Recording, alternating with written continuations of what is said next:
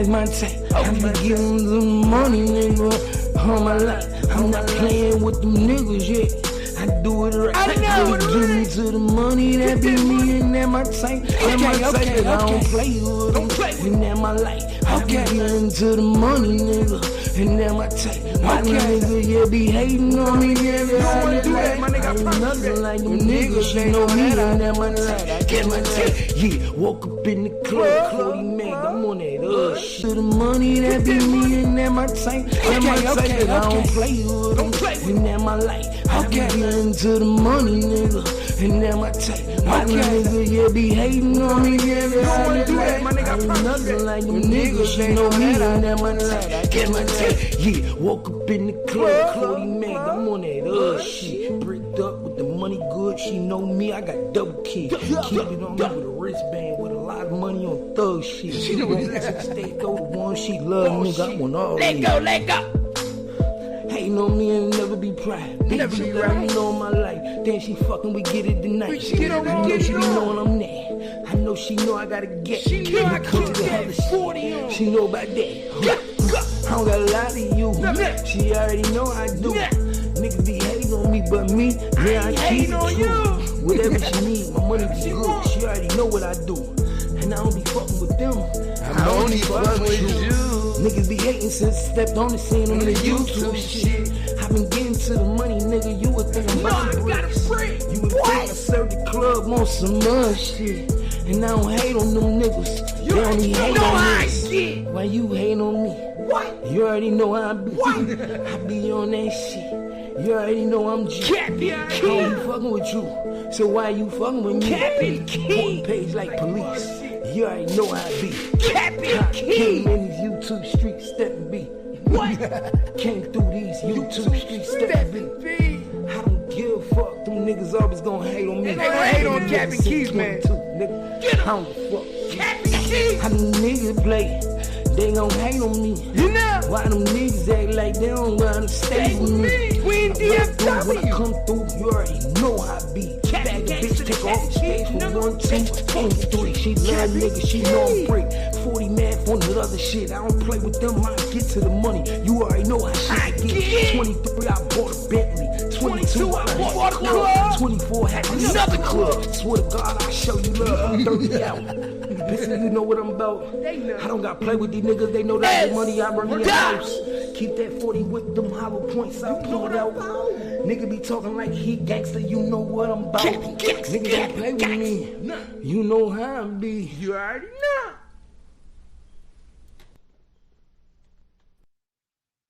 You already know. You already know. What it do? What it do? What it do? This your boy Gangsta Cap. You already know what time it is. I got the lowdown for the low now.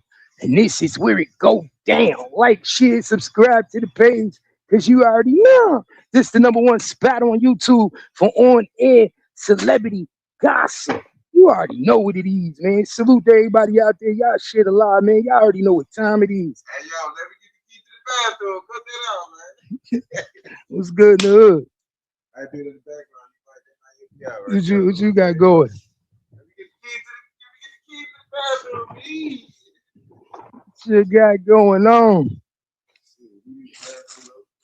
Huh? Yeah, it's right there.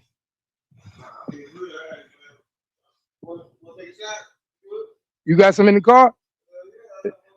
Hell yeah, let me get that. So yeah, man. What it do, man? We gotta break it down, man. Y'all already know what time it is. Salute to everybody out there. Y'all know what it is. You already know, God's child. You already know how we do, man. Salute to all the real ones. Never fake, only dealing with the real ones. We gotta break it down like no other. Cause I did my research and I found out some shit that nobody paid attention to, gang. I found out some shit that nobody paid attention to. Nobody thought about. Nobody even paid it. What's good, broski? Nobody paid attention to this, y'all.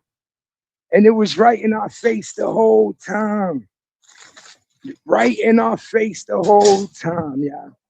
This is how corrupted, this how crazy the game is, man. John, what up? What's good with you, John? You know I can't shut up. I can't never shut up. I always got to keep my mouth open. You know that. You know I always got to speak my shit, man. Shutting up, I can't do that. That's an unordinary for me to shut up, man. I gotta get a game. I gotta get a game. If I don't get a game, then who will? You feel me? These niggas gonna mislead y'all. They ain't gonna give y'all the truth. I gotta give y'all the truth. I gotta give you the truth. So guess what I found out, gang? Yeah, make sure you lock that back for me. Guess what I just found out from doing my research, man? The same minivan that was used to take out your boy Yellow Beezy on Louisville Highway, Louisville Turnpike. Hey, grab this cup right here for me. The same minivan. Guess what that minivan was also used for, y'all? Guess what that minivan was used for, y'all? Y'all ain't gonna believe it, man. Y'all ain't gonna believe it. This shit crazy, yo. The same minivan was used to take out your boy Bubba at Dixon Circle grocery store. Oh my God. What it do? What it do? You know me, same old, same old. Trying to make $1 out of 15 cents and still pay the rent and still be legit. You feel me?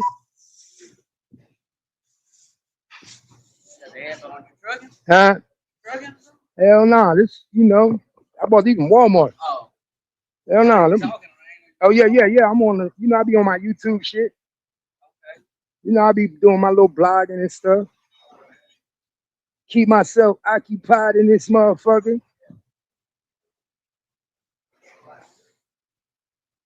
Hey, don't buy those either. They don't pay for none of that. EBT don't pay for that. I'm not letting you know, EBT don't pay for fountain drinks either. Oh no, huh? Yeah. I was just letting you know it don't pay for fountain drinks. All right, fam. Yeah, it's connected for real, y'all. The same minivan used on Bubba was the same minivan used on Yellow Beezy, y'all. The same minivan. So you know we gotta break it down.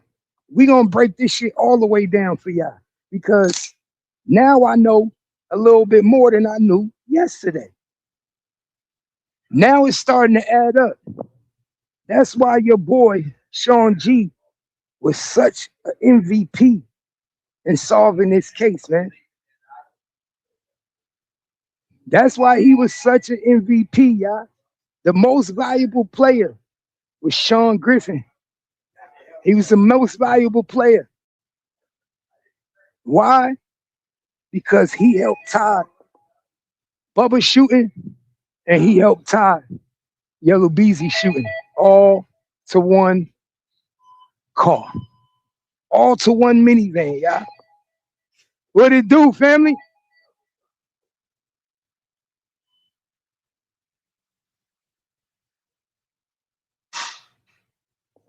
Man, what is he trying to do? He holding me up. What is he doing?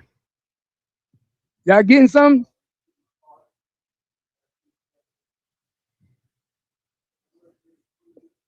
Huh?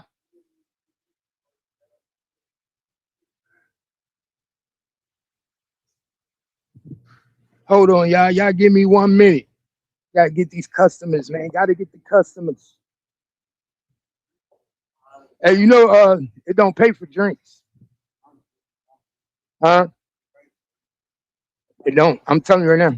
EBT on ours, it don't pay for fountain drinks. It only pay for 100% juice. So I don't. Not here. Here, how was they ringing it up? Yeah. Yeah. EBT only do 100%. 100% juice now. They don't even do the fountain drinks no more. You got spoons back there? Nope. Sorry about that. But go ahead, you get it. You good. You can fill it up. I ain't going to strangle you.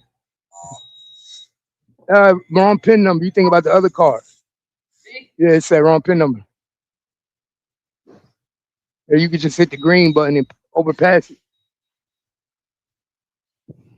Another day in Hollywood. There you go. You have a good one.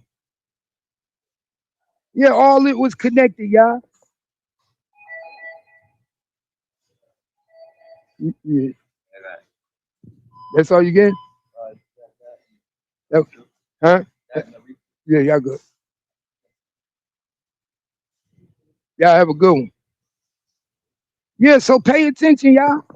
Niggas is very quiet what they tell y'all and what they want y'all to know. Niggas is very quiet in what they tell y'all and what they want y'all to know, y'all. This is why Sean G was so important to Dallas PD and the feds, man. This is why he was so important to Louisville PD. Not only did he help get your boy, it's a dirty game, man. You can't trust nobody. Not only did Sean G allegedly help attempt to take out your boy Yellow Beezy, but I told y'all he was snitching on Bubba, man. I told y'all that when they found out that his minivan was on the highway in Louisville, they automatically had to contact your boy Sean. Now we find out the same minivan that was used against Yellow Beezy was also used to take out your boy Bubba. Now, why do you think that was, y'all? Pay attention. Pay attention. So now niggas gotta wash their hands. Now niggas gotta get rid of niggas who tie them to cases. And Bubba was about to tie Sean G to 2 cases. So what did your boy do? He orchestrated the hit on Bubba.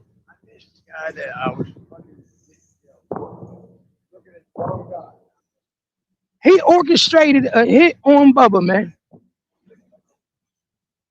Just a little bit. This whole time, we was wondering who the fuck got Bubba knocked off.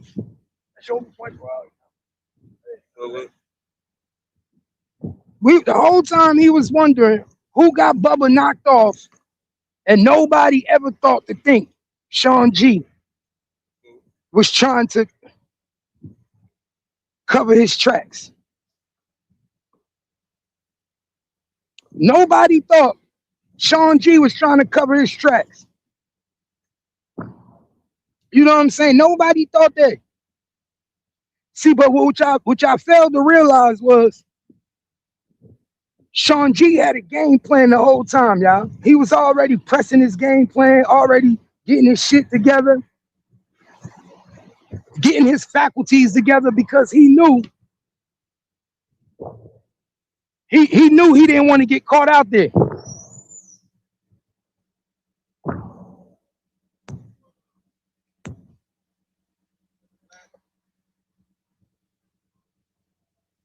He knew he was about to get caught out there. He knew he was about to get fucked up.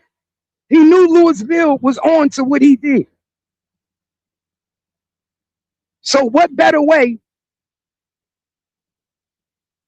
to snitch on Bubba and then get rid of Bubba? We're going to snitch on you and then we're going to knock you off. How many times we done seen niggas do that in Jersey? snitch on a nigga, and then after you snitch on a nigga, you get him killed. We're gonna do a drill with you. I'm gonna do a drill with you. We're gonna do a drill, go on a drill together. Then I'm gonna snitch on you, and then after I snitch on you, while they investigating you, I get you knocked off. So nothing comes back to me because I'm cooperating, and you get knocked off. So then I'm snitching on a dead man. Same thing with Lil Durk. Same thing what he did to King Von. When you snitch on a dead man, it's over. What did OTF Vonnie say?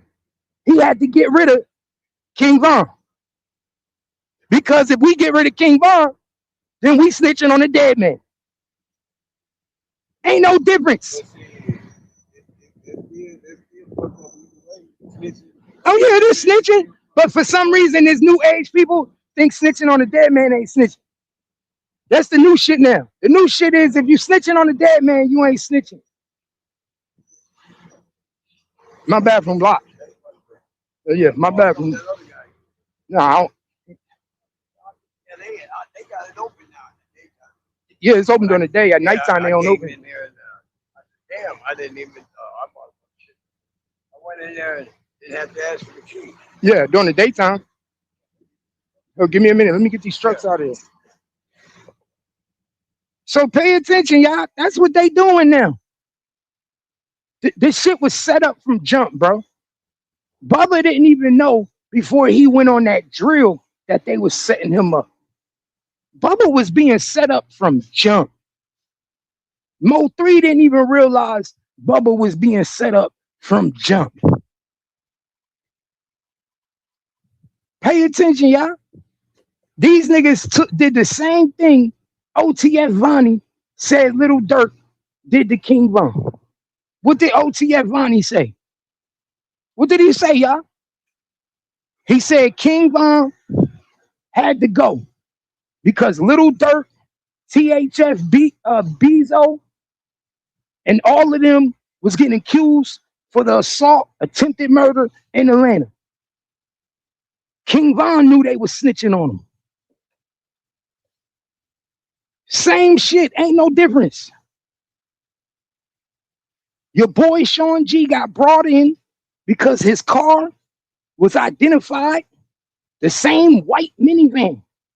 The same white minivan that pulled up the Dixon Circle and killed Bubba. And remember, we kept saying, why Bubba ain't run? Why Bubba just stood there? These niggas do the same MO. Do y'all not notice it's the same MO every time?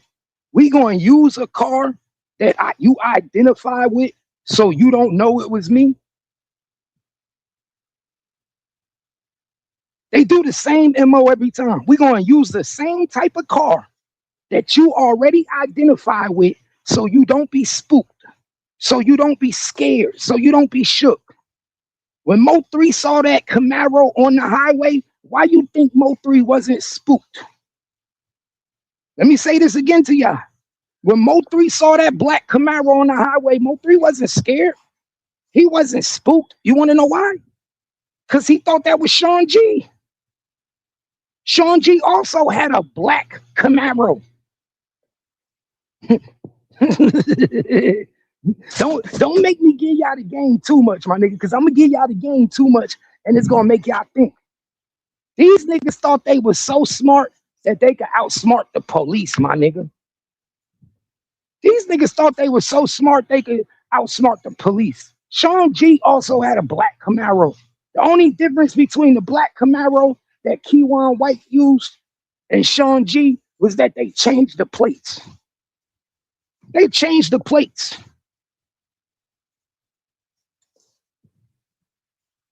Yeah, he knew who it was when he pulled up.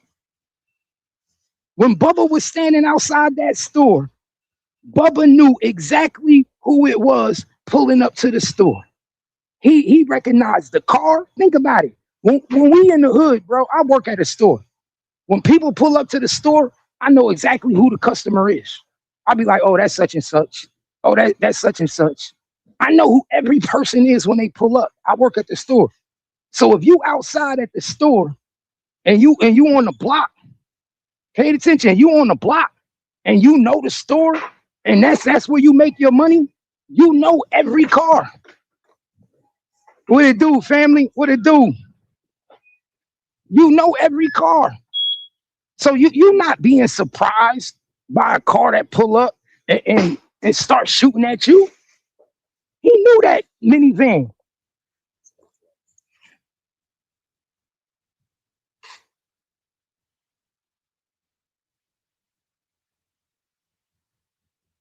You already know.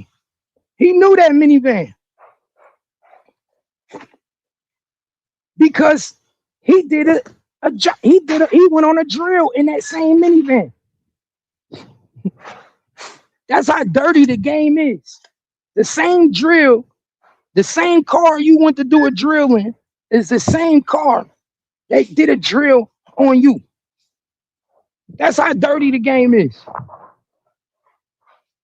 I keep trying to tell y'all, man, karma is real, bro.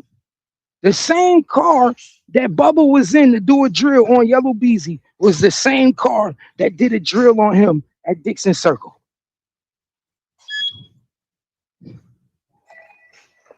The same way Mo 3 tried to take out Yellow Beezy on Louisville Highway is the same way he ended up dying on I-35. That's karma.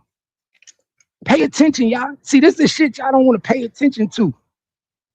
The same car these niggas did a drill in was the same car that came back and did a drill on Bubba. And guess what? Who you think orchestrated that murder? Who do you think orchestrated that murder on Bubba? That wasn't Mo 3. Mo 3 didn't know that Bubba was about to be taken out. That was a head of security hit. That was a head of security hit. Why? Because the head of security was trying to clear up loose strings. It was loose strings already fucked up. So what do? You have to play cleanup. Everybody know when you start playing murder games and you playing the murder game, you got to play cleanup. Ain't no difference than what Sauce Walker did when he allegedly took out Say So P. Ain't no difference. When Say So P got took out in Memphis and the car, they found out what car it was and they caught the car on video. What's the next thing that happened, y'all? See, this is why I say I'm too smart for these niggas. This is why I know I'm too smart. What's the next thing that happened? When it went all over the news, when Say So P, the cars that hit up Say So P in Memphis was all over the news, and it showed the white Charger, and they showed the pictures of the niggas who did it. What did they do? They went and played cleanup. Why? Because now your face is on camera. Now they got your car. So now we got to play cleanup. We got to get rid of you niggas. Anybody that face is on camera, we got to get rid of. Anybody that the car is tied to, we got to get rid of. So what did them niggas do in Houston? They lured them niggas to the back of a mall and they shot them. They played cleanup. Ain't no difference than what Sean Griffin did. Sean Griffin did the same shit, y'all. Sean G did the same shit. He played cleanup. Bubba got caught. The car got tied back to Bubba. And Sean G say, I'll snitch on the nigga. But guess what? Before I could snitch on this nigga, I got to play cleanup. Ain't no difference. They do it all the time. They do it. They've been doing it in the mob, nigga. You do a job. Once you do that job, if that shit come back to you, I gotta handle you.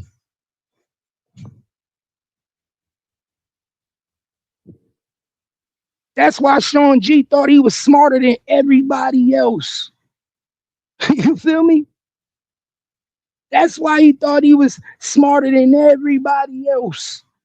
Cause this nigga was snitching on niggas and playing cleanup at the same time. That's why he think he the boogeyman. Why you think he was on the internet calling himself John Wick, y'all? Come on. See, I be trying to give y'all a game. Why you think this nigga was on the internet calling himself John Wick? Everybody know what the fuck John Wick about. Everybody know John Wick was how he was driving them cars and shit and changing lanes. Come on, man, pay attention. These niggas tell on themselves. They tell on themselves. And the reason he let them niggas do the hit, and the reason this nigga let these niggas do another hit in his car after he know Louisville already got the car tied to Yellow Beezy was so he could make it look like niggas be doing hits in the car without him. Pay attention. The reason he let them niggas use the same minivan to take out motherfucking Bubba was so he can make it look like he's not totally responsible for everything that take place with that minivan. That's all you got to do is pay attention to this shit. So what I'm going to do is I'm going to let you, hey, yo, my nigga, I need y'all to go do a drill. Yo, I think Bubba's snitching. That's what he told him. I think Bubba's snitching. The whole time, it was him snitching. He probably told Mo 3 Bubba was snitching. He probably told Mo 3, yo, Bubba's snitching. The whole time, Mo 3 probably didn't even believe him. Let me find out Sean G made Mo 3 turn on Bubba, bro. Let me find out Sean G had Bubba believing, had Mo 3 believing that Sean G was snitching. I mean that Bubba was snitching.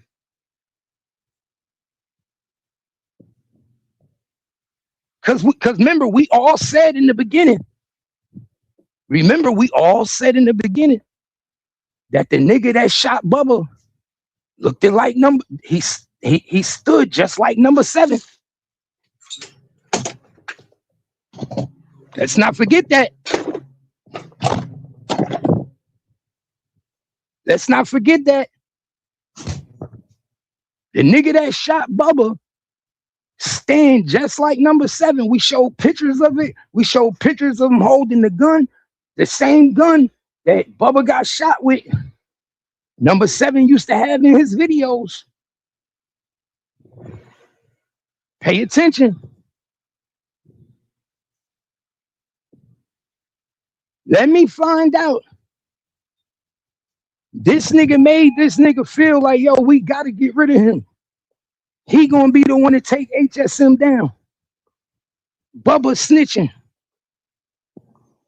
The whole time it ain't had nothing to do with Bubba. It was Sean G the whole time. But guess how he made Mo 3 think it was Bubba? Guess how he made Mo 3 think it was Bubba? Snitching the whole time. And it wasn't even Bubba. It was him. Because he got arrested. Pay attention, y'all. Sean G got arrested. Came out with all this paperwork and got out on a PR bond claiming that it was everybody else snitching on him. The whole time he was snitching on everybody else. What it do? DG, what up, gang? The whole time it was him snitching on everybody else, bro. And he came out with that bullshit ass paperwork with all them stayaways. I gotta stay away from you. I gotta stay away from you. They want me to stay away from you. He came out with all that bitch ass paperwork talking about he gotta stay away from all these people. And all that shit was just the front. All that shit was just the front. In all actuality, he was up in there talking because his car got tied to the Yellow Beezy shooting. And instead of him coming out and being like, yo, Mo 3, They tied my minivan back to the shooting. They trying to blame me for the shooting. He couldn't do that. Because if he did that, then he knew he got to explain to Mo3, hey, my nigga, don't put my name in it. Don't put Bubba name in it. What you gonna tell these niggas? You gonna have to tell them something. Who you get a card to? It's gonna be on Sean G. Sean G didn't want that work on him. So what did he do? He got in there and told them everything. They released this nigga on a PR fucking bond, y'all. PR bond. And when they released the nigga on a PR bond, he's still talking to these niggas on the phone. He got to stay away from Rainwater, Sean G. Let me get one more shot. He got to stay away from Rainwater, Sean G. He got to stay away from the manager. He got to stay away from everybody in HSM. Why you think? Because now he's cooperating against HSM. But what do? He backdoor telling Mo3, yo, my nigga, it's Bubba. Bubba snitching, my nigga. Bubba snitching. Bubba snitching, my nigga. But Bubba telling on us, bro. But Bubba about to get us knocked off, my nigga. They got it's Bubba. He telling Mo3 it's Bubba. He telling number 7 it's Bubba. Everybody think it's Bubba. The whole time it's the same. It's the nigga that went to jail. What's good?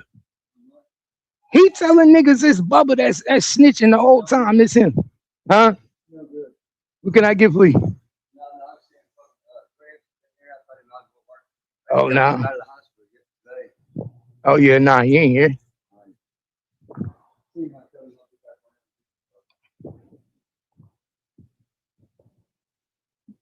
It's reverse psychology, y'all. That's what people got to understand. The whole shit is reverse psychology. It's mind manipulation. The same nigga that go to jail is the same nigga telling. Mo3 let Sean G convince him that Bubba was snitching on him. Bubba had to go out his motherfucking way and lose his life because of Sean. Because of Sean, that's why Bubba lost his life. And Mo3 had to make one of the hardest decisions of his life. He had to make the go call on Bubba because of Sean G, y'all. That's some fucked up shit. Because of Sean G and him snitching and Mo3 not knowing that Sean G was the one that was snitching, he had to make a go call. And that go call was to take out his own nigga. Mo3 had to take out Bubba just so he could stay solid. Just so he wouldn't go to jail, my nigga. And guess who orchestrated that whole shit? The head of security, dog. The head of fucking security orchestrated the whole shit, gang. What is the fucking odds of that? What is the odds of that? The head of security trying to play cleanup. He playing everybody in the background. That's why I said, my nigga, the same way that nigga came to these YouTube streets, manipulating these niggas on the YouTube streets, that's what he tried to do to Mo3, to all them niggas. That's the same thing he did, gang. The same thing he was on it, the way he was on this YouTube in the Mo3 sector, manipulating these women and trying to manipulate these niggas, is the same way the nigga was trying to manipulate Mo3 and play on Mo3. The same fucking way. That's why I be saying all you got to do is pay attention, my nigga. The same fucking minivan that killed Bubba is the same minivan that was on the highway trying to take out Yellow Beezy. And both cars are registered to Sean G. What up, baby girl? They won't let me open it. You know that. You know at night they go crazy about that bathroom. What you got, pee-pee? Yes, I got it. I'm opening it for you. I'm gonna let you use it. Go ahead, but don't sit on that toilet. You might catch something. Nah, fuck Somebody playing, huh? Huh? Go pee. You gonna pee on yourself? You sure? All right. I'll try to help you out. Shit. Nah, real talk, gang. Pay attention. Hey, my nigga, pay attention, bro. Only certain people know what I'm telling you right now. Only certain people know that the same minivan that pulled up the Dixon Circle and shot Bubba is the same van that shot Yellow Beezy on the highway. Only certain people know that. Only certain people know that, yeah. That's why the cops the cops probably watching right now, like, damn, how he know that? How did he know that that was the same van? I know everything, dog. I'm telling you, I'm connected. I'm plugged in. I'm plugged in with law enforcement. I know I'm plugged in with everybody, dog. I'm plugged in with everybody. I know the same van that pulled up at Dixon Circle and them niggas jumped out the van and shot your boy Bubba and killed him at Dixon Circle is the same van that was used to ride up on your boy Yellow Beezy in Louisville. The same van. And they literally, I'm telling you, they use that same van on purpose, bro. They used the same van to kill Bubba on purpose. That was to try to throw off the police, y'all.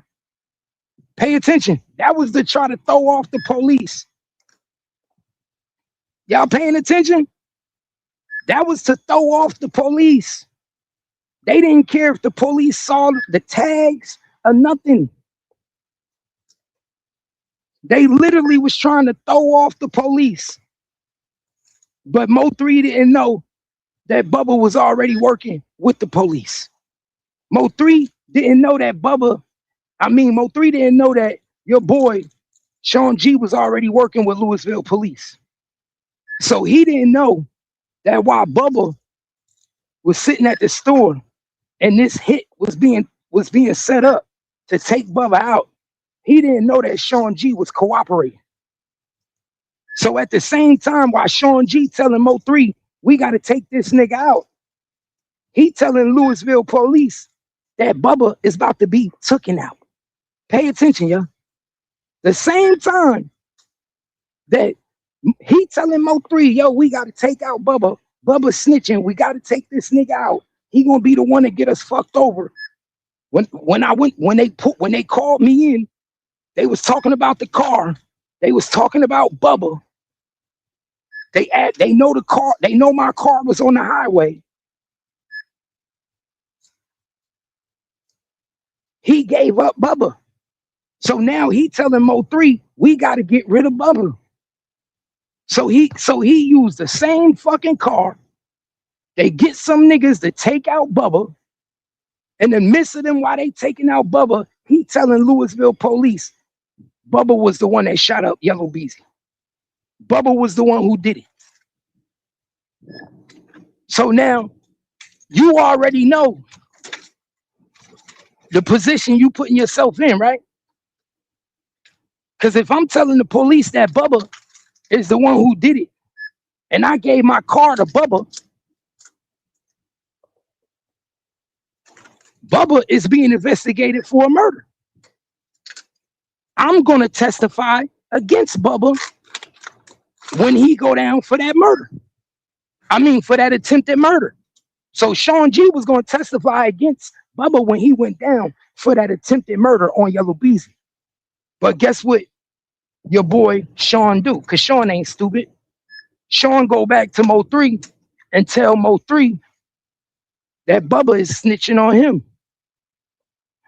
And the reason I know Bubba is snitching on us because Louisville police just questioned me about the car. Bubba told him something. So now Mo3 thinking we got to get rid of Bubba. Mo3 is thinking the whole time he got to get rid of Bubba. The only solid nigga he got, the only solid nigga Mo3 had, Sean G made him feel like he had to get rid of him because he was snitching on him to Louisville police. So Mo 3 made that call. Went to New York. Remember, Mo 3 went out of town. Mo 3 deliberately went out of town when Bubba got killed. Not only did Mo 3 deliberately go out of town when Bubba got killed, he deliberately didn't take Bubba with him.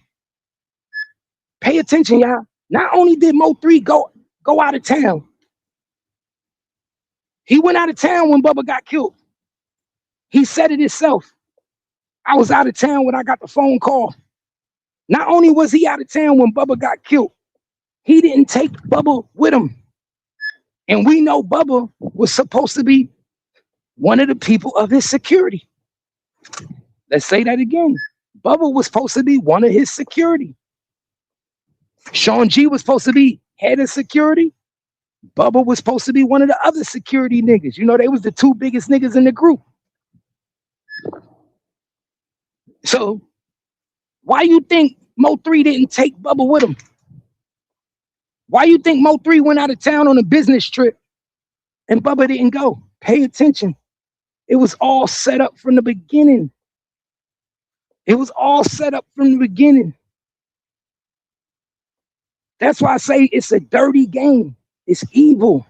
And karma will come back and bite you in the ass. Because Mo 3 did not have to make that decision. But he did it. And that decision cost Bubba his life. So y'all want to say who really played everybody? Sean G played everybody. Sean G played every fucking body. Sean G got niggas killed. He got niggas took out. And he put himself in a position where he was the only one that was going to be able to come home. He made sure he had a very good relationship with the feds. Sean G relationship was so good with the feds that they knew when Mo 3 died to come pick him up at the hospital. Y'all better pay attention, man. Pay attention. The nigga line bubble up. It ain't hard to see. Sean G lined Bubba up. And from word on the street, I'm going to keep it real. From the word on the street, I heard Sean G was a little jealous of Bubba anyway. Let's keep it real. I heard Sean G was a little jealous of Bubba anyway. Everybody say that. Everybody say Sean G was jealous of Mo 3 and Bubba relationship. Everybody knows Sean G begged Cornelius to introduce him to Mo 3. Sean G didn't even know Mo 3. He begged Cornelius, can you introduce me to Mo 3? Can you please introduce me to Mo 3? I want to meet Mo 3. Please, I want to meet Mo 3. Like a groupie. Like a groupie. That nigga was worse than a female. I want to meet Mo 3. Come on, Cornelius. Cornelius, introduce me to Mo 3, please. Please pay attention. That's why I don't trust none of these niggas. For all I know, you was trying to get Mo 3 knocked in the beginning. For all I know, you was trying to get Mo 3 knocked off in the beginning. How do I not know that?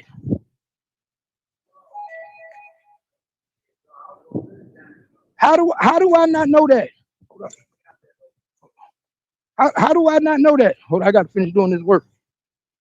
Hold on, I got to finish doing this work. Hold up. What up? What up?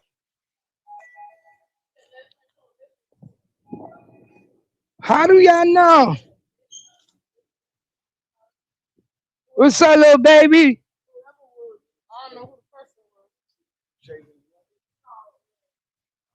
Huh? They not buying 100% juice. You gotta remember, you gotta buy 100% juice. Hey, everybody don't come in there and buy that. Huh? Gatorade is not on there. You can't. Huh? I guarantee it. I can get Gatorade, Powerade, shit like that. Ain't no sugar. That's one of them right there. Gatorade does have sugar in it.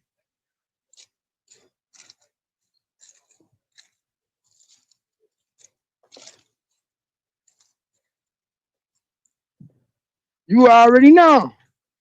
But shit, like I told y'all, man, all y'all gotta do is pay attention. He said it was clearly an SUV. Stop capping. What the fuck do you think an SUV is, nigga? A minivan.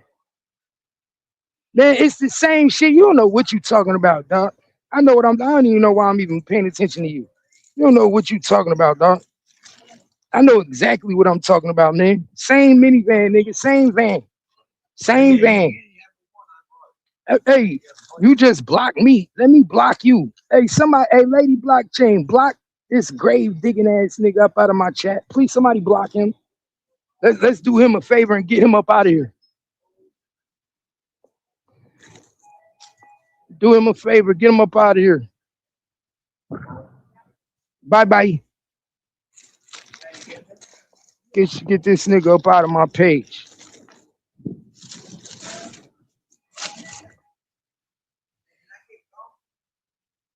Huh? As long as it's sugar free. I don't know. It's got it. What? Get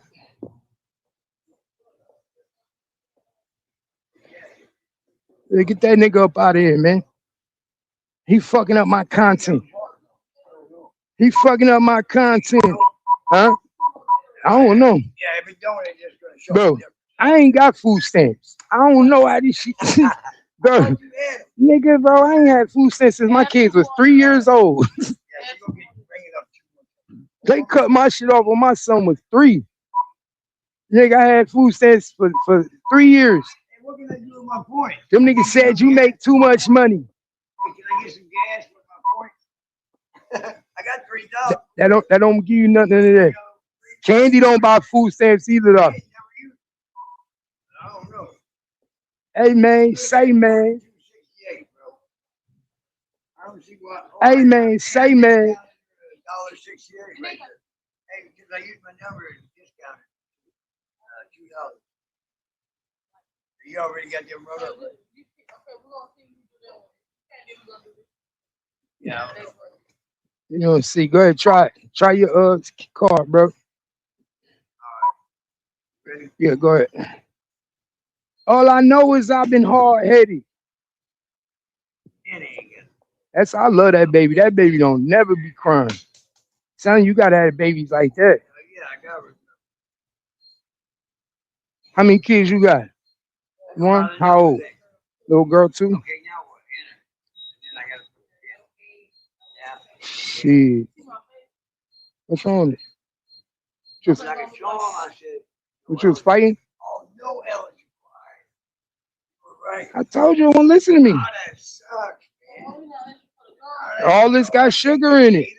All this got sugar. You got to get the all natural juices like the Simplies or yeah. Why I can't get Gatorade? Bro, they make it hard for you now. Yes, it is sugar in this. You can get the sugar-free Gatorade. It's got sugar in it, bro. Oh, I ain't never heard of that before. I didn't know. Yeah, they do all that now. That's the suckest thing. All right. I want to get a something. Shit, the best thing is to go grocery shopping and I mean, come on, man. food, man. I go get food. Bro, they set it up now to where nigga you really gotta spend your shit on food, bro. They want you to buy food now. Right? They want you to buy food now.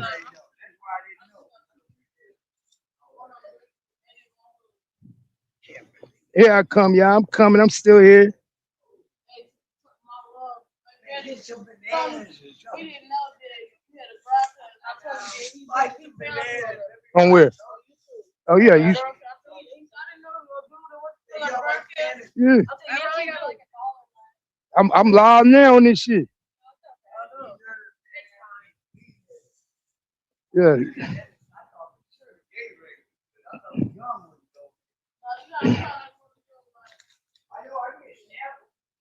Yeah, man. He said, "How you be knowing the Texas tea? I live in Texas.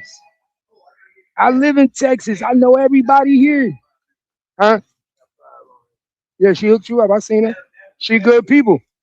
Where you trying to put the? What pump you going to? What pump you going to? Pump you going to?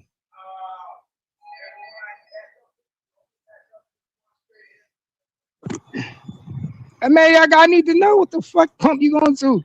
Yeah, I live in Texas, man. I know I'm from Jersey though. I'm from Jersey, but man, I've been in these streets, bro. Like I was in these streets before any nigga. All these niggas is young to me. I'm 42 years old. 42, man. I was on Linway before these niggas even knew what Linway was. Like I said, I was out there when nigga. I remember when J Dog was on crack on Linway. You feel me? Like literally, my nigga. I was out there when J Dog was on crack. I was out there when Zillionaire Doe Dad was young, getting money. Nigga, I was out there with Big Tuck and them was running South Dallas. That's why I say I've been out here. I moved to Texas in '04. Nigga, 2004, I moved to Texas. It's 2026. Ain't shit I don't know. And I used to own a club. This how I really know everything. I'm gonna give you the game. This how I really know all the shit that go on. I used to own a club in Louisville. I used to live in Louisville, the same place where Yellow Beezy got shot at. I used to live at in Louisville for 17 years. I used to own 2 clubs in Louisville. I used to have all the rappers, all the artists perform at my club. You guys niggas in Dallas, you guys niggas in you guys, all your Dallas niggas, you guys Oak Cliff niggas, all them niggas used to come to Louisville to my club to perform. All these niggas. If you ask these niggas about Sincere, all them niggas gonna tell you, oh, I know who Sincere is. We used to perform at that nigga club. My shit was called Great Escape. Great Escape. I was the first hookah lounge ever in Louisville. The only hookah lounge ever in Louisville. I was the first person to bring hookah to Louisville, Texas. They ain't had no hookah lounge. I was the only nigga that had the after hour, BYOB. I had the stripper pole. I had all that shit. Parking lot pimping, all that. Security. I had nothing but females working for me. And I had performances every night. Every night I had performances. So niggas would come up from Oak Cliff. Niggas would drive up from West Dallas, East Dallas. Niggas would come from McKinney. Niggas would come from Denton just to perform at my club. You can ask anybody. Nigga, K104 used to be in my parking lot. That's what I'm trying to tell you. I've been doing this shit. Nigga, K104 street team used to literally be sitting in my parking lot at night. Yeah, I know I'm a dumb bitch. I'm gonna get money, dumb bitch. That's what I am. I'm gonna get money ass dumb bitch. That's what I really am. I get money, man. But like I said, let's get back to the content, man. Let these niggas steer us off what we talking about, because that's what they like to do. When you on their throat and you know what you're talking about, they like to steer you off your content. Remember that. Never let these niggas steer you off your content. They don't want you to speak that shit that's gonna get them niggas in trouble. Like I give a fuck. You know what I'm saying? But y'all know I've been telling the truth from jump, man. That's why your boy Sean envied me so much, man. Remember, 1 minute that nigga wanted to be my friend. Next minute that nigga wanted to kill me. Next minute that nigga wanted to fuck my bitches. Y'all remember that? That's what these niggas do. They all do the same shit. Jealousy, envy, loves company. And these niggas be jealousy and envy of a nigga like me. That's why they stay in my bitches DM. Well, my old bitches. You know, they could never get in Kimmy DM. Y'all know that. They could never get in Kimmy DM. Ever. They could get in them other bitches DM, but they could never get in Kimmy DM. Bitch, yeah. Same minivan, y'all. That's why your boy had no other choice but to cooperate. That's why they had to stay away order from HSM. You see what I'm saying? This is why he had to stay away from HSM, because guess what? If he don't stay away from HSM, then it look like entrapment. Then you could say it's entrapment. that they basically trying to entrapment us.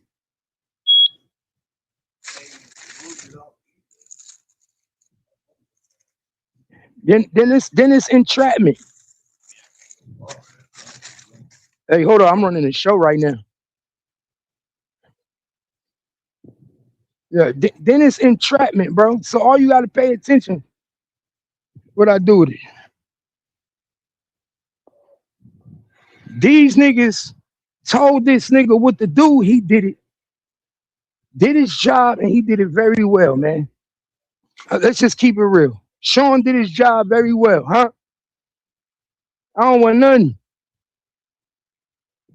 Only thing I want to do is get my job done, man. I'm trying to get my job done. That's what I'm trying to do. Get this shit done. That's what I'm trying to do. You feel me, gang?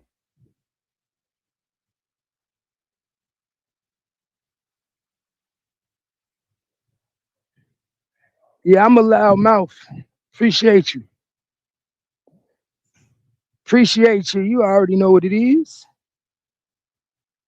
So that's why I was saying, man, all you got to do is pay attention how these niggas move, man. This nigga literally went out his way to set up Bubba, man. That was the only way he was going to win, man. He had to get rid of Bubba. I got to get Bubba out the picture.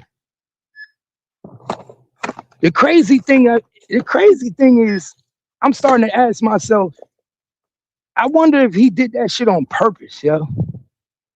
That's what I want to know.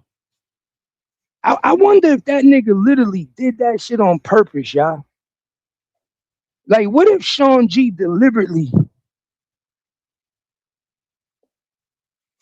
like, snitched on Bubba? Like, at first I was saying to myself, yeah, maybe he snitched on the nigga because he ain't had no choice.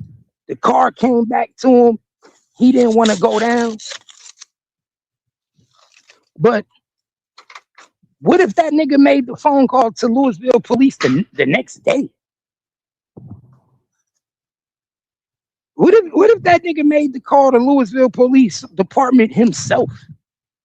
What if Louisville Police Department didn't even know that the car was tied back to Sean G until Sean G made the phone call to let them know? Pay attention. Because we do know that Louisville knew that the car belonged to the head of security, which is Sean G. But we don't know how they got that information. Guess when we gonna find that out? We gonna find that out during trial, because Louisville Police Station is testifying for the state. Yeah, I said that right. Louisville Police Station is testifying for the state of Texas. So we gonna find out when Louisville testify how they found out that the car, the minivan on the highway that tried to take out Yellow Beezy, we're gonna find out how did they know? How did they know that that car was tied to the head of security, Sean G? For all we know, they're gonna come in there and tell us Sean G came in there and told us himself. For all we know, when Yellow Beezy go to trial and Louisville Police Station take the stand, they tell us on the stand that they was working with Sean Griffin. Y'all do know that's what's gonna happen, right? All you niggas gonna look stupid because when Yellow Beezy go to trial, he's literally, Louisville Police Department is literally gonna get on the stand and tell us that when Yellow Beezy got hit up in Louisville, they found out the car was connected to the head of security, Sean G. They called Sean G in for questioning, and Sean G was helping them out with the case. That's what they're gonna tell us. And everybody gonna be like, oh shit. So Sean G was helping Louisville. Yes. Yes. Sean G was helping Louisville. He said cameras on the tollway. They pulled up on him within 24 or 48 hours for show. That's what I said. That's what I said. It's not only is it cameras on the tollway, but if he left the license plates on the car like a dummy, and the car was registered to Sean G, they automatically coming back to Sean G.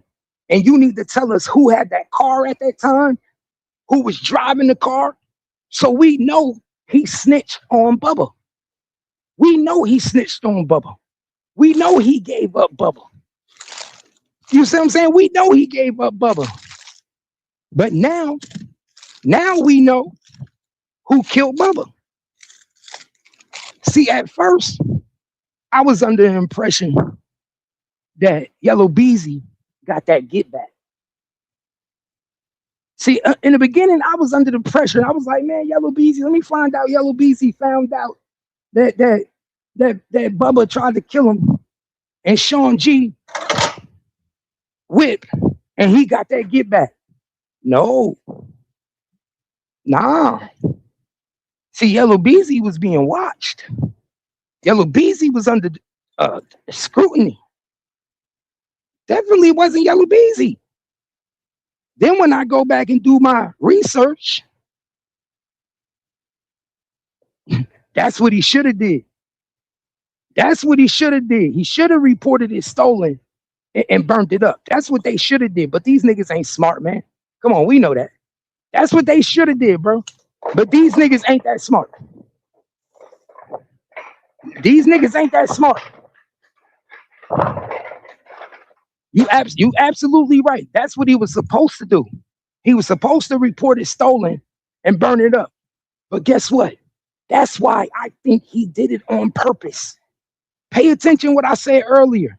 That's why I'm starting to think Sean G deliberately tried to set Bubba up on purpose. I don't think that this was a coincidence. I think he wanted Bubba to get caught. I wouldn't be surprised if he made a phone call to Louisville police station and put the tip in their ear. I think he deliberately wanted to get rid of Bubba. Pay attention to what I'm telling y'all. I think Sean G wanted to get Bubba out the way. Bubba was a problem for Sean G. Bubba was a motherfucking problem for Sean G, y'all. I'm telling you. So what did your boy Sean G do? He orchestrated a way to get rid of this nigga. He orchestrated the whole shit. We gonna go knock these niggas off, and after I knock these niggas off, I'ma snitch on you. I'ma snitch on you. And then after I snitch on you, I'ma go to Mo 3, Melvin Noble, and I'ma tell Melvin Noble that you snitching on him. Pay attention.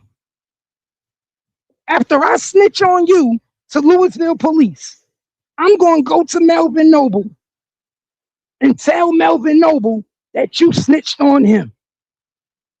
Now, yo, it all makes sense. Yes. Yes. That's why Keywan was saying, check your inner circle. That's why Keywan kept saying, check your inner circle. Yes. Pay attention. I ain't no dummy, man. I'm far from a dummy, dog. I told y'all, I'm far from a dummy. I ain't no dummy, y'all. I ain't no dummy. That's exactly why he was saying, check your inner circle. This is exactly why he was saying, check your inner circle.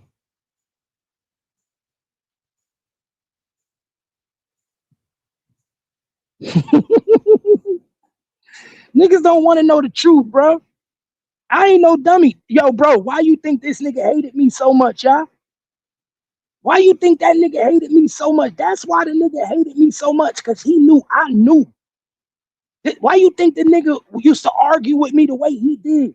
Because he knew I knew. He knew I knew. I read right through that nigga, y'all. I read right through the nigga, and he knew I read right through him. He knew it. He knew I read right through him. Yeah, it's come on, the game is not that, like, bro, this shit is common sense, bro. The nigga really fucked Mo 3 up, bro. He played on Mo 3. That nigga really played on Mo 3, bro. And Mo 3 fell for it, dog. He played on Mo 3 and Mo 3 fell for it. I can't believe that shit, y'all. I swear to God, I can't believe that shit. That nigga was able to convince Mo 3 that Bubba was snitching on him, man. I swear to God to y'all, he was able to convince Mo 3 that Bubba was doing the snitching, and the whole time it was him. It was him. And this nigga was working with the feds the whole time, working with Louisville police station the whole time. And it's gonna come out. It's gonna come out, y'all, because Louisville is hitting the stand. Louisville is gonna be speaking. And Louisville is going to explain everything that they know pertaining to their case in Yellow Beezy in Louisville. That's what Louisville is going to speak to. Louisville is going to speak to everything that pertains to their case in Louisville when Yellow Beezy got shot. That's the only reason Louisville would be even getting on the stand. And what they're going to talk about is how Yellow Beezy didn't want to cooperate with the police because he wanted revenge. Pay attention. The state of Texas is going to try to prove that Yellow Beezy, yeah, Louisville police is getting on the stand. Louisville police is getting on the stand. They are on the prosecution's list to be a witness. Louisville police. The detectives, they are going to get on the stand and they're going to talk about how they found out that the car was registered to Sean Griffin. They're going to talk about how when they brought Sean Griffin in, what did they talk about with Sean Griffin? What did Sean Griffin tell them? They're going to talk about all this on the stand. They're going to talk about how they brought it to Yellow Beezy attention, Marcus Conway's attention, and Marcus Conway decided not to cooperate. And they are going to prove that the reason he didn't want to cooperate was because he sought revenge. He would rather seek revenge than to let the police do their job. Then they're going to explain. Then they're going to explain how Sean Griffin, was involved in helping the Louisville police gather information pertaining to Bubba. They're going to also explain that the case was closed due to Bubba's demise. Pay attention. They're going to explain that due to Bubba's demise, the case was closed. Not because they didn't have the information. Not because they didn't have the information, not because they didn't know who was driving the car on the highway. The case was closed because Bubba got killed. Sound like an easy fake 45, right? Sound like an easy fake 42. Sound like a fee flicker. Huh? Call who? I'm busy right now. I'm on the phone. I don't know. You understand what I'm telling y'all? It was a flea flicker, man. He hit your boy with a flea flicker. Sean G was trying to make it to where he had to do no jail time, y'all. Sean G was trying to make it to where he had to do no jail time. This nigga was trying to take all his time off his books. Why you think that nigga went to the feds and did no time? Sean G went to the feds and barely did no time, y'all. He was trying to take all his time off his books any way possible. Any way possible. Any way possible, he was motherfucking going to try to get all his time took off his books. Sean G went to the feds and did damn near just as much time as a fucking millionaire T.I. And we know Sean G ain't got no fucking money. Everybody knows Sean G ain't got no fucking money, and he went to the feds and got just as much time as a nigga with millions of dollars. 8 months to a year in the feds. And like I said, we all know any nigga who go to the feds and only get 8 months to a year in the feds gave up or corroborated information. The feds is not wasting their time arresting niggas just for a year in jail. So fuck I'm gonna waste my time and arrest you for just to give you a year in jail. I spent more money on this investigation. As a federal government, we spent more money on this investigation than to give you a year in jail, my nigga.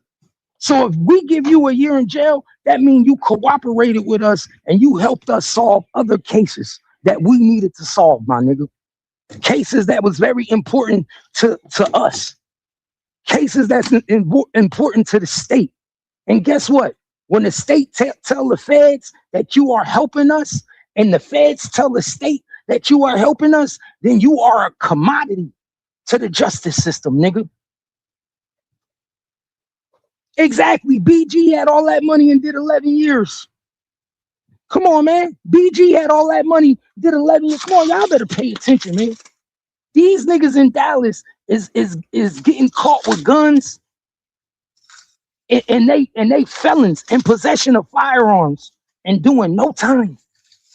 Doing no time. They homies is going to jail, nigga. Y'all better pay attention. In Dallas, the big niggas don't go to jail. They little niggas go to jail. You know how many niggas got locked up around Trap? Come on, man. Do you know how many niggas got locked up around Trap already since he got home for that gun charge? Come on, man. This nigga got caught with a tiger, man. They raided this nigga house, caught the nigga with a tiger, caught the nigga with guns in the crib, drugs. Then he went to jail again for drugs, guns. Then he got pulled over on the highway with guns, drugs. Man, y'all better pay attention. Come on, man. This shit ain't hard to figure out. This shit is not hard to figure out. How you doing?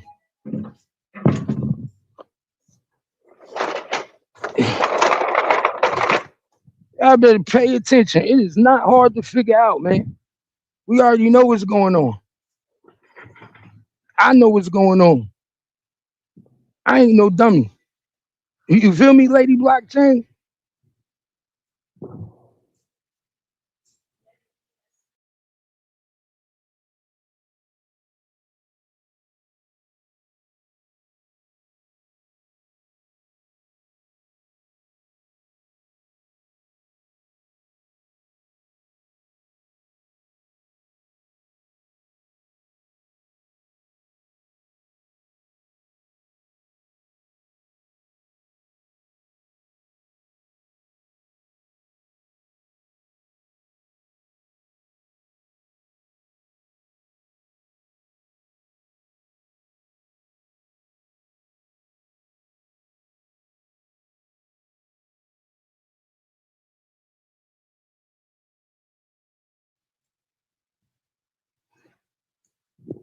He said, yo, what's that White Boy Rick movie? I ain't never saw that. I never saw the White Boy Rick movie. I just know common sense, man. I just be trying to give niggas common sense, like, bro, just pay attention, bro. It like it's right in your face. Sean G didn't want to go to jail. Sean G was facing time. He was facing that time. He knew he was fucked, and he didn't want to go to jail. He had enough love for Mo 3 that he didn't want to snitch on Mo 3. So he told on Bubba. Point blank. Pay attention, y'all. The nigga Sean G, so-called, had enough love for Mo 3 that he tried to switch it up and turn it on Bubba. Let me snitch on Bubba. And then I'm going to tell Mo 3 we got to get rid of Bubba. Because Bubba's snitching. I'm gonna make them think it's Bubba that's snitching. But the whole time, it's me. That's why Sean G, when he got out of jail, made that video, y'all. See, I'm putting y'all on game. This is why when Sean G got out of jail, he made that video. And he was trying to make it look like to the world that somebody was snitching on him. But y'all gotta pay attention, dog. This is why Sean G got out of jail, made a fucking video on Instagram, on Facebook, and he tried to show his paperwork. And he was talking about all niggas out there snitching on me. Niggas trying to take me down, niggas snitching on me. No, nigga, you was snitching. You was snitching. Your car got caught up. Pay attention, y'all. His car got caught up on the highway. Only nigga that was gonna go to jail was him. They didn't know nothing about Bubba. You understand what I'm telling y'all? Louisville police didn't know nothing about Bubba. They didn't even know Bubba was involved. Louisville police didn't even know Bubba was involved. Guess who implicated Bubba? Sean G. Sean G implicated Bubba. Then all of a sudden Bubba get killed. They make the world think that it was get back for Yellow Beezy. Let's make it look like Yellow Beezy did that. Everybody gonna say Yellow Beezy got his get back. Bubba death ain't had shit to do with Yellow Beezy. Let me say that again. Bubba death ain't have shit to do with Yellow Beezy. This is why the police is telling y'all that these niggas is lying. This is why the police is on the stand telling y'all, and the detectives in them is telling y'all that these niggas is lying in their raps. These niggas is lying.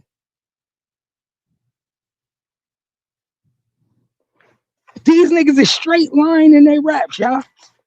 That shit had nothing to do with Yellow Beezy. Bubba Death didn't have nothing to do with Yellow Beezy. That was a cover-up. It was a cold blood cover-up, y'all. It was the same thing Sauce Walker did when Say So P died. Because Sauce Walker eventually gonna go to jail for Say So P shit too. It's coming. Don't remember I said it. Sauce Walker got a murder for hire coming too. Your boy Yellow Beezy is not the only nigga that's gonna be going down for murder for hire. Sauce Walker got a murder for hire coming too. He got a capital felony charge coming to in the state of Texas. Remember I said it. Y'all. The same thing Say So P killers did is the same thing Sean G did. When Say So P killers got caught on camera, they charger got caught, they faces got caught. Your boy Sauce Walker made it his duty to take out the killers. Them niggas went back to Houston and got killed. Pay attention. Sauce Walker put a hit out on Say So P, a nigga of his nigga from his own crew. Nigga from his own crew took the nigga all the way to Memphis to where he know the nigga had beef at, just so he can make it look like he got killed in his own city by niggas who had beef with him. Pay attention, man. Y'all smarter than this. Sauce Walker took this nigga all the way to fucking Memphis to make it look like he got killed by niggas in Memphis that didn't like him. The whole time, it was some niggas that followed him all the way from Houston. The whole time, the niggas that killed Say So P followed them all the way from Houston. And then when the whole world found out that the niggas was from Houston and their car was all over the news, what do? They tell them to meet us in the mall, and they kill them. Pay attention. Because now what we got to do, we got to cover our tracks. We got to cover our tracks because anything that's going to lead back to me got to go. Real killers know that, man. Real killers know that if you don't do the job yourself, then you gotta get rid of niggas that's gonna make it lead back to you.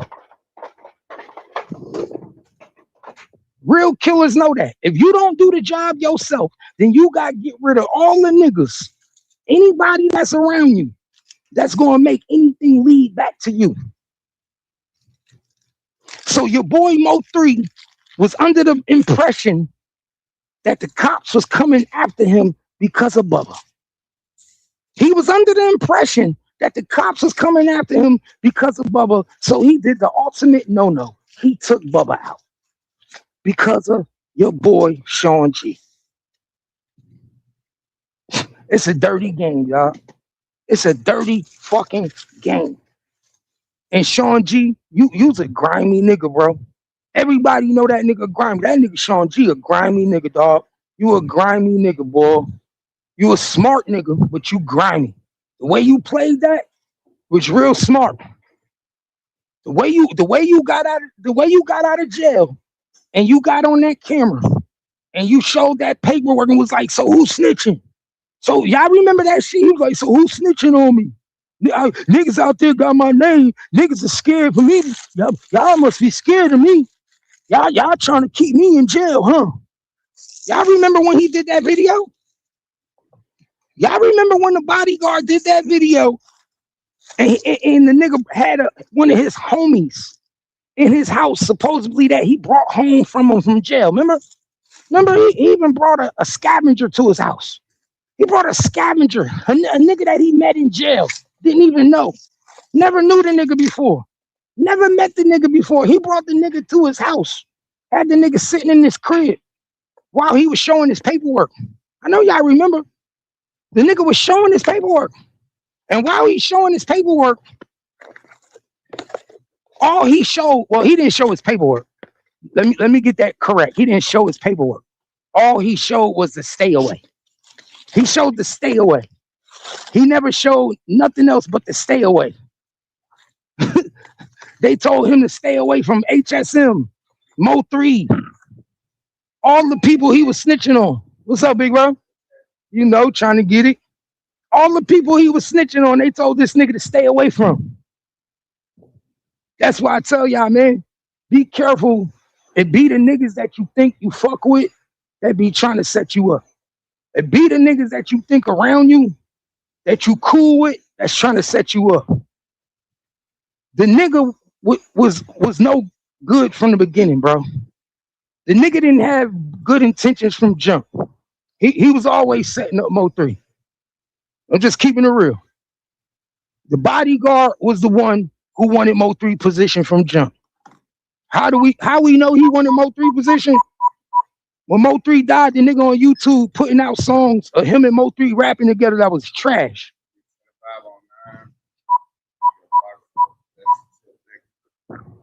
Think about that, y'all. When Mo 3 died, the fake ass bodyguard was putting out songs that him and Mo 3 made together on YouTube as if Mo 3 wanted the world to hear that shit. The shit was trash. Trash. He really wanted to be a rapper. That's why when people say you was the bodyguard, what the first thing Sean G say? Oh, I wasn't the bodyguard. I wasn't the bodyguard. He wanted to be a rapper. You gotta do what you want. He really wanted to be a rapper, y'all. He really wanted Mo 3 shoes. He wanted to be the nigga holding the microphone. You see what I'm saying? He didn't want to play his position. He didn't want to be the nigga that was telling niggas to get off the stage and back down, watch out. That nigga wanted to be a rapper. Like, come on, let's be real, y'all. Niggas don't want to speak the truth. That nigga wanted to be a rapper. A rapper. Mo 3 never played none of that nigga music. Nobody ever heard Mo 3 drop any of that nigga music.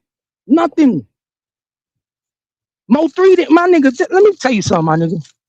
Mo 3 didn't even have that nigga on the songs talking in the beginning of the songs in the intro.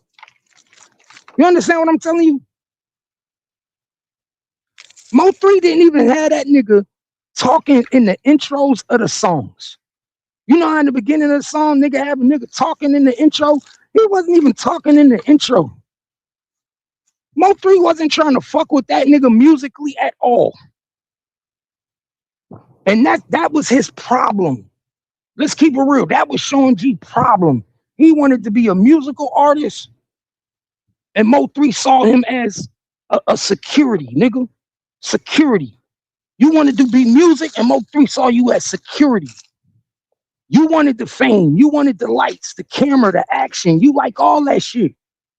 But that's not where Mo3 saw that nigga at. So eventually, when you around niggas that eventually want your position, after a while, they gonna snake you. Let's keep it real. You can only be around niggas for so long that want your position. They will snake you out of your fucking position. It don't matter if they do it legally, if they do it criminally. Like a nigga will snake you out of your position if a nigga's around you long enough wanting your spot. And that's what happened with these niggas, man. Like, I'm keeping realty with y'all. That's what happened with these niggas. You got a nigga watching you get money. Come on, and look, I'm gonna give you another example why I know that's true.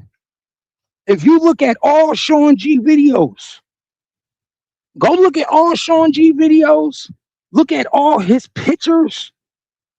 Every picture that nigga got on his Facebook page, every picture he got on his Instagram, he wearing all Mo3 old jewelry. He wearing all Mo3 old clothes. Pay attention. Every fucking picture of Sean G on Instagram, this nigga is wearing all Mo3 old clothes. He either wearing his old clothes, his old jewelry, all that shit. He wearing all the old HSM chains. When Mo3 got real shit, he gave Sean G the fake shit. How you think this nigga felt wearing all the old shit? Come on, my nigga. And you know the nigga think he could beat Mo3. You know he feel like, nigga, I'm really your big homie. Pay attention. These niggas don't be looking at us like we little niggas. Sean G didn't look at Mo3 like Mo3 was his little nigga. He looked at Mo3 like, nigga, I'm the big nigga. That's how Sean G looked at Mo3. Like, nigga, I'm the big nigga. You my little nigga.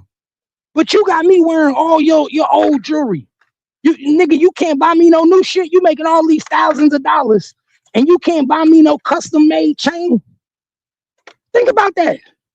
My nigga, you my homie and you making all these thousands of dollars and you can't buy me a custom made chain. I can't get a custom made Sean G chain. I can't get a custom made chain made with me. I gotta wear all your old shit. But that's the type of nigga Mo3 was.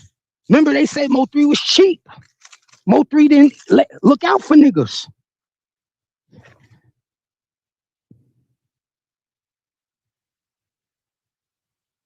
You see what I'm saying? Mo3 didn't feed niggas properly.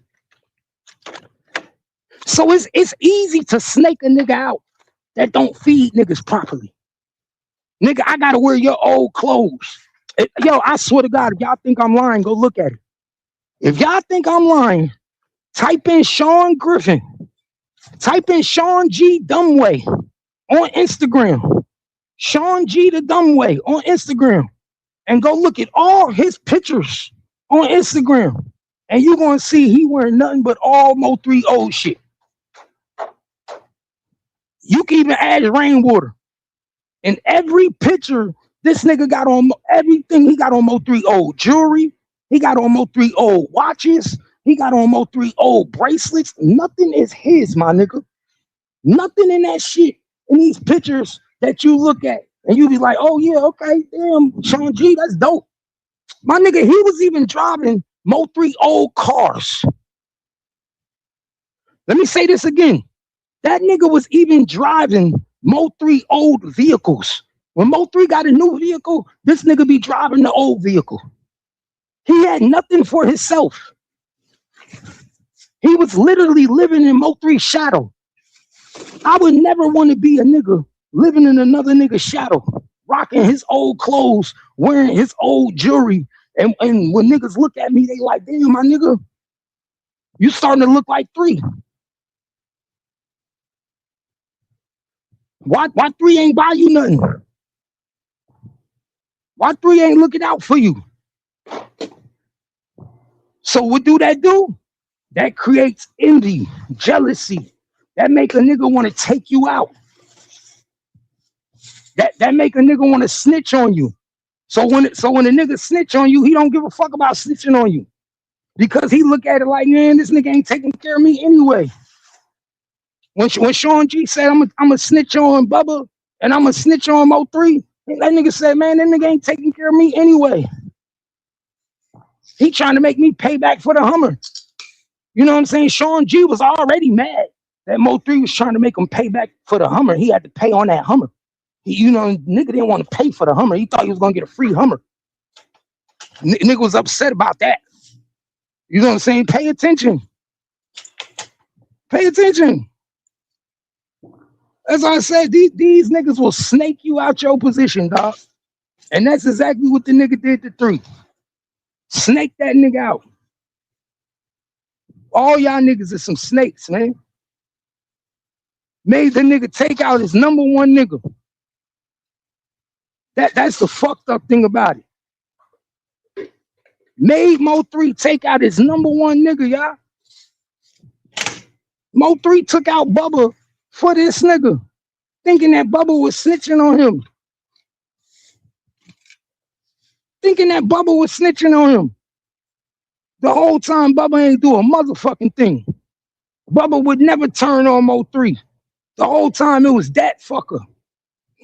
Sean was the one working with the feds. Sean was the one helping Louisville.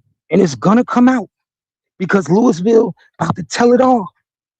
Louisville about to tell everything, my nigga, you fucked. You fucked up, man. Yeah. Yeah.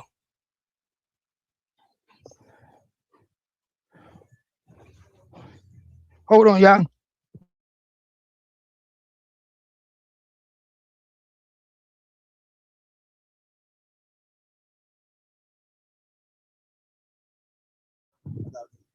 Yeah.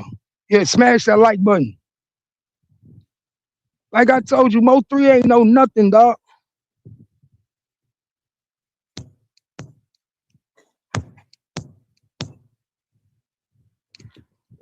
The crazy thing about it, though, you want to know the crazy thing about it? I guarantee you everything that I'm telling y'all right now, Rainwater told Mo3. I put any amount of money on it. I'm going to call Rainwater in the morning. I'm going to call Rainwater in the morning. I guarantee you that when I call Rainwater, Rainwater tell us the same shit. And know how I know Rainwater gonna say I told the nigga the same shit? Because when Sean G got out of jail and we used to be on Ratchet page and we used to be on Scope page, Rainwater didn't even fuck with that nigga like that. Keep it real, Rainwater did not fuck with that nigga like that. Rainwater did not trust that nigga. Who remember when we used to be on Scope page and it used to be me, Sco, Rain? Rain barely talked to that nigga. Rain was not fucking with that nigga, Sean G. He didn't trust him. Why you think when he got out of jail, you didn't see Rainwater talking about, oh, you gonna bodyguard for me? Yeah, I'm fucking with you, Sean G. You gonna look out for us. I still need you. I still want to work with you. Why you think that? Why you think Rainwater ain't associating himself with that nigga? Because he know. He know. He know.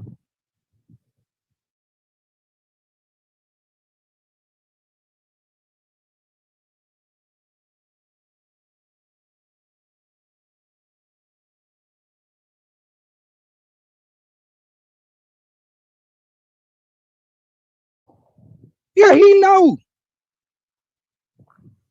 But niggas ain't gonna speak the truth though. You just using the ATM?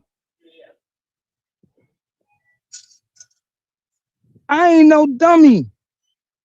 I been saw this shit. This, bro, one thing about me, I get feelings, bro.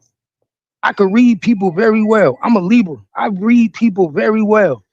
I've been telling niggas this shit about Sean G from the beginning. And he knew I knew. He knew I knew.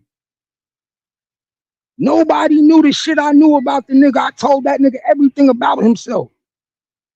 I told Sean G everything about himself. From his paperwork, from his PSI, from him having a PR brand. That nigga knew I knew. They don't open it that night. They don't even open it that night. They don't because of the area. And you got pissed. So I'm like, I got you. But they don't be opening that night because these niggas be getting high in that bitch. You lock it back for me. Yeah, look what I'm telling y'all, bro. Rainwater knew. It's certain niggas that knew, bro. And now when I look, because I've been here from the beginning. I've been here from the beginning, my nigga. When me, Ratchet, Pluto, Sin was all on one panel. Skull all on one panel. I've been here from the beginning. If you don't know who Captain Keith is, I don't know what to tell you. If you don't know who Captain Keith is, you better do your research. I've been here from the beginning. Captain Keith been here from the beginning. Captain ass Keith been here from the beginning. And every time me and Sean G got into it, he always did the same shit. All you got to do is pay attention. He did the same shit every time, y'all. Go look at our old videos. Go back and look at the old videos when me and Sean G used to get into it. And I used to tell him, I know you snitching. I think I do.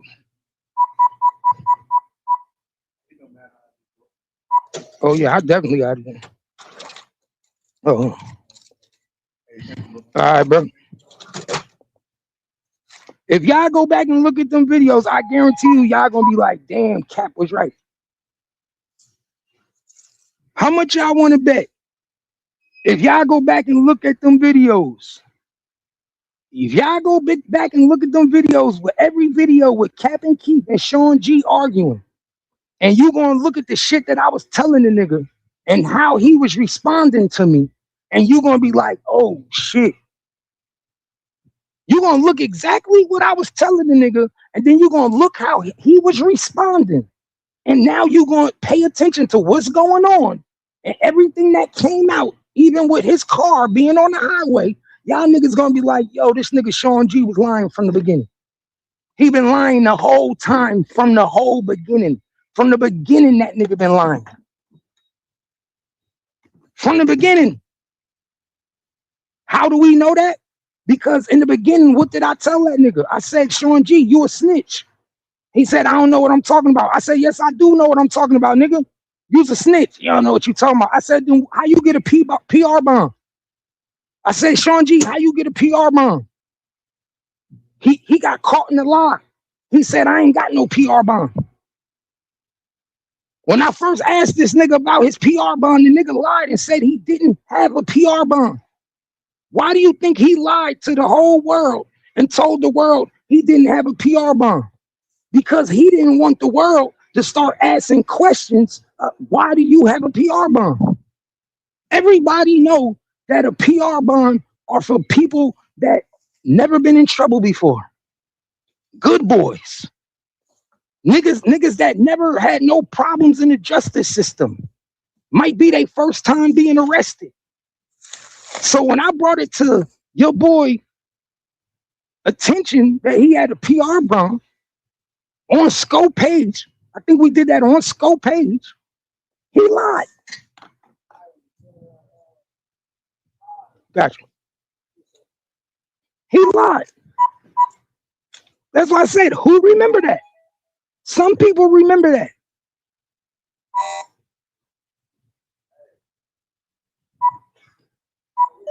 Huh? I'm good. What? You say, come look at this? What is that?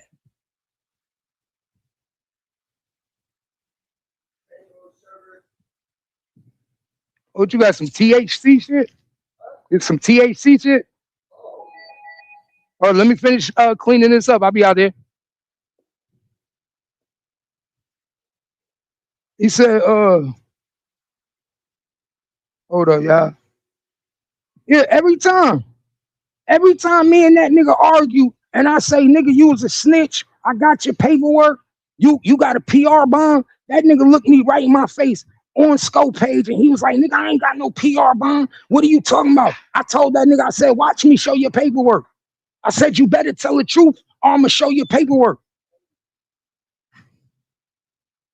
I told him, if you don't tell the truth, I'm gonna show your paperwork.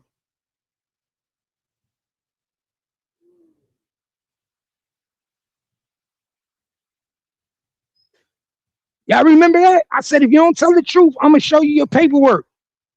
Then that nigga came out of nowhere. And told the truth and was like he had a PR bond. No. No, let me get this right. No. Then he lied again. And he said the feds messed up his paperwork. Who remember that? He lied again. And he said the feds messed up his paperwork. I put that on my kid's life. You can ask Sko, you can ask Sim, you can ask Ratchet, you can ask everybody in the fucking sector. When I told the nigga I was going to show his paperwork that he had a PR bond, and I told the nigga my sister was a cop, because this one I told the nigga my sister was a cop. He didn't know my sister was a cop. I said, nigga, you must not know my sister a cop, nigga. When I told that nigga my sister was a cop, that nigga got scared as hell. And the nigga switched it up. And he said the feds messed up his paperwork. That's what he said, y'all. He said the feds messed up his paperwork. And I told that nigga you's a motherfucking liar. I said the feds don't mess up paperwork, nigga. I ain't never known the feds to mess up no fucking paperwork. Pay attention. I know y'all remember that shit. I told him you's a motherfucking liar. Fuck you talking about the feds messed up your paperwork. So you got a PR bond because the feds messed up your paperwork. Get the fuck out of here. Get the fuck out of here. You ain't getting no PR bond because the feds messed up your paperwork. Nigga, you got a PR bond because you was working. You got a PR bond because you was giving up bubba. That's why you got a PR bond. We're not going to play this game, dog. This is what I don't like. The fake shit. We're not going to play the game.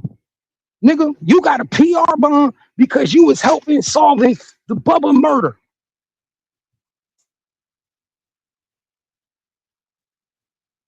Man, that nigga ain't had no messed up records.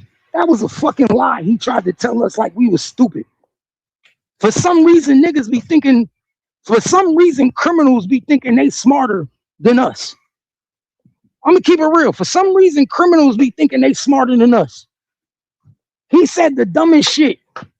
The nigga said the most dumbest, outlandish shit, and he expected us to believe it. Nigga said that the feds messed up my paperwork. Come on, man. If you don't shut the fuck up, this is why I never respected the nigga. This is why I knew he was lying. This is why I knew he was a snitch. This is why I knew he told on niggas. You understand? This is what I knew. Well, hold up. My phone. Well, oh shit, no, that. You know what I'm saying? I knew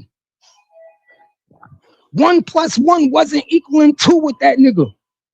You understand what I'm telling you? 1 + 1 wasn't adding up to 2 when it came to Sean. 1 + 1 wasn't equaling 2.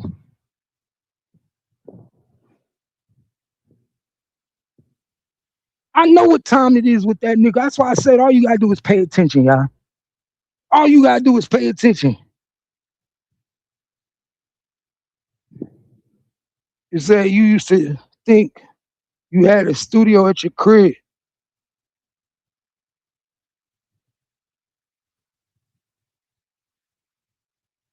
Oh yeah, that was me and my wife. Yeah, I still got the studio. Yeah, I still got the studio. Yup, it was me and Kimmy, me and my wife. Yeah, man, I've been here from the beginning, 2020. As I said, nigga ain't no fucking messed up records. Yeah, it's just a messed up world, and the street ain't got no love for nobody. Ain't no love, ain't no loyalty in the streets, dog. Let's just keep it real. Ain't no love, ain't no loyalty in the streets. Niggas will backdoor you. Like, come on, Dallas, you know Dallas is triple D, my nigga. Dallas is triple D, my nigga. Dallas is known for backdooring niggas. I don't know if y'all know that. I'm from Jersey. Dallas is the backdoor country, my nigga. Dallas will backdoor you in a heartbeat, my nigga. That's what Dallas is known for. The dirty, dirty D. The triple D, nigga. Dirty, dirty Dallas, nigga. These niggas is grimy and they are dirty. They will backdoor you. They'll backdoor their mama. They will backdoor their brother. This is what I'm trying to tell you. These niggas will backdoor, they connect. That's what the dirty, dirty D stand for. These niggas ain't your average niggas. There ain't no loyalty with these niggas. That's why they can't. None of these niggas can. Why you think you ain't seen no group of niggas like up north? Pay attention, y'all. Why you think you don't see groups like the Diplomatics, like G Unit?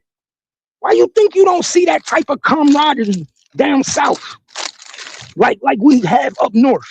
Up north, nigga, you got Queensbridge niggas. You have groups of niggas that build together. Niggas be trying to build together. Niggas ain't trying to knock each other off their feet. Why you think you don't have that type of shit in Texas? Because these niggas is grimy. Everybody want the top position. Everybody want to knock you off. Come on, my nigga, as big as Texas is, you telling me you niggas ain't got no group like Dipset? You niggas, the only group that you niggas finally got is the new Dallas niggas. It took y'all all these years to get some new Dallas niggas because you niggas is grimy. It don't no matter what state you in, what city you in.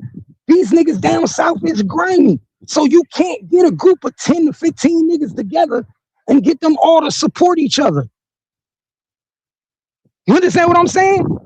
You can't get these niggas down south to get 10 niggas together and say, yo, we're going to come all with one ideology and we're going to have one main goal. We're going to get to the money and we're going to do it together. You can't do it down here because everybody's snaking each other. Everybody trying to take their position.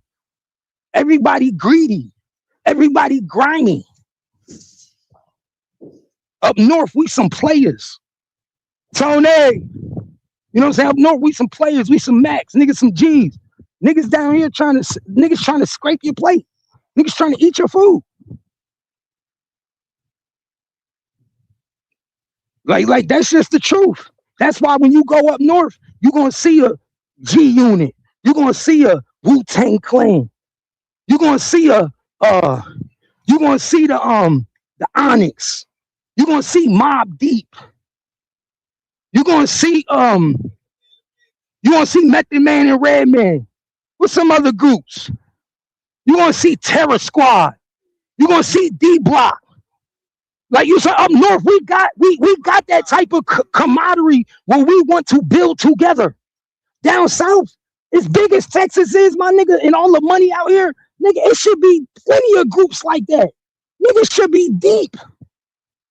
Nigga, Fort Worth should have a rap group. Then when you got niggas from the east, the west, the south, the north, and all these niggas coming together running the whole city. But these niggas is evil, conniving. You got better shoes than I got. I got a problem. Niggas don't know how to. Yeah. Niggas don't know how to stick together. I got a problem.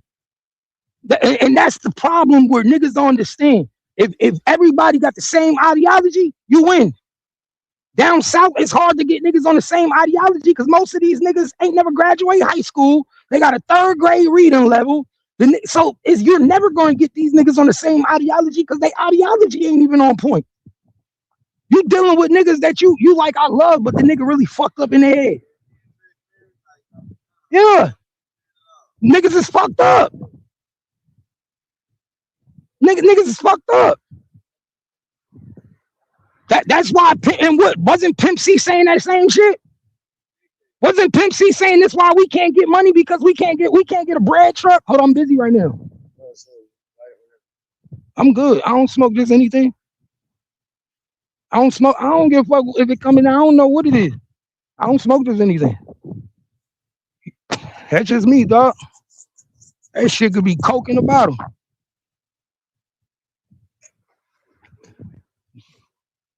But you see what I'm saying? Pimp C was saying the same shit. That's why we can't. We could be getting a bread truck. He was like, nigga, it's enough of us. We could be holding the city down. We can't even do that. Y'all let these Atlanta niggas get all the money. Why? Because niggas sticking together. Niggas know how to build together. You niggas will X a nigga out because you want to be on top. And that's what these niggas do. They snitch on each other. They figure out ways to take another nigga position. Nobody want to make money with a nigga. Everybody want to take over a nigga, bro. There go, knocking doors down. That was the name of the song, knocking doors down. Same thing he said. But that's how it go.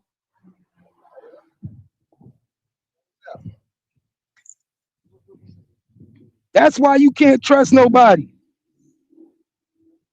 Hey, bro, I wish I was just talking. Bro, I wish I was just talking, bro. I wish I was just talking, nigga. I'm speaking facts. I'm 42 years old. I'll be 43 years old, nigga. I ain't make it to be 43 just talking. Nigga, I'm speaking facts, nigga. I'll be 43 years old. Been my wife 26 years, got 3 kids in college, money in the bank. Nigga, I ain't just talking. Own my own house, $400,000 house. Nigga, I ain't just talking. I'm speaking facts, nigga. If niggas was moving like me, these niggas would be living a whole lot better. Which one? I wish I was just talking. I really wish sometimes the shit that I be saying didn't come true. I wish sometimes the shit I be saying wasn't true. You know me, just trying to get this money. I really do. I wish sometimes the shit I was saying didn't come true, man. I wish it wasn't true. I wish that I didn't. Like $8. I wish. Y'all feel me? I swear to God, y'all, I wish sometimes that the shit I be saying wasn't real. Didn't come true. I wish. You want to know why? Because every time I give these niggas this knowledge, it ends up being real. Why? Because I've been through this shit. I've been through this shit, my nigga. Like I tell my son, my son 21 years old. I tell him the same shit, nigga. Ain't nothing you gonna see that I ain't do already. Ain't nothing you gonna do that I ain't did already. Nigga, I did it all, nigga.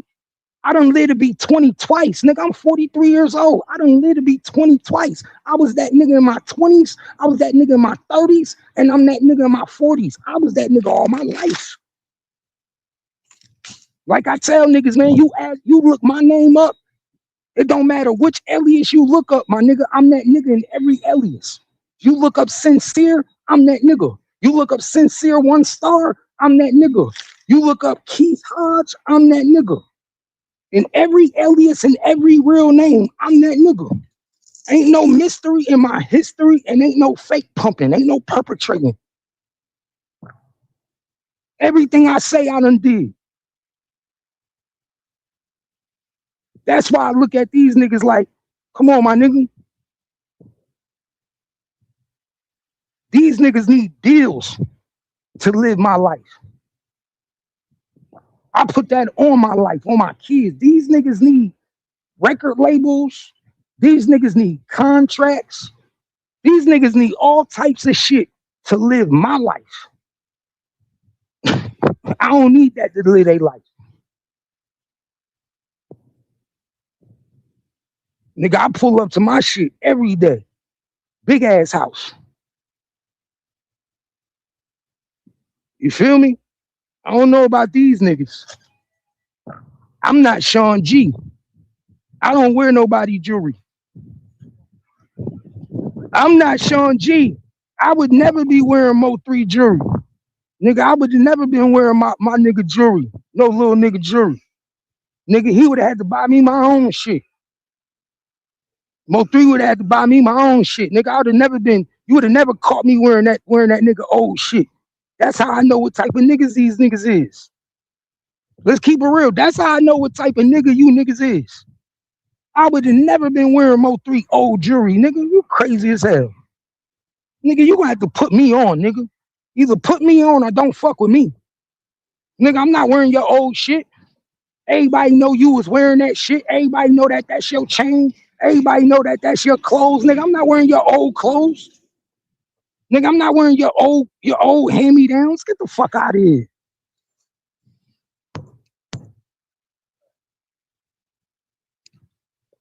It's bad enough y'all was buying that shit from Big T. Come on, man. It's bad enough you niggas was buying that shit from Big T.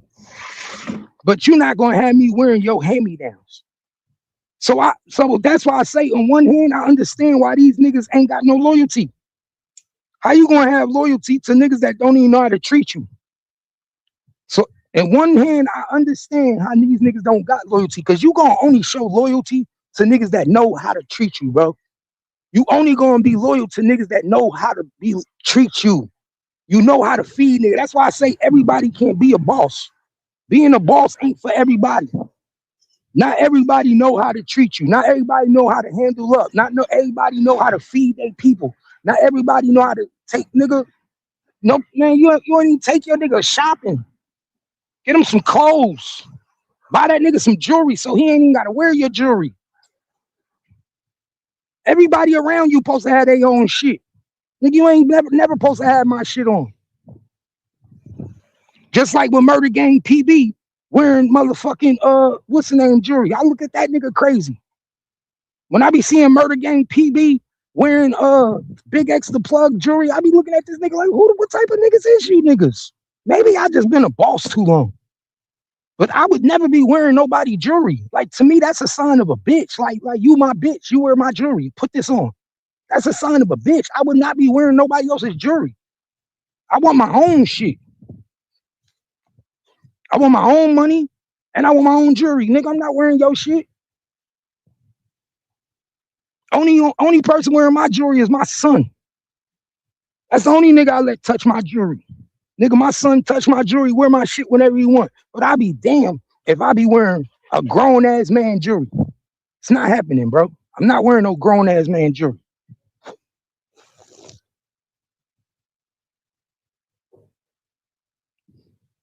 He said, nigga better use this old jewelry. I'm not taking care of. Hey, and that's why they cross you out, though. Hey, but that's why they cross you out. Because that's part of the game, my nigga. What you mean? These niggas work for you, my nigga. If you ain't got these niggas on contract and you ain't running it like a business where niggas is on contract and niggas is getting paid bi-weekly or every week, then guess what you doing? Guess what you doing then? You gotta feed them niggas. You gotta feed them. You either gonna have to feed them bi-weekly, weekly, or you gonna have to take care of them when you go shopping. You feel me? When you go shopping, they gotta go shopping. But you can't be the type of nigga that just say, wear these clothes. You buy new clothes every time you go out, and then you get him all the old clothes, all your old clothes. You get new jewelry from Big T, and then you got this nigga wearing your old jewelry. How you think that's gonna make you look? So when a nigga get ready to cross you out, it ain't hard to cross you out, because the nigga gonna start thinking about that shit. Right there when he in the interrogation room and the police saying, that nigga don't really care about you. Because you know that's the first thing the police gonna say. First thing the police gonna say is, he don't really care about you. What's good? What's good? What you got going? Shit, not shit. Shit got back over there. That's the first thing they gonna say. First thing the police telling, let me tell you something. First thing the police tell a nigga in the interrogation room is they gonna give you every reason why you shouldn't be solid to the nigga you trying to be solid to. They gonna give you 100 reasons on why you need to change your life and not protect the niggas you protecting. And the last thing you want to do is be in the interrogation room and be thinking about all the shit your homie don't do for you. Well, you know, when we do go shopping, he buy all the good shit for him, and he don't buy me nothing. Well, you know, when we do go to the jewelry store, he buy all the jewelry for him, and then he give me all his old shit. Well, you know, when we go get hotels on the road, he do get his own room, and he make me have to sleep on the floor in the room. Come on, man. They said Mo3 was so cheap, he didn't even get niggas their own hotel room. Mo3 used to make niggas pile up in one room. Mo3 had thousands of dollars, my nigga, and was so cheap that he didn't even give niggas their whole own hotel room. He say, look, nigga, you take the couch, nigga, you get that floor right there, nigga, you get that part of the floor. All these niggas was lamped up in one room, in one hotel room, every time these niggas went on the road.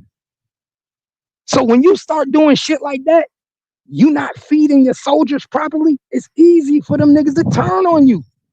That's one part about being a boss. If you're gonna be a boss, you gotta feed niggas properly, and you gotta know when to feed them.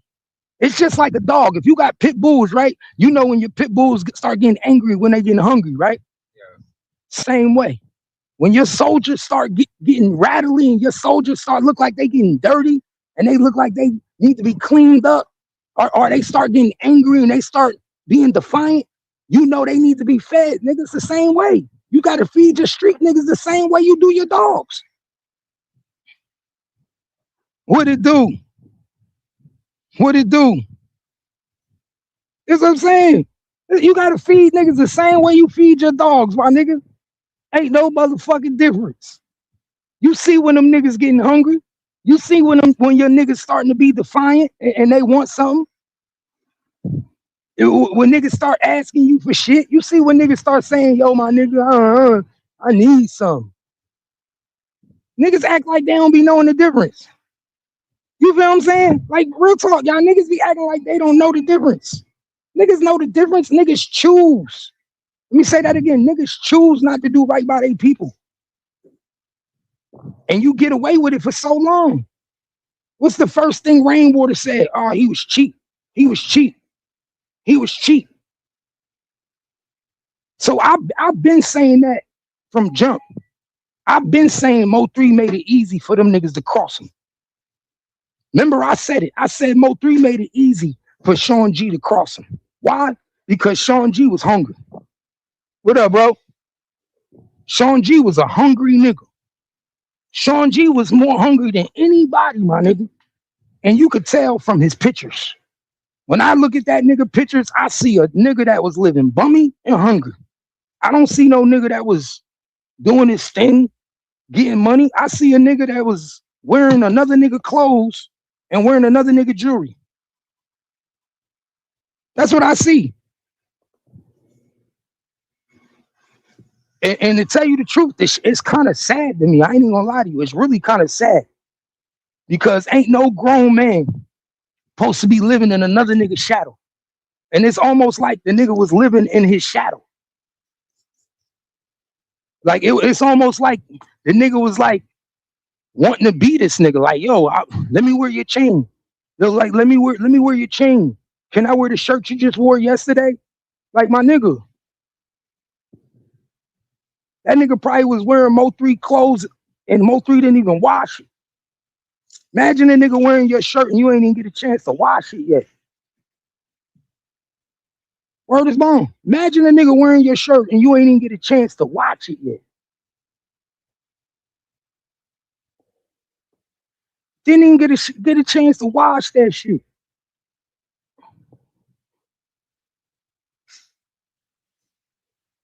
You feel me? Yeah, watch the niggas that always want to wear your stuff. Thank you. Watch the niggas who always want to wear your shit. Wear your clothes, wear your shoes. This nigga literally was living under this nigga. Is that one working? Yeah, that one probably working.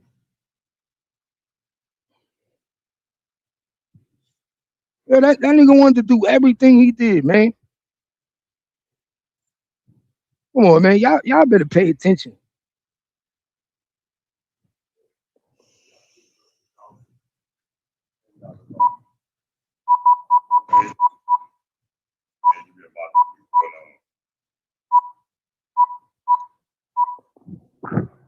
All you gotta do is pay attention at these niggas.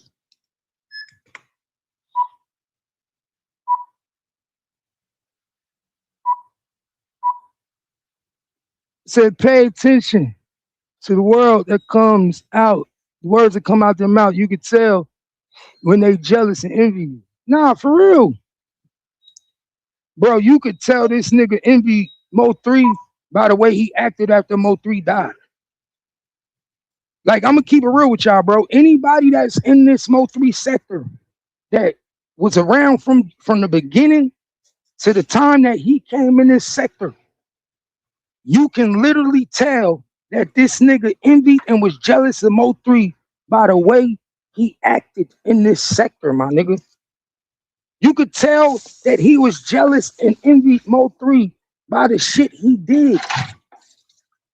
Like my nigga, this nigga didn't come. This nigga, bro, let me keep it real with y'all. This how you know the nigga was jealous and envied Mo3. This nigga did not try to help solve nothing, y'all. Like, let's be 100. That nigga did not try to help solve nothing. That nigga did not give anybody no answers on no questions. The nigga, he act like he was dumbfounded, didn't know shit. And every time Rainwater disrespected 3, he never said nothing about it. He never checked nobody. Come on, man. Pay attention. Not one time did that nigga say anything about shit that was going on pertaining to 3.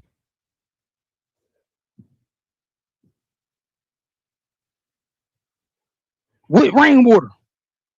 To this day, that nigga still love Rainwater. So come on, man, what that tell you? Only reason Rainwater don't fuck with him is because Rainwater know he was a snitch. It's the only reason why Rainwater don't fuck with Sean G. Because Rainwater know the truth.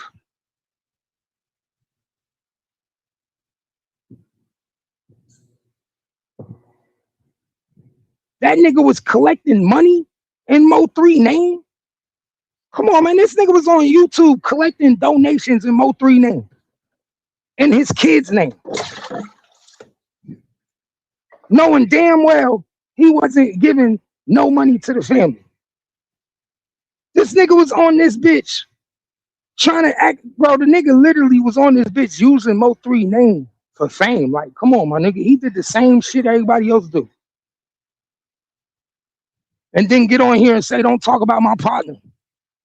What? What? But you wasn't playing security guard the day he died. But the day Mo3 died, you told the whole world you was on Mockingbird with a bitch going out to eat. Come on, my nigga. But you wasn't playing security guard. That's why I say these niggas is fake and phony, bro. They fake and phony. When them niggas saw they couldn't use Mo3 no more, that's when they all turned on Mo3. I'm gonna keep it real. It got to a point where they realized they couldn't use Mo3 no more. Everybody was taking advantage of Mo3. Damn near trying to extort the nigga. From the fake daddy. From motherfucking from Sean G. Everybody was trying to extort Mo3.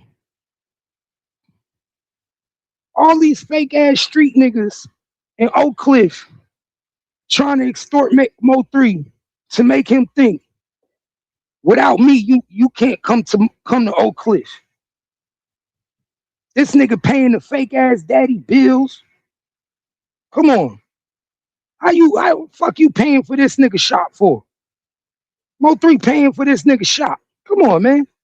Paying this nigga rent. And that nigga behind your back snaking you the whole time. We gonna drop videos on that too. Big B was a snake. I've been told y'all Big B was a snake. Don't trust that nigga either. That nigga had them niggas sitting up at his shop the whole time. Mo3 didn't even fucking know it. That's where the meeting was that night. Mo 3 was at Jossie house, was at the fucking shop. Big B was just mad because his shop got shot up. He tried to make Mo 3 responsible for his shop getting shot up. That shit ain't had nothing to do with Mo 3. Them niggas just didn't like you because you was fucking with Mo 3. They was trying to blame Mo 3 for everything, man. The fake daddy shop got shot up, and the nigga tried to blame Mo 3 for it and make Mo 3 come out his pocket. Mo 3 said, no, you niggas ain't gonna extort me. Them niggas tried to extort Mo 3 for $25,000. Come on, man. Y'all niggas talking about paying to Oak Cliff business. This Oak Cliff business. Get the fuck out of here. The same niggas that want you to pay into Oak Cliff business, the same niggas trying to kill you. Y'all niggas crazy, man. Y'all niggas is fucking crazy. The same niggas that's telling you to pay into Oak Cliff business is the same niggas trying to kill you. I wish I would be paying into a fucking pot. A niggas trying to take my life. Mo 3 wasn't that stupid. Yeah, that's why they was all at the shop.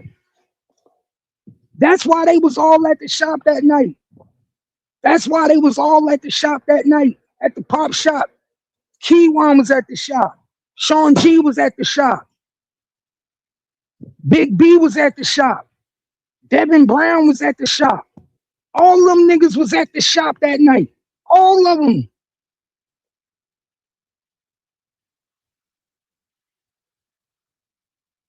She ain't moved to Houston. She in protective custody.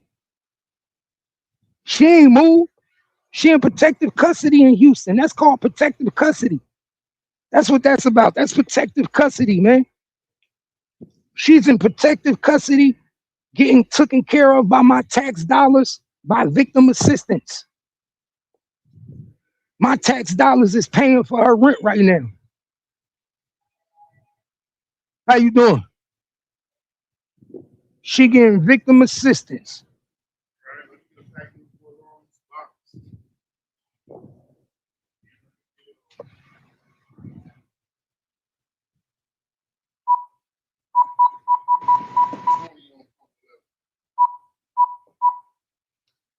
Yeah, she getting victim assistance.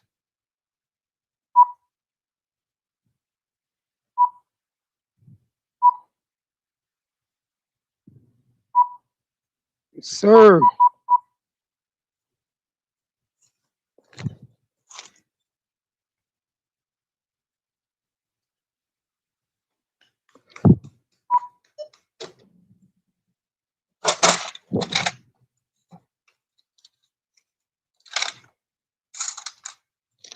All right, family.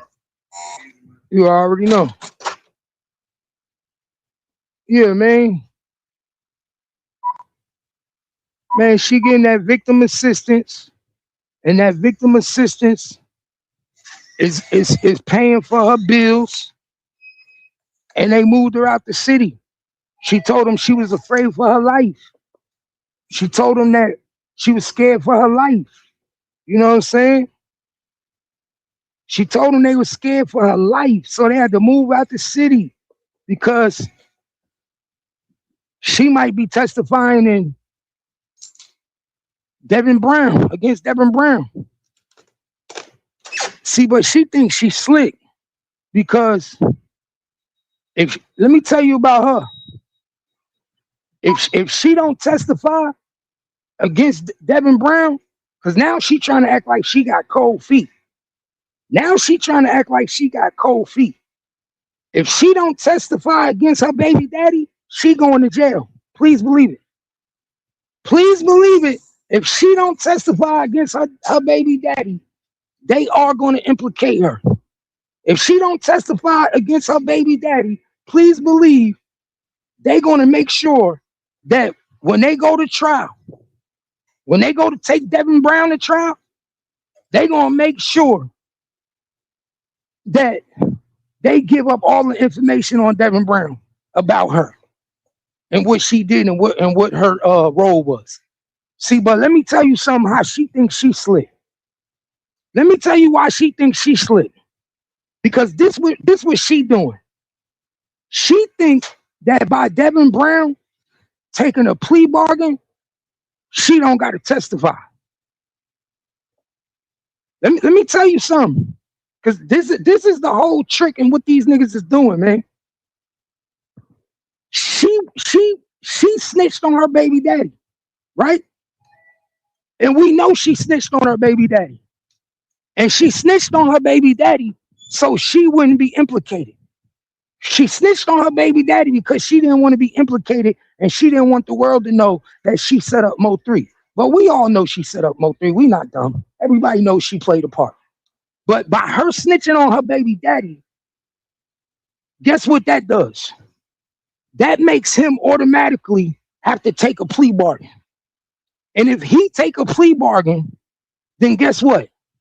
It never goes to trial. And by it never going to trial, guess what that does, y'all? It doesn't come out her role and what she did with her baby daddy. Pay attention. Her role and what her baby daddy did and how that role was played and how he was able to accomplish what he accomplished never comes out because he is taking a plea bargain and he testifying against Yellow Beezy. So now if Devin Brown testified against Keywan White, Devin Brown testified against Yellow Beezy, now he taking a plea bargain in this case. Jossie doesn't have to take the stand because Devin Brown never goes to trial. Pay attention. And nobody knows her role in the case. Nobody knows the role she played. And that's how she trying to play it smart. That's why she thinks she's slick.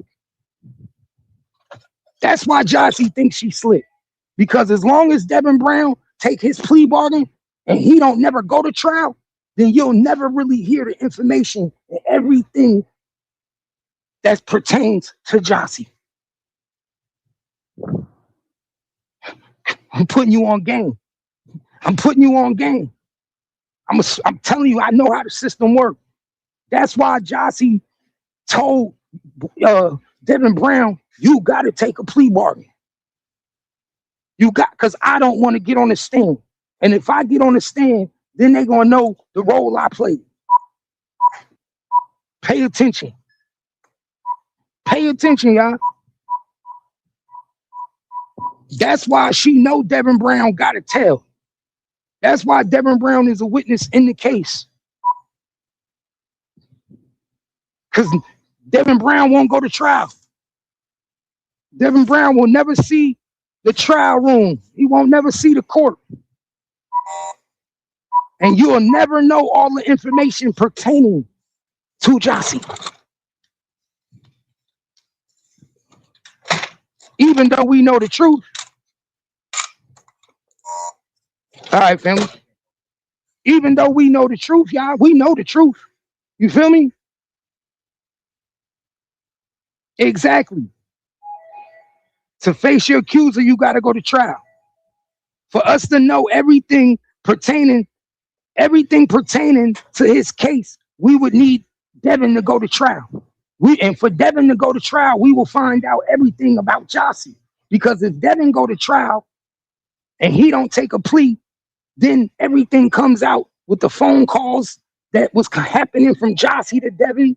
The phone calls about the so-called son comes out. Everything comes out if Devin go to trial. So she deliberately know Devin's not going to trial. She deliberately told on Devin. That's why I told you these niggas came up with this plan. Remember, I told you these niggas came up. They took them a whole week to come up with a whole plan of how she was going to snitch on Devin and Devin was going to snitch on them.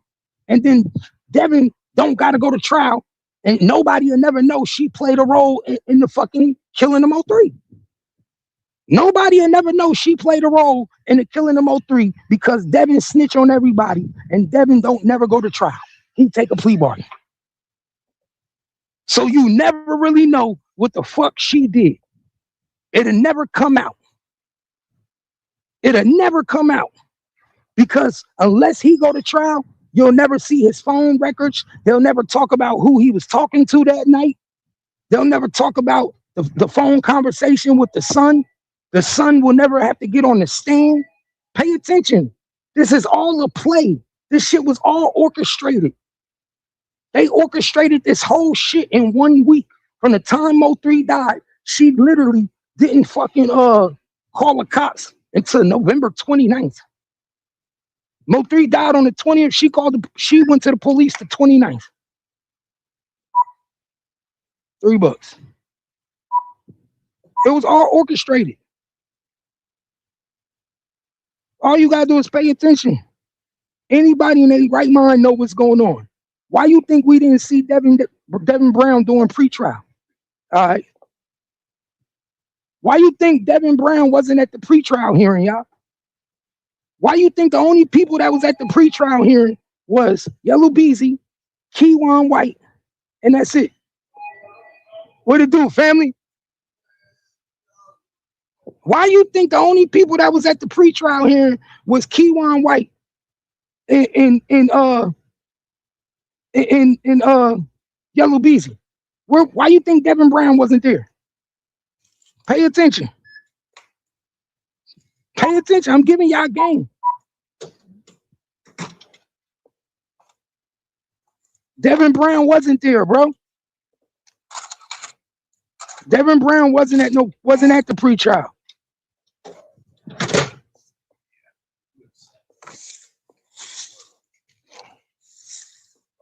The only people was at that pretrial hearing. When did they do the pretrial for Devin? They did not do Devin's pretrial. Only pretrial we heard was Yellow Beezy and Keywan, bro. That's the only pretrial we heard was Keywan, and we heard Yellow Beezy. We never heard no pretrial for Kevin.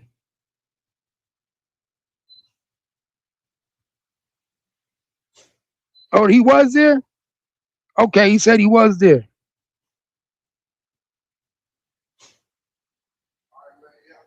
Okay, he was there? Okay. So he was there. Okay, so if he was there,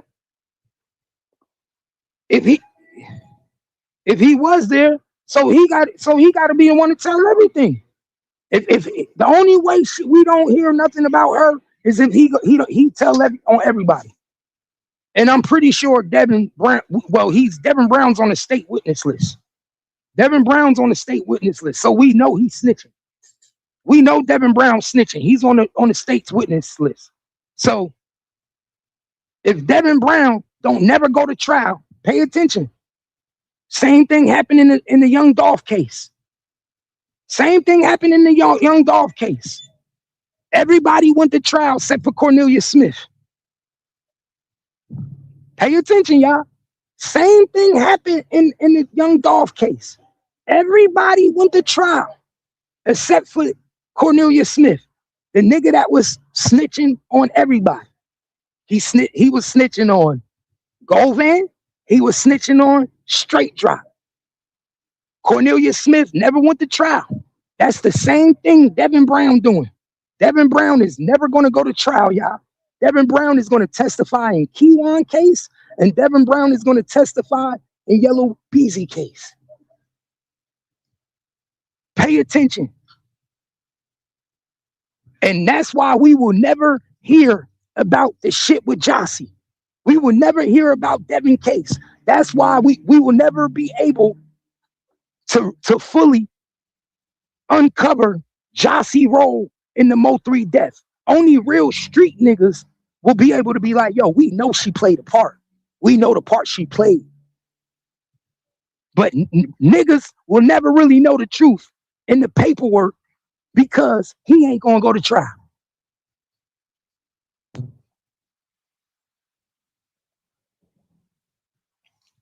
And she know that.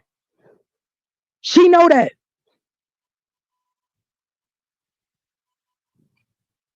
Pay attention. She know that.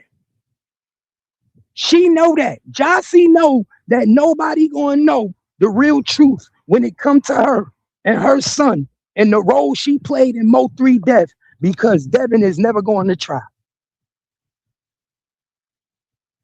And she told Devin in the beginning, nigga, if you don't take a plea and you don't snitch on these niggas, I'm going to die. If they find out that I played a part, I'm going to die. Something going to happen to me. That's why she, within that first week of Mo3 death, because remember, she didn't turn Devin in on the 22nd. She didn't turn Devin in on the 21st. She didn't turn Devin in on the 23rd. She didn't even turn Devin in on the 24th. She didn't turn Devin in on the 25th. She didn't go to the police until the 29th, November 29th. So it took her 9 days to decide what the fuck they was going to do. 9 days before her and Devin came up with a whole fucking excuse and a whole play-by-play of how they was going to run this shit. Pay attention. Pay attention. They said, who the Keely chick did that interview with Ratchet? That's the chick Trap sicked on Mo3. Keely is the chick that Trap Boy sicked on Mo3. Remember I told y'all in the beginning these niggas was using females against each other. They was using females to get at each other. Keely is a bitch that used to fuck with Trap Boy, that Trap Boy was slurring out, making her do all types of dirty shit. You know what I'm saying? That was Trap Boy's smut. And then he gave her to Mo3, slipped her to Mo3. She jumped on Mo3, and she was basically in the process of setting Mo3 up. She was a money Maya too. She was trying to set Mo3 up. That's why I said all these niggas was fucking with the same bitches, man. That was one of their number one problems, messing with the same hoes. I don't know how they do it. I couldn't mess with a bitch my enemy used to mess with. Nigga, I wouldn't trust you, bro. I could never fuck with a bitch that a nigga I don't fuck with used to mess with. I'd be scared you trying to set me up. I'd be scared that the minute you get mad at me and something pop off, you gonna give your ex nigga the drop on me. These niggas was all messing with each other chicks, but claiming they enemies. Claiming they enemies with each other, but they all fucking the same chick. That's why when Mo3 died, she gave all Mo3 shit to CJ Casino. When Mo3 died, she gave all Mo3 shit to little CJ Casino in Fort Worth and started fucking little CJ Casino. Pay attention, y'all. Pay attention. Niggas ain't gonna tell you that. That bitch Keely gave all Mo3 belongings to little CJ Casino. All the shit that was in the penthouse, that nigga was wearing. That nigga was wearing Mo3 clothes, man. Stop playing with me. That nigga little CJ Casino was wearing Mo3 clothes. Pay attention. She probably let that nigga pawn some of his jewelry too. You can't trust no bitch. She was driving that nigga car and everything, bro. When that nigga died, she was still driving his car. Coming to Fort Worth, picking up little CJ Casino in Mo3 car. Picking up little CJ Casino in Mo3 car, my nigga. That's what that bitch was doing. Yes, the clothes. My nigga, little CJ Casino was a bum at the time. He was a bum. He ain't had no clothes at the time. He was wearing Mo3 shit right after Mo3 died. She started fucking with that nigga and was letting that nigga wear Mo3 clothes. That nigga was sleeping in Mo3 bed. Yeah, that nigga was sleeping in Mo3 bed, man. That's why I say the game is fucked up. And she know that nigga was cool with Yellow. She know that nigga was tight with Yellow, cool with Yellow Beezy and them niggas. That's why I said these niggas is grimy. All these niggas grimy. All of these niggas is grimy, y'all. Pay attention. You can't trust nobody. Nobody. All these niggas is out to protect themselves, man. It's a dog-eat-dog world. Dog-eat world, man. Everybody trying to protect themselves. Everybody is out looking out for themselves, my nigga. That's why I say, man, when Unless you've been in the interrogation room and them niggas telling you that you looking at time, you implicated in a murder, you implicated in attempted murder, don't tell me what you wouldn't do. Because all these niggas do the same shit. They tell on themselves. They all get implicated in the murder and they tell on themselves. None of these niggas lawyer up and shut up. Come on, why you think Louisville coming to speak at the trial? Why you think my nigga Sean G shouldn't even be on the trial? Make that make sense. Sean G shouldn't even be a witness to nothing. You wasn't there when Mo 3 died. What is you a witness to? You shouldn't be a witness to nothing. You wasn't even there when Mo 3 died. What are you witnessing? What can you speak to? What can you speak to in this case other than admitting on the stand that you was with the dead man that tried to kill Yellow Beezy? Let's be real. What can you admit to? What can Sean G get on that stand and say other than that he was on the highway with the nigga Bubba that tried to take out Mo 3 and that Mo 3 death is revenge of that? That's the only thing he could get on the stand and say is admit what he said to Louisville police. Only thing he could do is get on the stand and admit what he said to Louisville police and corroborate his statements. Because we all know that the state of Texas, their whole case is based on trying to make Yellow Beezy look like he killed Mo 3 for get back. Pay attention, y'all. We all know that the state of Texas whole case is trying to prove that Yellow Beezy killed Mo 3 in revenge. So the only reason Sean G can be on the stand speaking pertaining to this case is what he did to Yellow Beezy in Louisville. He's gonna have to get on the stand and admit it. And now that I think about it, that's why they gave him that deal. That's why Sean G got that deal with the feds. That's why. Because he's going to admit what him and Bubba did on that highway.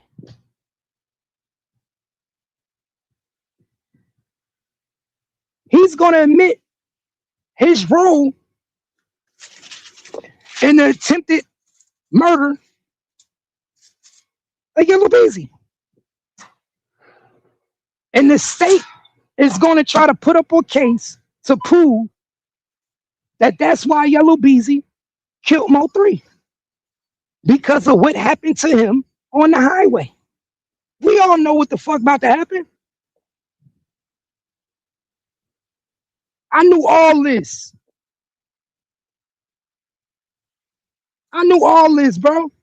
I told him everything I'm telling y'all now. I said this shit in 2020. I said this shit 2021, 2022, 23. Before the paperwork came out, I was the one that told everybody that Keywan and Devin was outside that house. I told everybody that Devin was outside that house with Keywan before Devin even went to jail and was turned in. I told everybody that Jossie baby daddy was involved before the whole world knew. Before the whole world knew Jossie baby daddy was involved, I told him her baby daddy was involved. He was sitting outside the whole night. The whole night with the killer. I told him. I said he was helping the killer. It's common sense. Anybody with a little bit of common sense would tell you this shit, bro. This shit wasn't hard to figure out at all. That's why with anybody with a little common sense will tell you that Jossie's involved. But guess what? We're not gonna know to what extent because Devin Brown ain't gonna go to trial. We will never know to the extent of what Jossie role was in this fucking murder for hire. We will never know how she helped set Mo3 up. We will never know how she was talking to Devin while Mo3 was at her house and she was buying the nachos and the melatonin and the nacho cheese. We will never know her role. We will never know what time them phone calls was taking place in the middle of the night. We will never know none of that. Know why? Because Devin has no plans on going to trial. Devin is trying to protect not only himself, but he's trying to protect his baby mother. He's trying to protect his baby mother. Y'all better pay attention. Pay attention. That's why we will never know the full truth. There will never be no transcripts when it comes to Devin. We will never know what the state has on Devin and everything that was said. All the phone records between him and Jossie. We'll never know. And she know that. Jossie know that.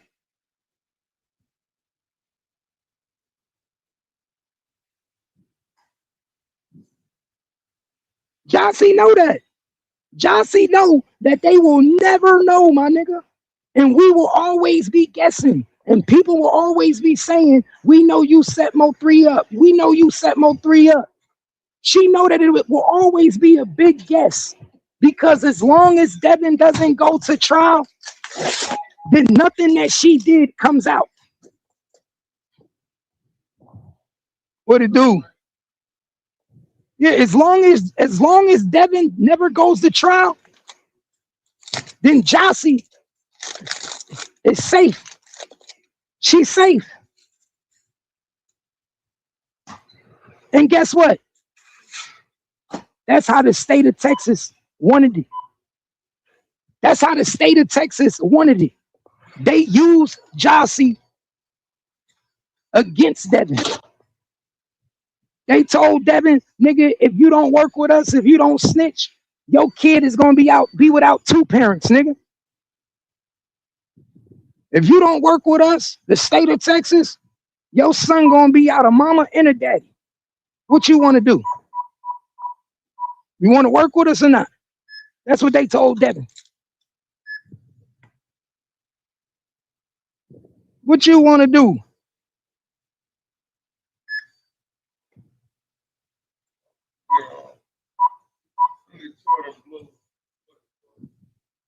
That's what they told Devin, man. They said right now you can either save you and your baby mother life, or we could put both of y'all on trial. They sat them in that interrogation room. You know how they do. Y'all know how the police do. They let you sit in the room with your baby mother and the kid and let you start kissing on your kid and shit. Y'all know how they do. They let you start kissing on your kid in the interrogation room. They start let you talking to your baby mother on camera while they out the room.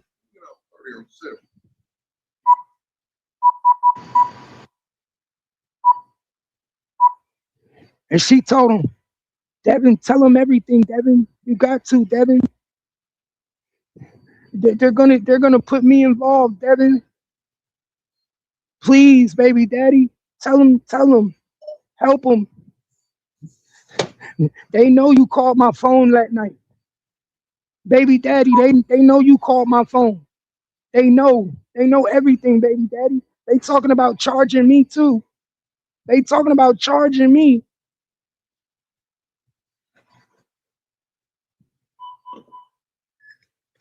Debbie Aubrey.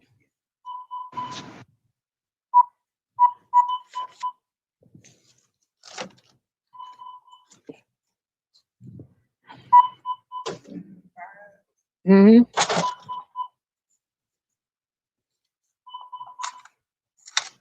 Yes, ma'am. You have a blessed. Y'all understand that? That's what they did, dog. I know how this shit go. Y'all better pay attention. They took Jossie in that room. They let Jossie sit in that room with Devin, and they sat back and they started watching. Y'all know how they do on 48 hours.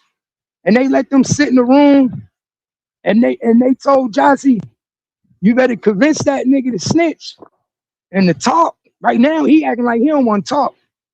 And if we do what we do, you going down too. Cause right now, it looked like you helped him. That's what the police told Jossie. They said right now, it looked like you helped him.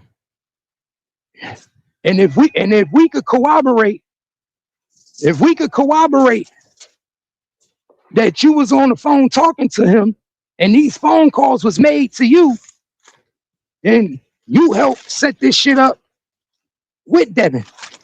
And you can be charged too. That's what they told her ass. That's what they told Jossie. And guess what Jossie did? Jossie convinced that nigga to tell everything because she already told on him. She already told on the nigga. So now she convinced the nigga to tell everything. Because if you don't tell everything, nigga, I'm going down with you. And I ain't trying to go down with you. So it's time for you to tell everything. I ain't trying to go down with you. Pay attention. Pay attention. Hold on, let me see what you asked. So what? Hold up, I ain't see your question.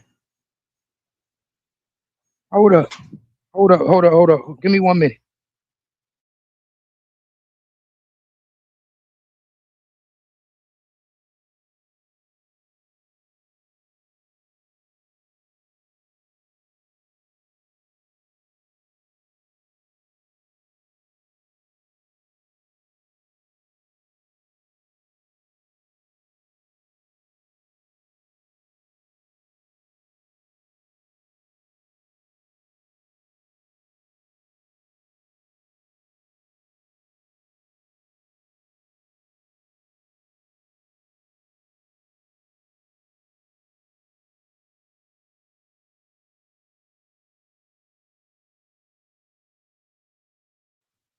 All right, hold on. Let me see what your comments say.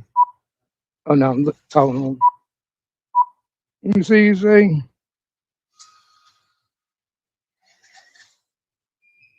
Yeah, that's exactly what's happening. He protecting his baby mama, but she had to snitch. Yeah, that's why she moved to Houston. Of course, that's why she moved to Houston. She moved to Houston because she in witness protection.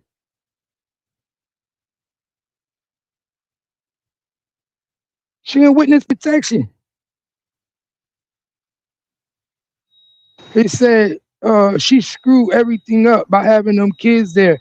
If not, they won't have to get him on the highway. They would have came in the house. Exactly. It was supposed to go down like that.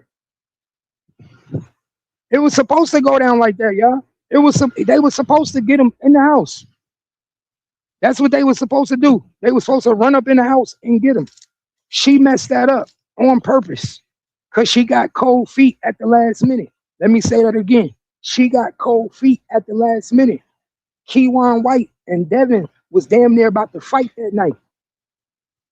Let me say this again. Keywan White and Devin damn near was about to get into a fight that night.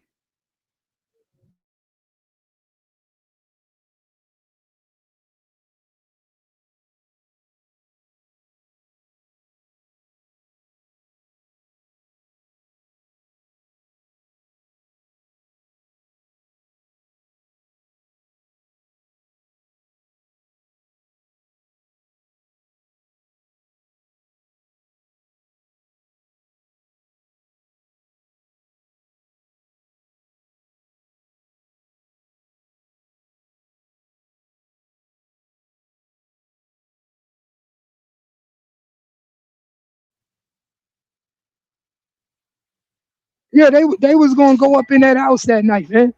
Everybody and their mama know that the plan was to go in the house. The plan was to go in the house and get him in the house. She got cold feet.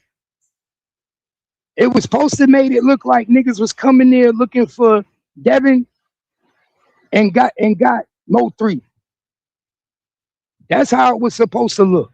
It was supposed to look like niggas came there looking for Devin and ended up getting Mo 3. She got cold feet. She got cold feet. Started crying. Doing all the fucking crying that she was doing. Talking about her son. Telling Devin, you gonna do this while your son here? You really gonna do this while your son here? Pay attention. But you wanna know why she got scared? I'm gonna tell you why she got scared. You wanna know why she got scared? I'm gonna put you on game. Y'all wanna know why Jossie got scared? Jossie got scared because she knew Devin was gonna kill her.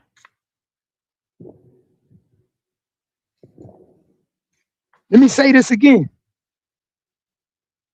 Jossie got scared, not because she gave a fuck about Mo 3. She got scared because she knew that they was gonna come in that house and kill everybody. She knew that Kiwan was gonna switch it up. It was gonna be a change of plans. You know how they do. The plan is to come kill this nigga, but we gonna switch it up at the last minute. She knew they was gonna kill her. She knew that. She couldn't trust Devin. She couldn't trust Devin. She knew that. She knew that these niggas was gonna come in there and kill everybody in the fucking house. Maybe even the kid. Maybe even the kid, my nigga. And she knew that. And the last thing she wanted,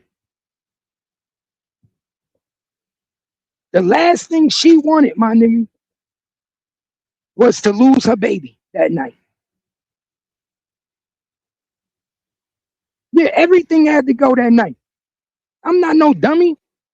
They was gonna kill everything. They was gonna kill everything in the house. And guess what? Guess what, y'all? I wouldn't have been surprised if Kiwan turned the gun on Devin. I wouldn't be surprised that after Kiwan killed everybody in the house, he was going to kill Devin too. Pay attention. Pay attention. Kiwan was going to leave everybody in that house. I wouldn't be surprised if Devin started figuring it out too. And that's why they started arguing that night. That's why the argument happened. Because Devin was trying to go get the job done. I mean, Kiwan was trying to get the job done that night.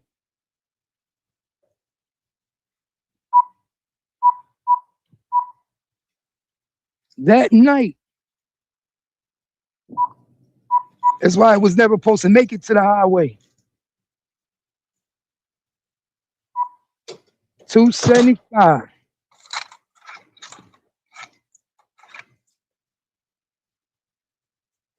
All right.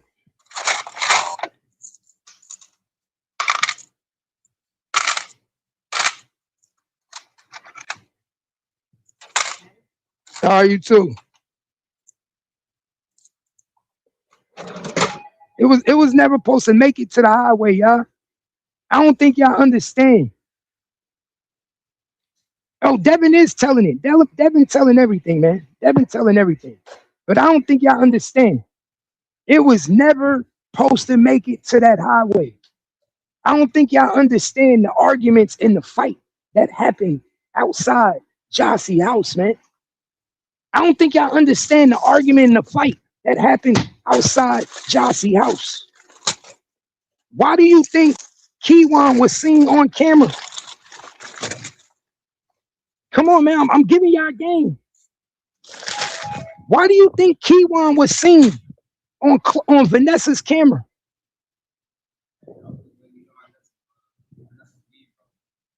Okay, I'm about to come out there now.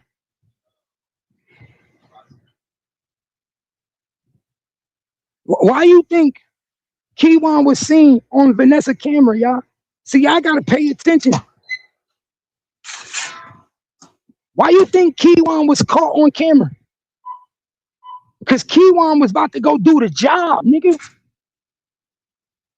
Keywan got out the car. He's actually seen on camera, walking, about to handle business. Masked up.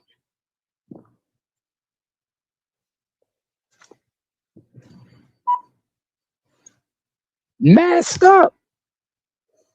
Yo, he's on camera, y'all.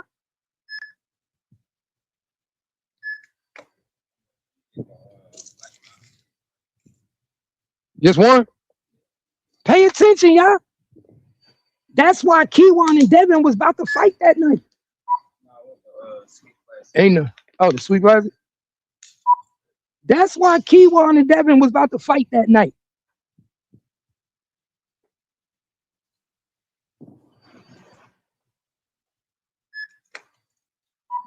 This is why all those phone calls was being made to the phone. Cause they telling them like, nah, man, we gotta do this. We gotta do this. Y'all better pay attention. That's why all those phone calls was being made, and they trying to make it look like he was talking to the son. No, that nigga was talking to them. That nigga they was trying to fuck shit up. Devin was trying to figure out a way to stop himself from dying that night.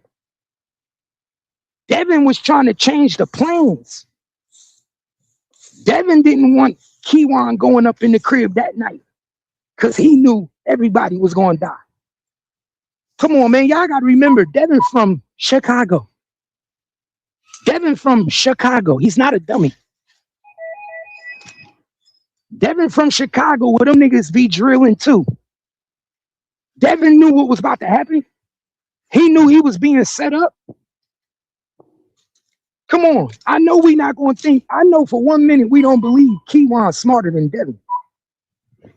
I don't believe for 1 minute we think Keywan's smarter than Devin. And check this out. I believe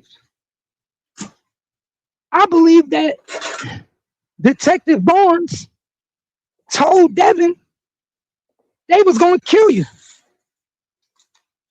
I also believe Detective Barnes told Devin that we can show you messages and we can prove to you that they was also going to take you out that night. What it do, love? Damn, it's almost 5 already. God damn. Y'all feel me, bro? I believe Detective Barnes even told Devin that I can prove to you, I can show you messages of communications between Jerry Johnson, between Keywan White, between Jose Bodega, that they were going to kill you that night also. So you want to protect people that was going to kill you, your baby mother, and your baby? Come on, man.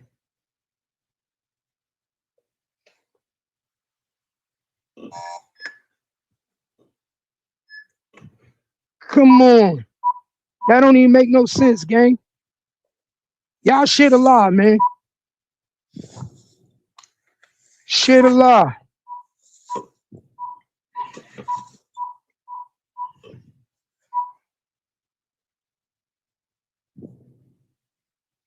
No gas today? You good? Just 14. Y'all shit a lie, man. We just getting started.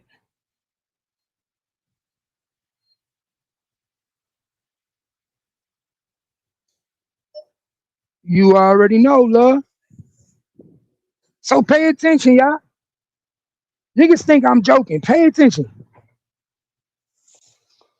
Y'all know how this shit go. They did the same shit to 6ix9ine. How you think they was able to get 6ix9ine to snitch on Treyway? They let 6ix9ine, 6ix9ine hear video calls, and they let 6ix9ine see text messages of them niggas trying to kill him. Pay attention. That's how the feds was able to get 6ix9ine to get on the stand and snitch against everybody. Because they was able to show him that the same niggas that want you to show loyalty to them is the same niggas that was about to kill you. And I believe they did Devin the same way. I believe they did Devin the same way, y'all. I believe that they was able to show Devin text messages orchestrated between people in GRC that once Keywan went in that house and killed Mo3, he was supposed to leave Devin in the house with him. The same thing he did to Siobhan Randall. The same thing he did to Siobhan Randall, he was supposed to go in that house and do to all them. You understand that?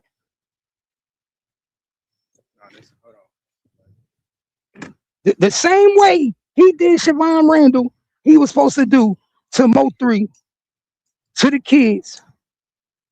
Pay attention. That's why I'm telling y'all, it's right there in your face. It's right there in your face. That's why Devin Brown turned state. That's why Devin Brown didn't let them niggas in that house that night. That's why they ended up killing a nigga on the highway and not in the apartment building. Pay attention. Pay attention. Devin Brown got scared for his life. Jossie was scared for her life. She knew they was going to kill her and her son.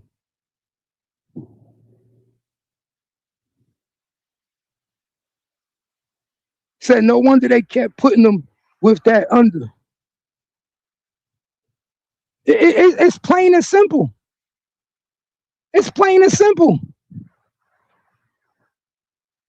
Why you think Devin Brown was in a separate car? Why you think Devin Brown and Keywan was in separate cars? Pay attention. Why do you think Keywan and Devin Brown, y'all, was in separate cars that night?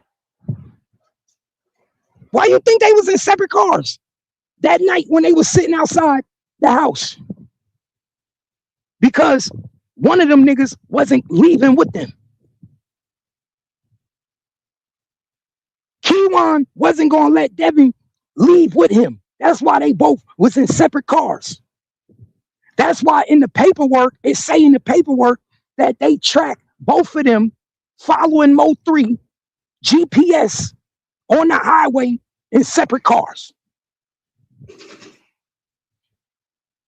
That's why in the black and white paperwork, it clearly say that it tracks Devin Brown and Keywan White in separate cars following Mo3. Come on, who go do a drill in separate cars at night? And we going to the same location. Make it make sense. If we going to do a drill at a house, we going to come in the same car. And we going to get the job done and we going to get out. But they pulled up the Jossie house in different cars. Because Devin wasn't going to leave that fucking house that night. He was going to be dead in that house.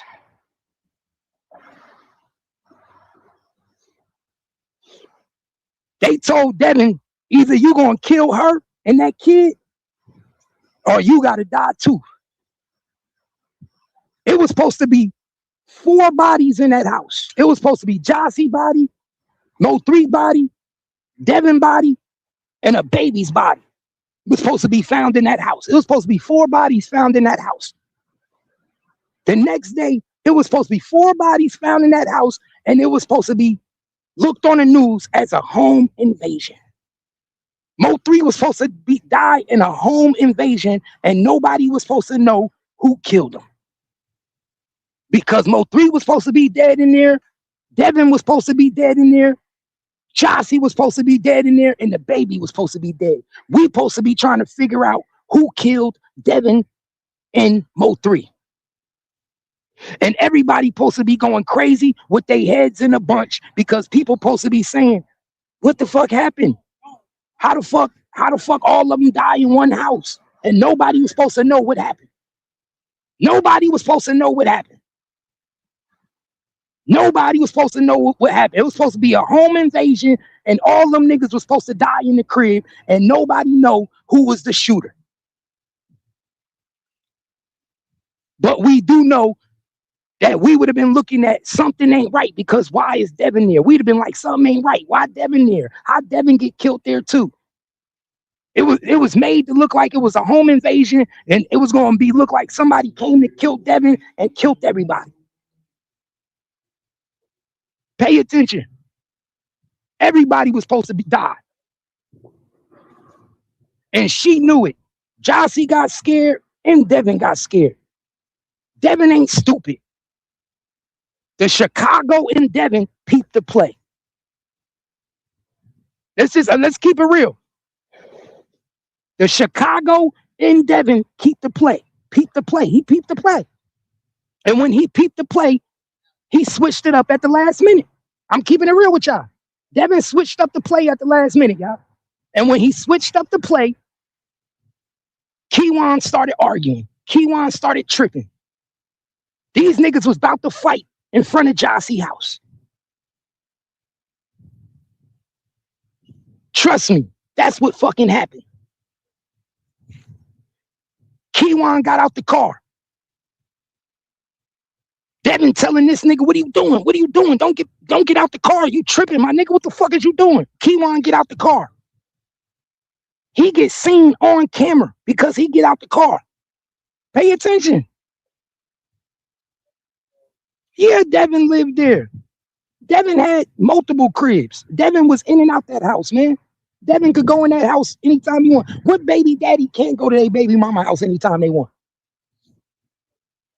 Come on, let's think about it. What baby daddy can't go to their baby mama house anytime they want? That nigga could go in there anytime he want. He can spend the night anytime he want. Come on, what baby daddy can't go spend the nights and fuck on their baby mama whenever they want? All you gotta do is tell them you bringing the kids some money. All you gotta do is say, I'm coming to bring the kids some money, and the bitch gonna tell you to come bring it. All you gotta do is say, I'm coming to bring some kids some money. I got some money for you. And she gonna let you slide right in. Pay attention. One thing I learned in life is baby mothers always got love for their baby daddy, my nigga.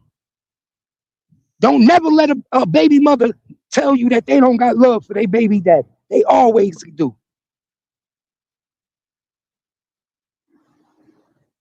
The same, come on, man, peep game. Hurry up. Check this. Know how I know? Know how I know she'll let that nigga fuck anytime he want? Know how I know she'll let that nigga fuck anytime she want? Because guess what? Who you think he was calling from jail? Who you think he was calling from jail, y'all? You do know when he got locked up, he was calling her from jail, right? You do know she was telling him she loved that nigga in jail, right? Mo 3 just got killed at leaving her house. You do know she was telling the nigga she loved him, right? You know she was telling that nigga on the jail calls, I love you, da-da-da, all that. All you got to do is FOIA request the jail calls. All you got to do is FOIA request the jail calls from Devin Brown, jail calls the same way they did Young Thug. And I guarantee you see he was talking to her all the time. I put any amount of money. She was putting money on that nigga books. Come on, man. Let's talk. I put any amount of money. She's putting money on that nigga books. I put money on it. She was answering his phone calls. I put any amount of money on it. She was telling that nigga, I love you. I put any amount of money on it. I put any amount of money on it. She was going to visit that nigga. I put any amount of money on it. How much you want to bet that if we FOIA request Devin Brown phone calls from Dallas County, all his calls was with motherfucking Jossie? How much you want to bet that they was lovey-dovey on all the phone calls, that he miss her, all this? How much you want to bet? She miss him. How much you want to bet? How much you want to bet you hear a woman that sounded like she was in love with her baby dad? How much you want to bet you do not hear a woman that's distraught that a nigga just died coming from her house?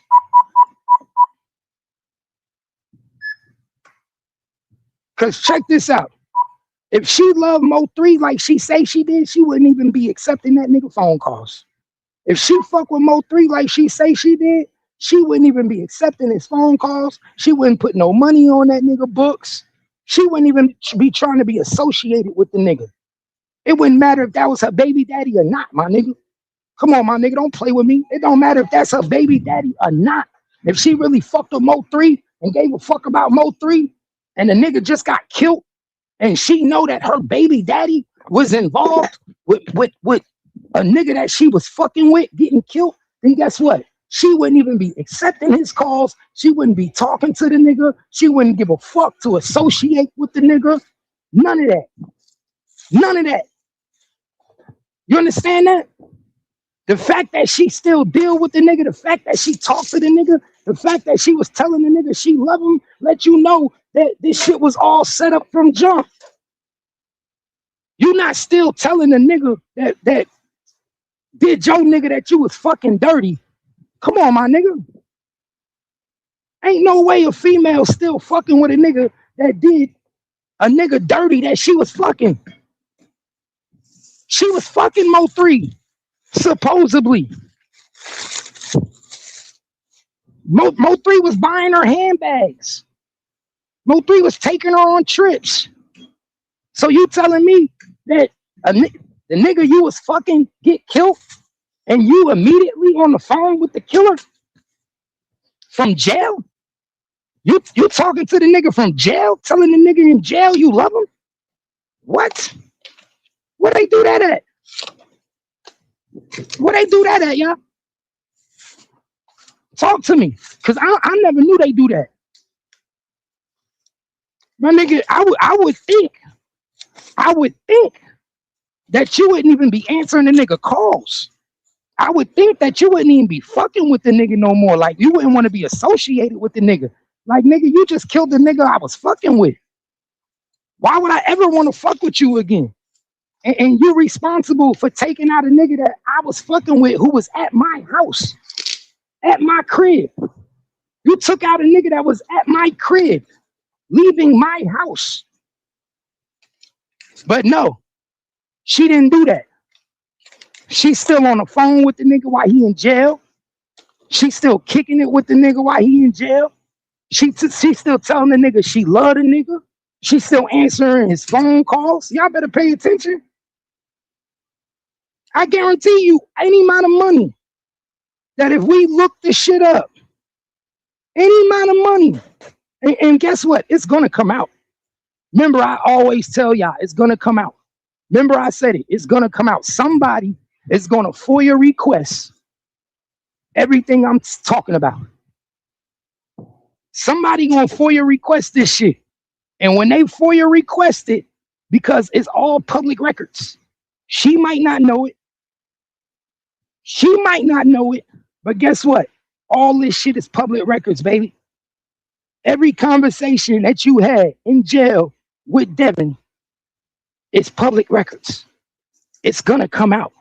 Somebody is going to FOIA them phone calls. And they going to hear how you talk to the killer that killed Mo3. You see what I'm saying? They're gonna know that you've been faking this whole time. Because like I tell people all the time, conversation is everything, dog. Remember I said it, conversation is everything, bro.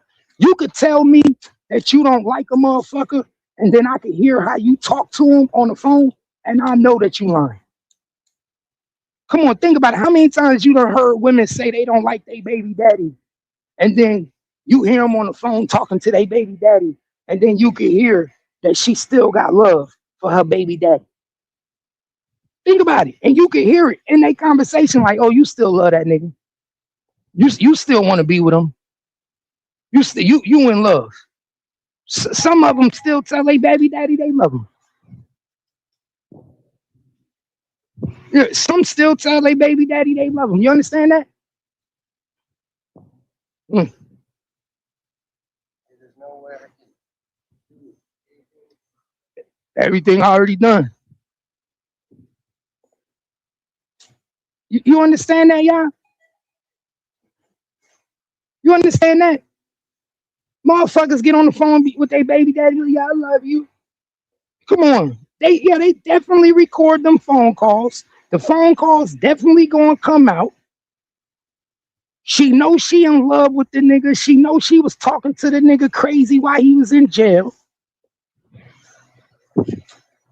She might have even slipped up and said some shit on the phone that she wasn't supposed to say. I'm gonna keep it real. She might have even slipped up and said some shit on the phone that she wasn't supposed to say. You understand that? Pertaining to Mo 3, pertaining to that night. Because you also know that the detective going to tell her, "Oh, talk to him, say something, get him to talk more, get him to talk more." Come on, man. She know, man. That's why I say, bro, I don't trust none of these females. I don't trust none of these females. Because remember, I said, when all Kiwan phone calls come out, when all her phone calls come out, I mean, when all Devin phone calls come out, everybody gonna be looking at them totally different. You ain't even gonna be able to find them on the internet. How much you want to bet when the phone calls come out with Devin and Jossie that you won't even be able to find that girl on the internet no more? How much you want to bet you won't be able to find Jackie on the internet? You won't be able to find the mama on the internet no more? How much you want to bet all them niggas disappear when them phone calls come out? And you hear how Jossie talk to Devin. Like I said, words will tell you a story, my nigga. Words is 1,000 words, my nigga. Picture the whole story. Because once you hear her get to talking and talking about how much she love him and how she miss him and talk about how she can't be without him and how everything been fucked up since he been locked up, y'all niggas gonna have a whole different meaning. Y'all niggas gonna be looking at her totally different. Y'all gonna be like, hold up now. Now you the same one that wanted us to believe that you had nothing to do with it. Now you the same one that wanted us to believe that you fucked with Mo 3. Come on, man. She didn't fuck with Mo 3. She fuck with her baby daddy. Y'all niggas better wake up. Somebody, she don't fuck with Mo 3. She fuck with her baby daddy, nigga. That's who she fuck with. She fuck with her baby daddy, nigga. What you think? Like I told niggas in the beginning, dog. Where you think her loyalty lied to? Like honestly, my nigga, y'all niggas honestly think a woman loyalty gonna lie to a nigga she don't got kids with?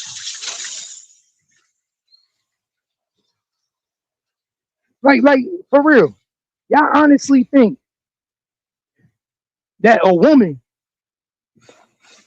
gonna show more loyalty to this new nigga and she got kids with this nigga?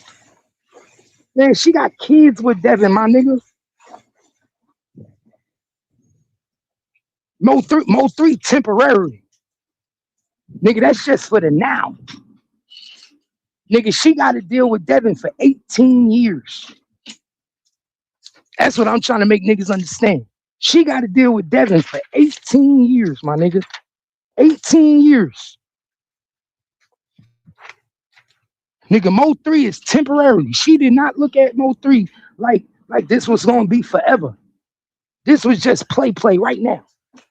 That's how these females look at shit, my nigga. This ain't forever. This just for right now. This just a little fun we having. This is a little fun we having. That's how she looked like. You gotta be real. Nigga, she looked at it like we having a little fun right now. But Devin is my baby daddy. I gotta be with Devin. I gotta be with Devin. I gotta rock with this nigga for 18 years. I got a baby by this nigga. I gotta make sure shit is straight because of this nigga. Nigga, he gotta come pick up his kids. He still call the phone. He got access to his kids. Remember, Devin was calling his kids. As she say, Devin could call his kids anytime she want. Let her tell it. Devin could call his kids anytime he want, man. So come on. What type of loyalty you think she got to Mo 3 compared to she got to her baby daddy that could call his kids anytime he want? He got access. You can't compete with no nigga that got access. Let me say that again. You cannot compete with no baby daddy that got access.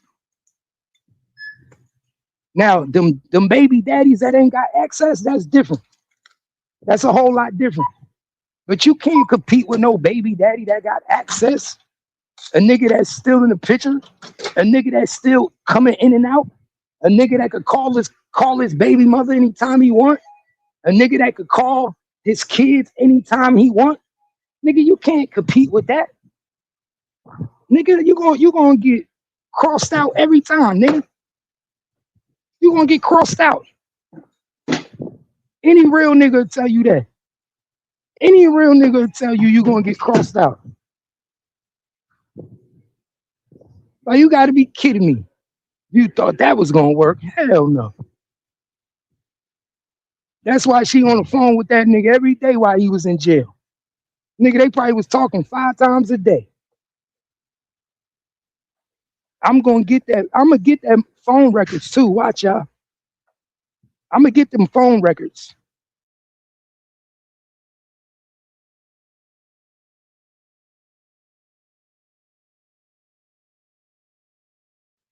Yeah, I'm gonna get them phone records, y'all. That's what we need to make it our duty to do. That's what Cap Gang gonna do. We gonna make it our duty to get them. We gonna FOIA request them phone records. We gonna make it our duty to get them phone records. You have a good one.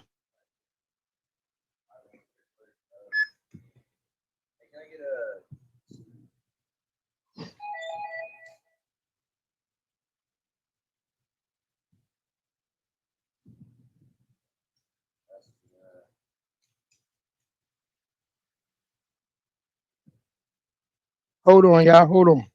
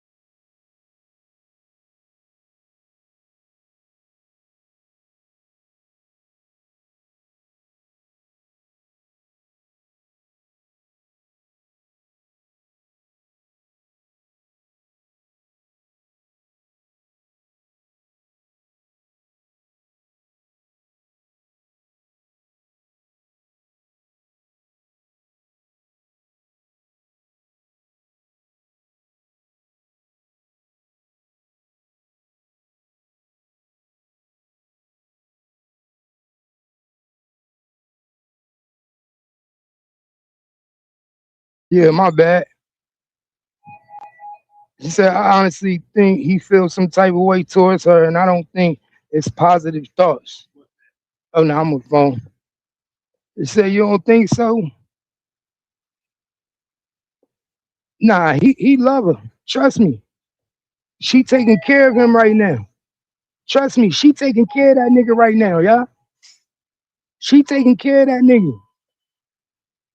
She take care of him while he in jail, man. She putting money on the books.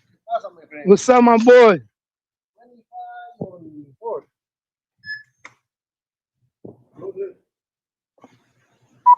She putting money on them books, y'all. That's what y'all don't know. I'm trying to tell y'all, bro. She the one taking care of that nigga right now.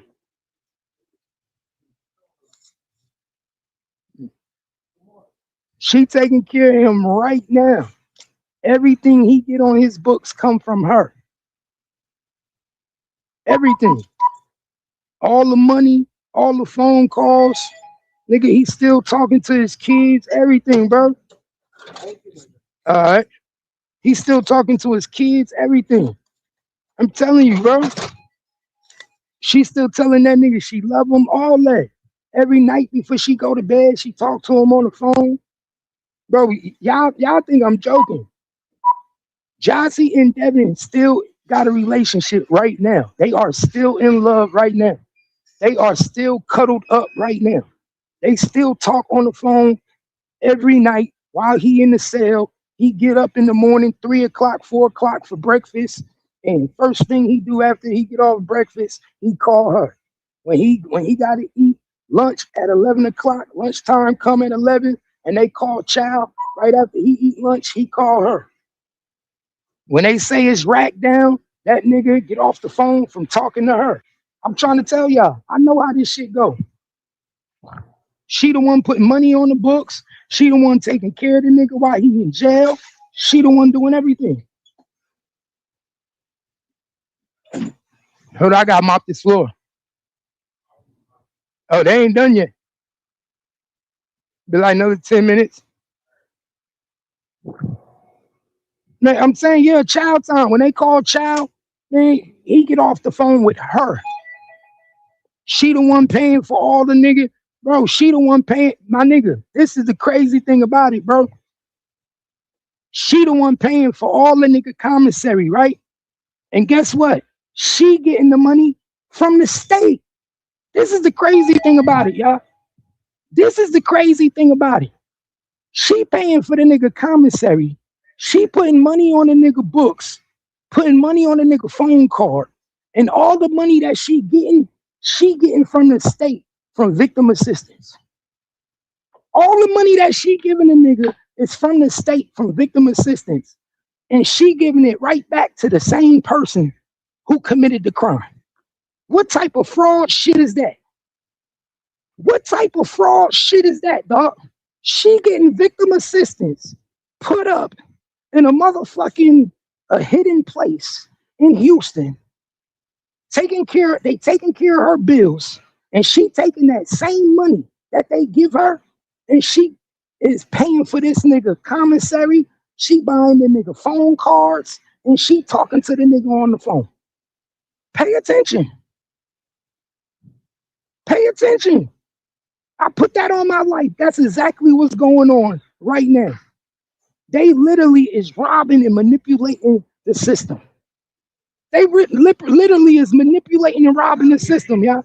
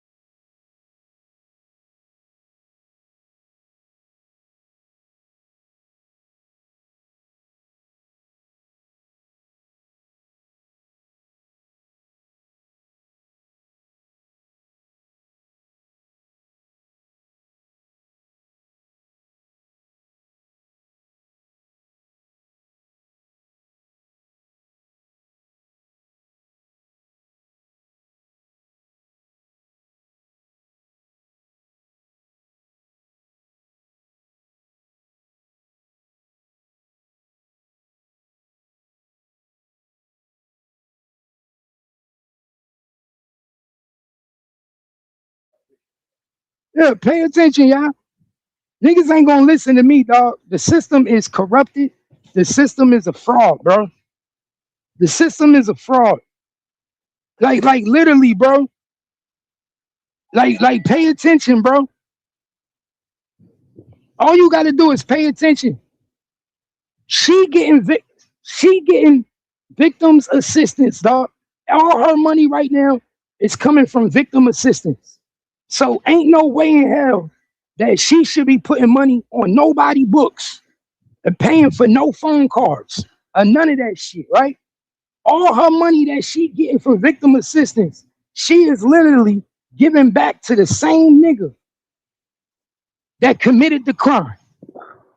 If that's not fraud, then what is? You understand what I'm telling y'all? If that's not fraud, then what is? How are you getting victim assistance? The state is giving you money. They putting you up in a location where you can't be found because you might be a witness. And then you taking that same money and you giving it back and putting it into the jail to the nigga that committed the crime. Come on.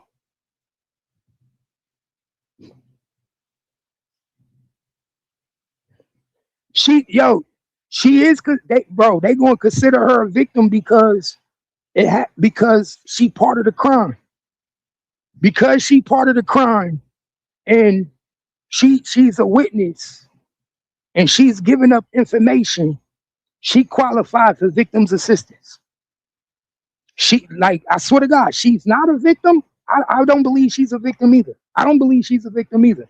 But because her son is involved, because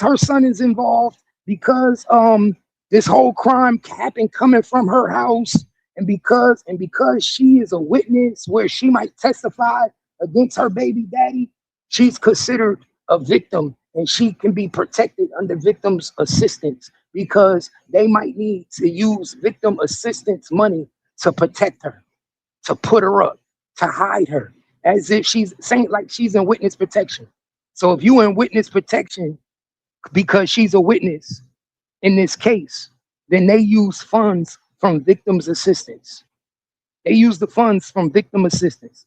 So all that funds that we put into victims assistance, she's using right now, and she's not even technically a victim.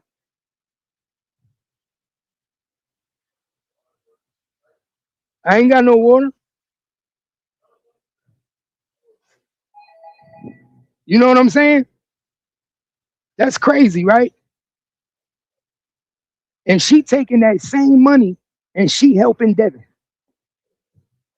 She helping Devin. She talking to Devin on the phone every night. That's why the system is crazy, because we paying for a woman who's claiming that she's a victim, but she actually kissing and hugging on and loving the nigga from jail who committed the crime when she should be locked up with the nigga. Let's be honest. We have no ice.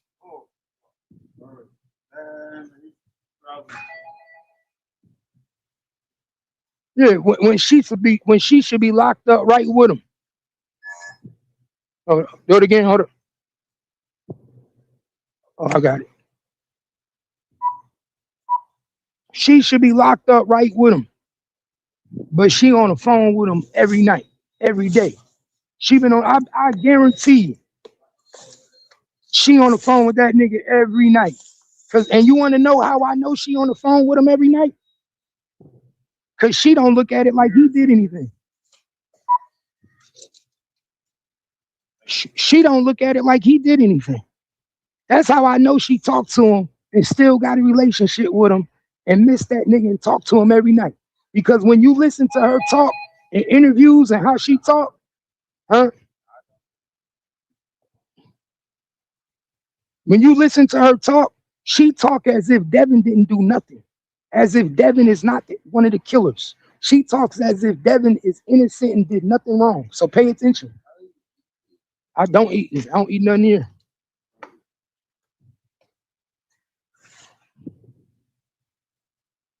She talk like Devin ain't do nothing wrong. And if she talk like that, then that means they still in a relationship. They still building together. They still got love for each other. Pay attention. She feel like Devin saved her life. See, that's what y'all don't know. She feel like Devin saved her life. Hmm? She feel like Devin saved her life.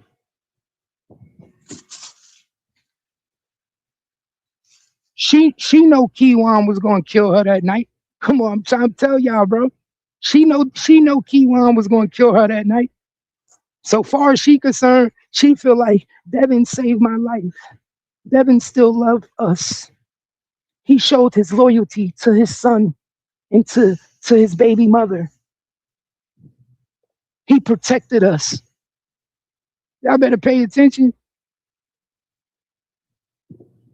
That's why she convinced Devin to tell on everybody. Who you think telling Devin to tell on everybody? Jossie. She like, nigga, you better tell on everybody. I told on you. You tell on everybody. They was gonna kill me. They was gonna take our son out. I hope you wasn't down with it, right? Nah, baby, I wasn't down with it. That's why I was gonna fight this nigga. When I found out he was gonna try to take you out, that's why we started arguing. Pay attention. How y'all doing?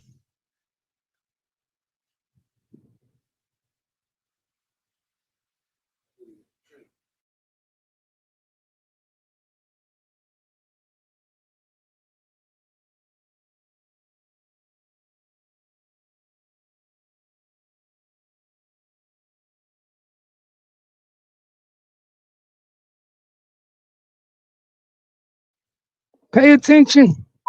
All you gotta do is pay attention, y'all. I'm telling you, I don't tell no lies. I don't tell no lies. I know what the fuck I'm talking about. That's exactly why she is dedicated to this nigga right now. She look at Devin like he saved her life. When all actuality, Devin was the one that put her life in danger. Devin Brown actually put her life in danger. But she look at it as Devin saved her life because he didn't allow Keywan to go along with his plan. He stopped Keywan for coming up in the house and tearing the whole house down. Y'all better pay attention. Keywan was supposed to Siobhan Randall everybody in that house.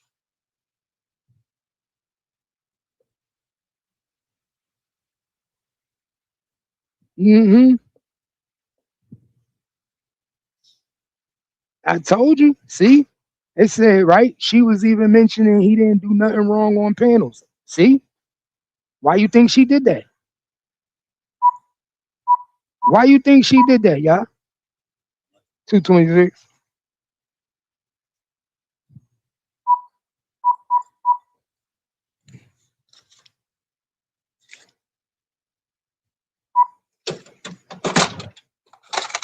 Why y'all think she was doing that?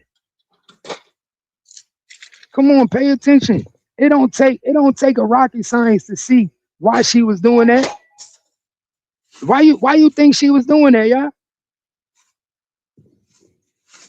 Why y'all think she was on the panels acting like he didn't do nothing?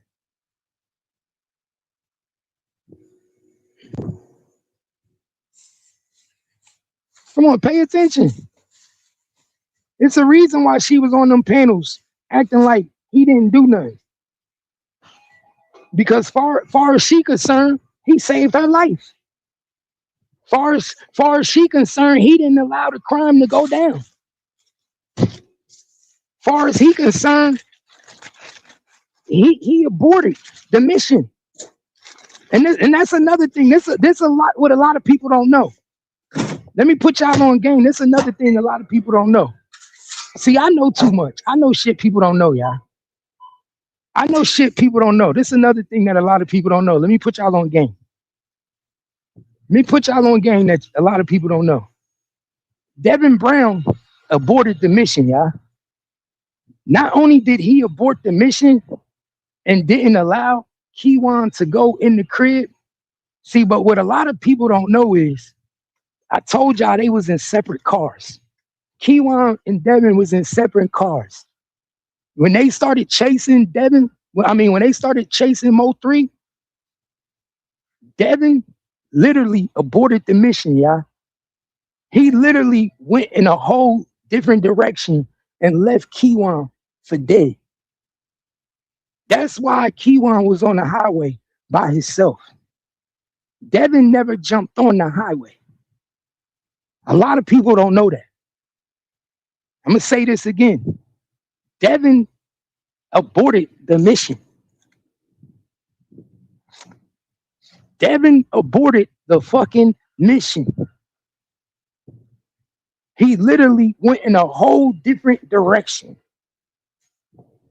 They only have Devin GPS going, but so far, y'all. So far. A lot of people don't know that. See, I know. Devin GPS didn't go the same path all the way towards the highway. He didn't get on the highway and drive the whole highway just like Keywan did. Devin didn't do that. Devin rode through the streets, was chasing him with Keywan, and then once Keywan got Mo 3 to the highway, Devin aborted the mission and went in a whole different direction. A whole fucking direction, y'all. And he started scrambling. Guess what he started doing? He started trying to go get his family.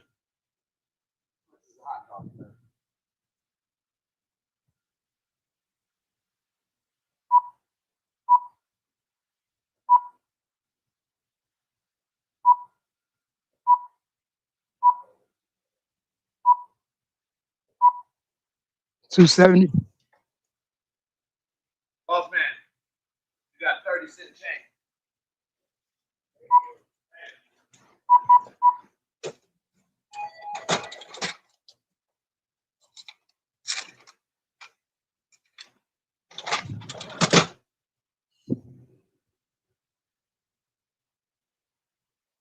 Well, you got me working for you now. It's like the fourth person that came in. Did you get your hot dog?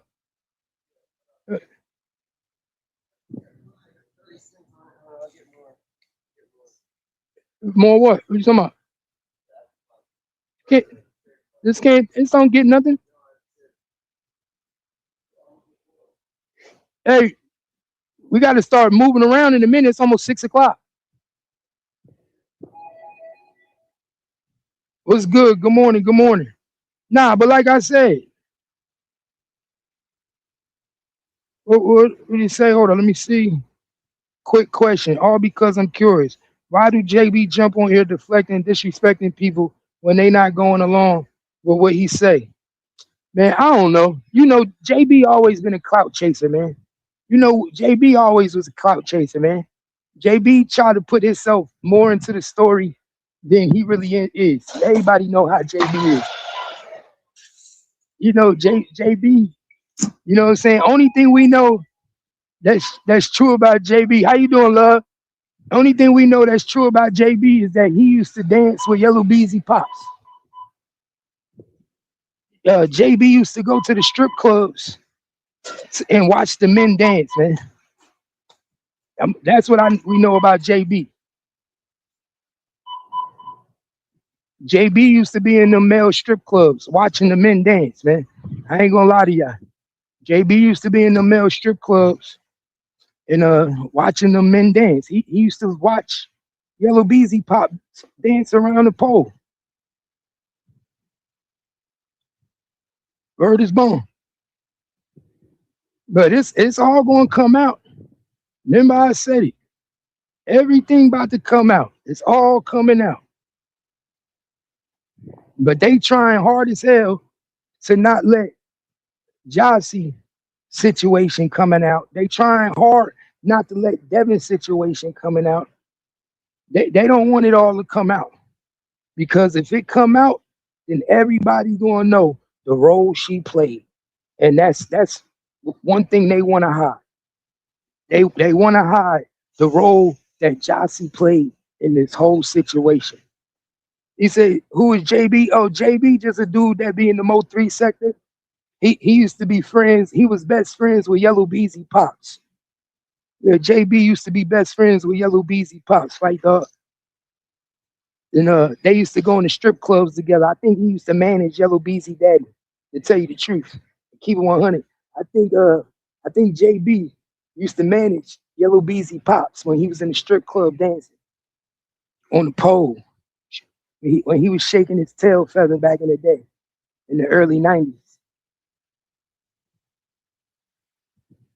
You know, that's how they used to get down in Dallas.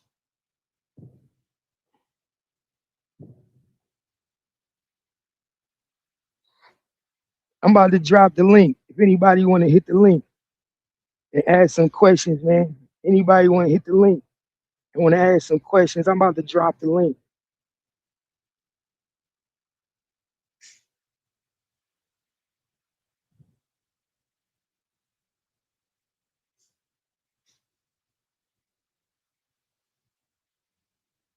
They say Fight Dog said, okay, I was a stripper too. Damn, Fight Dog, I didn't know you was a stripper. He said, Yellow Daddy got killed in May, and I started stripping in December. Damn, Fight Dog, I didn't know you used to be out. Did you know Yellow Dad? Yeah, did you know Yellow Beezy Daddy?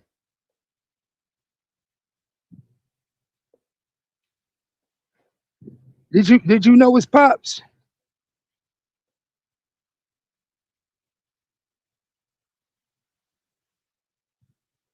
That's family. You know, that's family right there. You know, we always got the best minds. That's family right there. Day one. We go way back.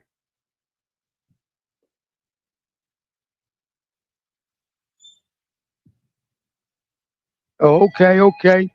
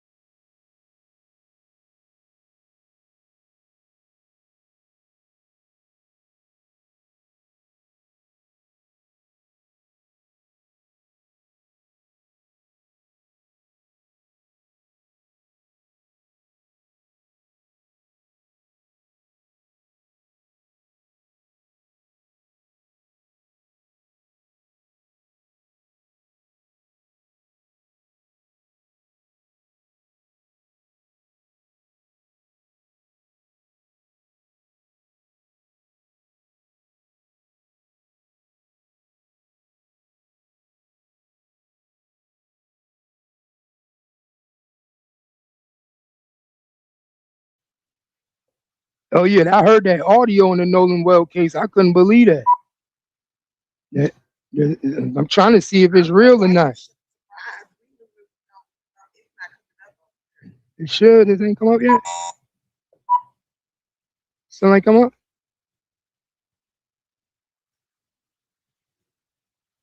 Oh, it's ready. Tap insert swipe.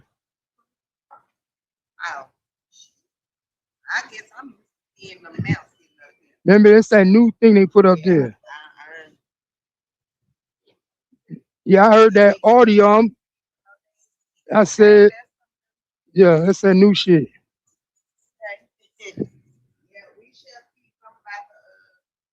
They trying to say he had cocaine in his system. Yeah, yeah, exactly. That ain't got nothing to do with nothing. They all had it. Yeah, true, they all had it, right? If he had it, we know they all had it. What we doing? 1+1 = 2. He wasn't doing it by himself. Mm-hmm.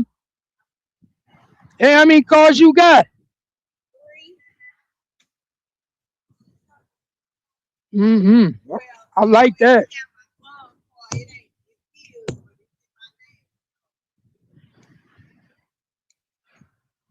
You have a good one this morning. I know that's right.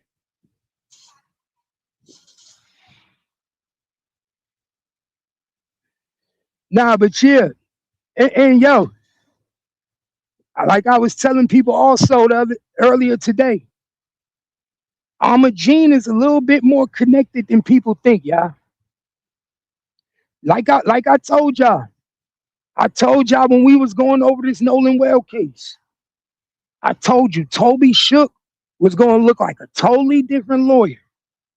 Remember I told y'all that.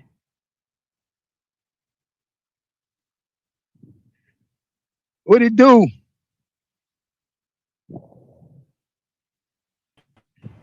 No cap. What What's it up, do? What it man? do? Have a key. What's good in the hood? You can hear me? You can hear me, bro? Yeah, I can hear you. What's good in the hood? Hold on a second. Hold on a second. Give me a second.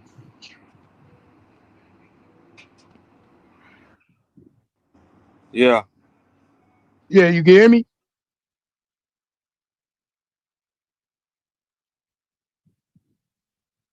Can you hear me?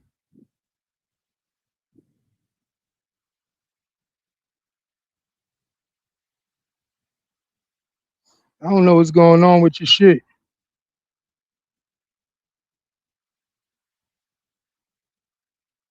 Can't hear you, bro. You might have to hit the link. Come back up. You can't hear. You might have to come back up. I couldn't hear you.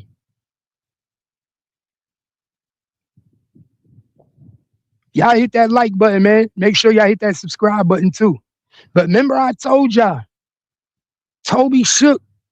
Remember, didn't I tell y'all Toby Shook, the same lawyer for Carmelo Anthony, now is the same lawyer for your boy Yellow Beezy.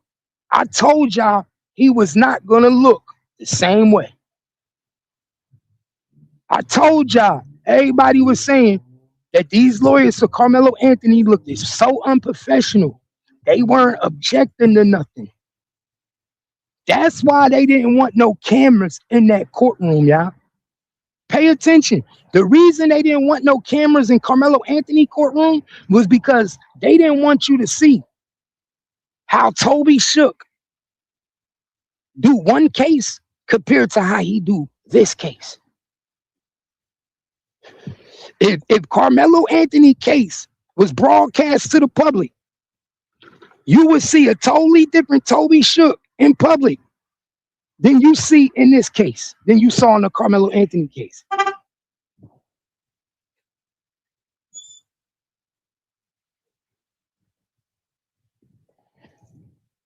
Guarantee you. He said, my nigga said, how you feel about the pick a side campaign that the other dude pushing? Man, you know what that's about, bro. That nigga dude, his wife is white. You know what I'm saying? He gonna stay on the side that he get paid on. That's what his bread and butter is. You know what I'm saying? He sleep with a white woman. So, you know what I'm saying? That's the conversation. That's his ideology.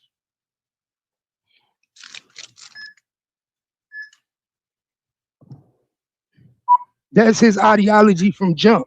You know what I'm saying? He already, and nothing against people that sleep with him and do what they do, but I ain't never been with a white woman in my life.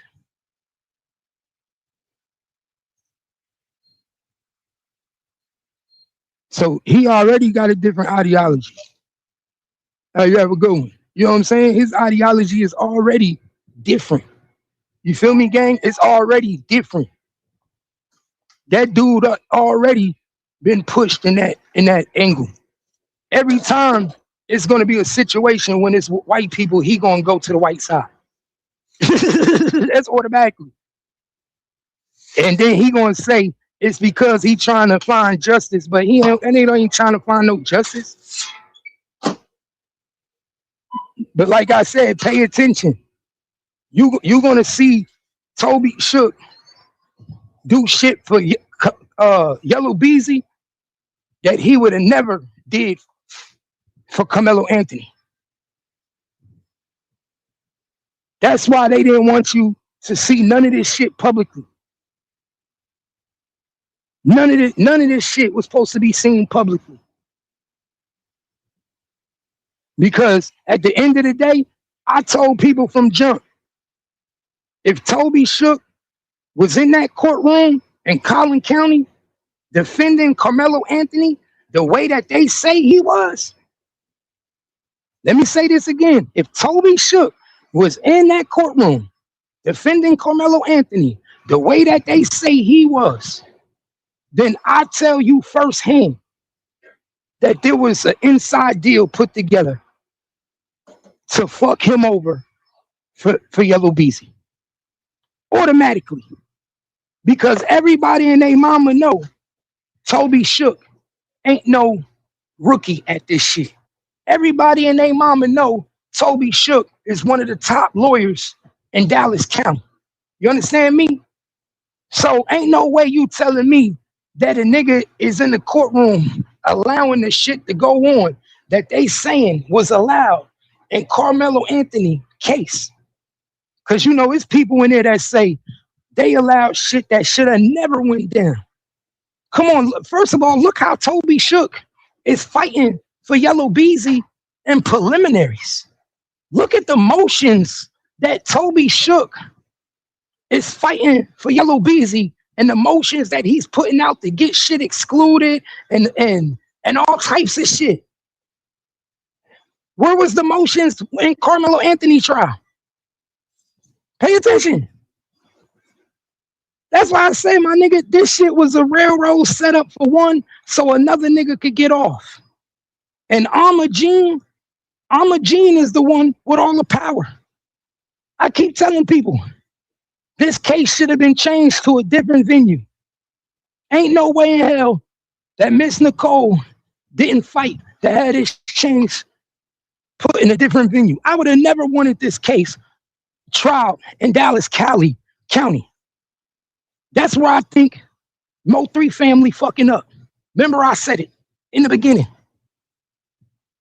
Miss Noble is fucking up by not fighting to get this case moved out of Dallas County. Yellow Beezy is a predominant figure in Dallas County. His grandmother, Alma Jean, worked for Dallas County courthouse. She has ties to the courtroom. How are you going to get a fair trial in a county where the grandson is on trial for murder for hire and the grandmother worked in the courthouse for fucking 30 years? Make that make sense. The grandma worked in the courthouse for 30 years, retired the head district clerk, and you telling me my son is going to get a fair trial?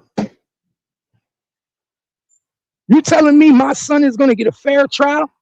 And Alma Jean worked for the courthouse for 30 years? She retired head district clerk? You telling me my son going to get a fair trial? I don't believe it. What it do, family? You feel me? I don't believe it. I don't believe my son would get a fair trial. That's what I would be screaming. I would be screaming that to the newspaper. I'd be screaming that to the courthouse. I would be screaming that to the lawyers. I would be telling everybody I want to change a venue. So that's the only thing I don't agree with Miss Nicole by not getting a change of venue. She should have took this shit out of Dallas County. Dallas County is not where you want this case to be tried. Not after what we know. Not after what we saw and how Alma Jean was able to get that bond reducted. Oh, appreciate you. Not the way she did that. Ain't no way. Come on, man. Y'all saw that? Alma Jean got on that stand and got that bail reducted too easy. When I saw her do that, that let me know right then and there that she was with them folks. And not only was she with the folks, guess what? She worked 30 years in the courthouse as the district head clerk. Yeah. So how we gonna get a fair trial with our son in this county? Again, and her grandson is Yellow Beezy. Yeah, Yellow Beezy grandmother is.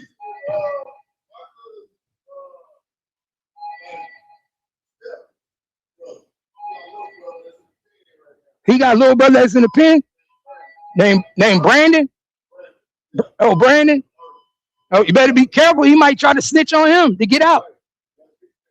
Yellow Beezy might try to snitch on his brother Brandon. How he go to jail? Murder? Yeah, was it for Yellow Beezy, what? He probably sent him to do that hit. That's what he about to go to jail for. Yeah. Damn. So bro, y'all see this? I just found out some more information. Just now, y'all. Yellow Beezy little brother is in jail for murder. So Yellow Beezy little brother name is Brandon, and he's in jail for murder, y'all.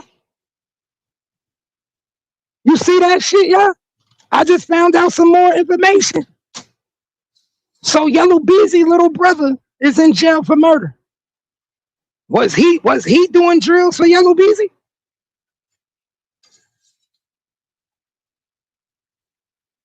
Was motherfucking Yellow Beezy little brother Brandon doing drills for him too? Let me find out. Ain't this some shit? I gotta get that paperwork. I'm gonna get that paperwork and run that paperwork. Yeah, Yellow Beezy little brother is in jail for murder. Now I gotta get that paperwork because I need to know who he unalived. Exactly, Sin. Who did Yellow Beezy little brother unalive? Did he kill somebody in this Mo 3 saga? Did he go down for some shit pertaining to this Mo 3 shit? Did he snitch on somebody while he was in jail? Did he give up information? You see what I'm saying? Because all this shit is like a domino effect.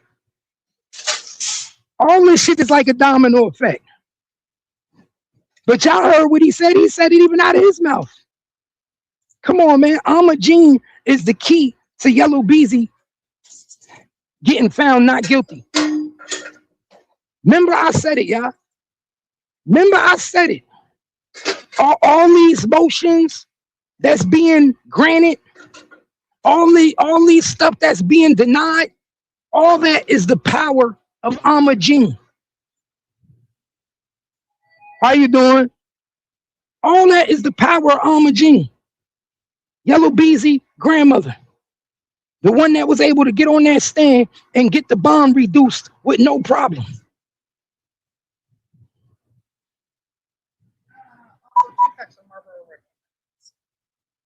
Yes, ma'am.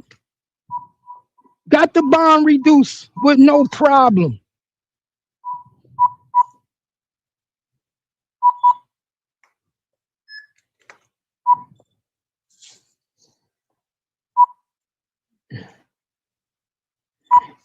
And like I told y'all before, if y'all think Gene and Judge Chica ain't good friends, you're welcome. Y'all crazy. If y'all think Gene and Judge Chica ain't good friends, y'all crazy. They know each other very well. Ain't no way that Judge Chica is a Dallas County judge and Gene was a head district clerk for the same county, and they don't know each other. They worked along with each other for years. You understand? They worked along with each other for years. Do you know how many favors these prosecutors owe Yellow Beezy grandmother? Do you know all the shit that she know and all the shit that she participated in? How you doing, love? You know me, I can't complain, trying to get it. Every day I'm hustling. You know me. Every day I'm hustling. Every day I'm hustling. You on your way to work?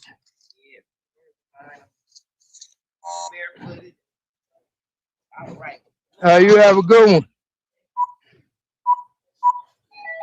You understand that? Do you know how many favors is owed to that woman, y'all? I don't think people understand that. Man, that woman is owed so many favors. And you know how many people she helped out in that courtroom? Man, they gave that woman a retirement party, dog. You understand what I'm telling you? They gave Alma Jean a retirement party. That woman is connected. We all know she's an Eastern star. And like I've been telling y'all, I believe she the reason why these niggas been getting away with so much shit for so long. Let's keep it real. I believe that Alma Jean, his grandmother, is the reason why niggas been getting away with so much shit in Dallas County for so long. Why Trap Boy Freddy was beating all these indictments way before this Mo 3 case even happened. Why niggas was knowing everybody's shit, crimes. Come on, my nigga, these niggas knew all types of shit. How you think these niggas was knowing what was going on in the city? These niggas was connected through Alma Jean, Yellow BZ grandmother. I told y'all before, she remind me of that chick off of the Animal Kingdom. If you ain't never watched that show, go watch that show, Animal Kingdom. That's Yellow BZ grandmother. She ran the show from the top. For all we know, she helped Yellow BZ set this whole shit up. Shit, for all we know, she the one put the play together. We would never know. But I know one thing, Toby Shook ain't doing this trial like he did motherfucking Carmelo Anthony trial. He ain't sitting back and just playing dumb in this case. That's why I be telling niggas, you could tell when a motherfucker trying to sell you up the road. You could tell when a nigga really trying to play you. A nigga that's ever been locked up before, ever got arrested, you know what I'm talking about. When you get that public defender and they give you that one public defender and that nigga don't give a fuck about you, and you know this nigga don't give a fuck because the first time he come see you, the nigga like, oh, they offering you 7 years. First time he come see you, he be like, oh, they offering you 7 years. And then you be like, oh, well, I ain't taking that.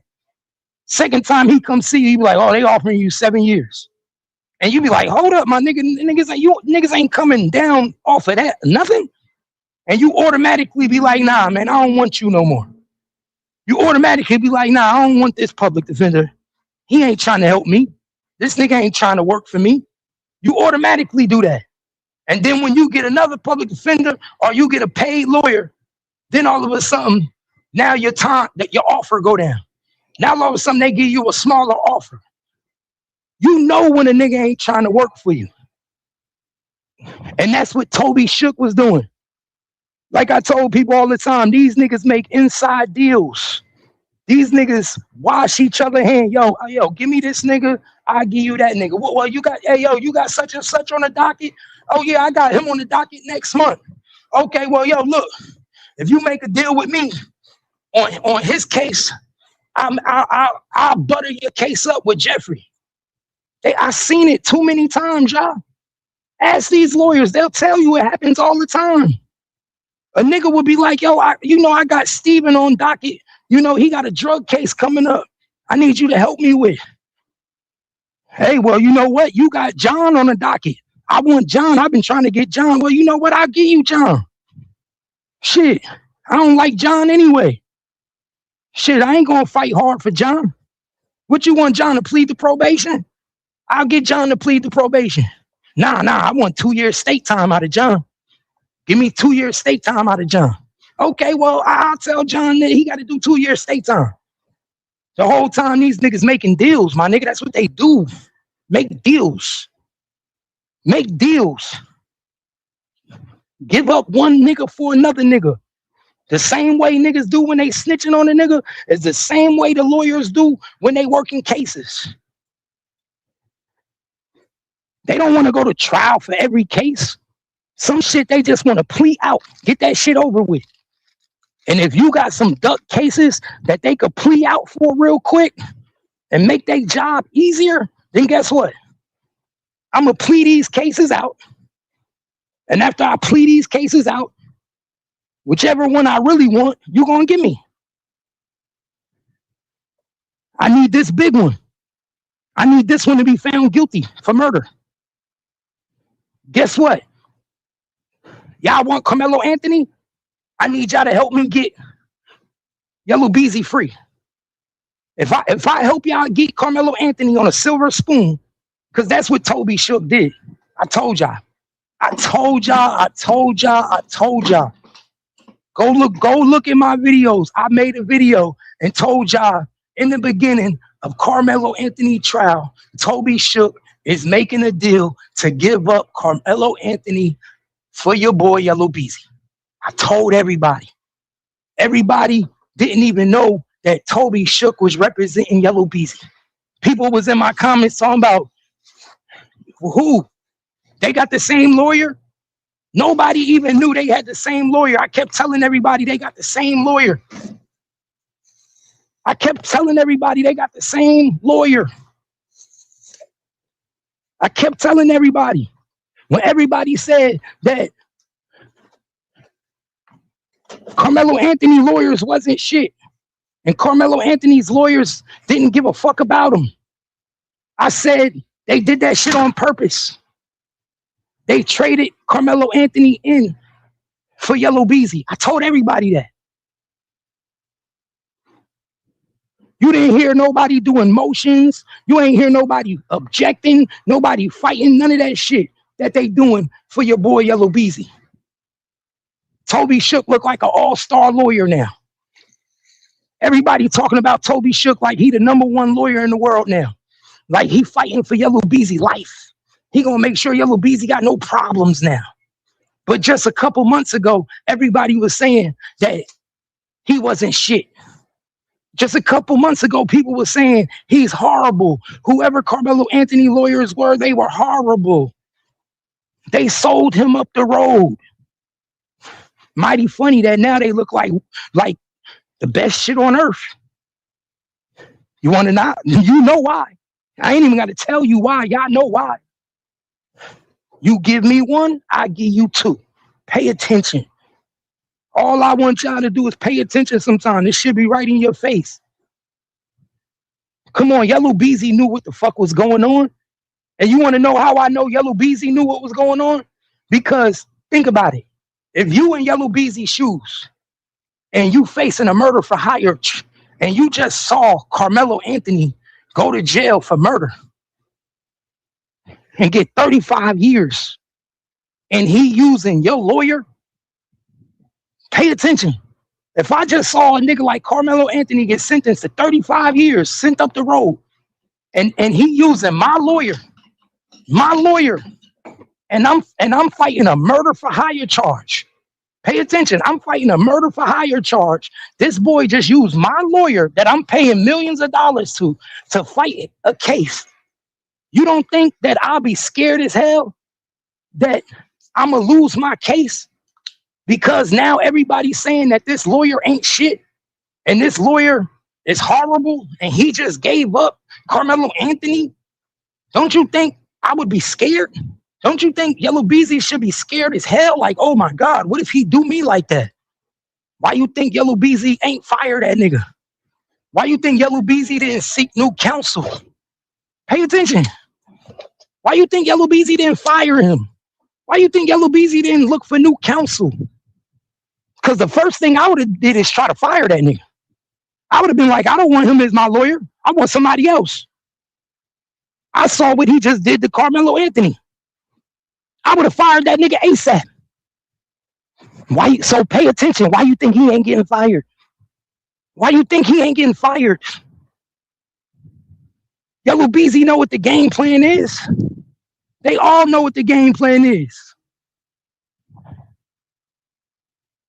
We gonna make this nigga look stupid, get rid of this nigga, and they gonna help me with your Dallas case. They gonna help me with your Dallas case.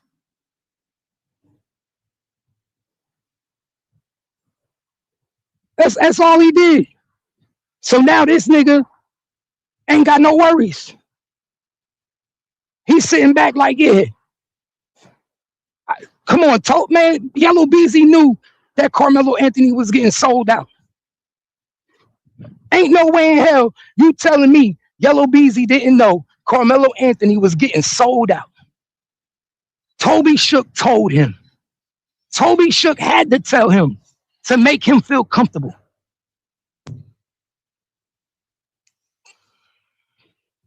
You understand what I'm telling you? Toby Shook had to tell Yellow Beezy to make him feel comfortable, because anybody else that's fighting a murder for hire would have definitely fired that nigga. And let me tell you something. Go look up when the last time Toby Shook lost a case, nigga. This is that they set that shit up and it was a sellout play. Go look up the last time Toby Shook lost a case. The dude don't lose cases, bro. He don't lose cases. You understand what I'm telling you? Go look it up. Go look up his accolades. All you got to do is go look. It's public records. Go look up his accolades. Go look up the last time he lost a case. Toby Shook don't lose cases, my nigga. That nigga was rated top lawyer in Dallas like 20 years in a row. He was rated top lawyer in Dallas County for like 20 years in a row. Best lawyer, lawyer of the year. Pay attention. Dallas, man, y'all better pay attention.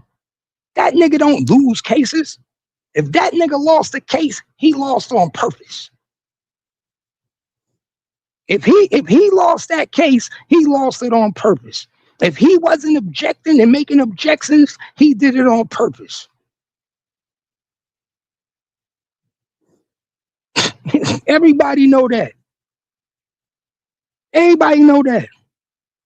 And another thing a lot of people don't know. I've been thought this was a conflict of interest. Toby Shook also represented Mo 3 before. Toby Shook also represented Mo 3 before. That's what's also baffles me, and that's crazy, y'all. The same lawyer that's representing Yellow Beezy and a murder for hire also represented Mo 3 before. Pay attention. Pay attention. If that's not a conflict of interest, then what is, bro?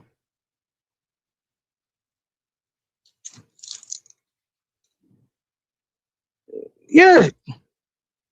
Man, Toby Shook is the corporate of all this. Remember, we always say it start at the top. Remember, it start at the top.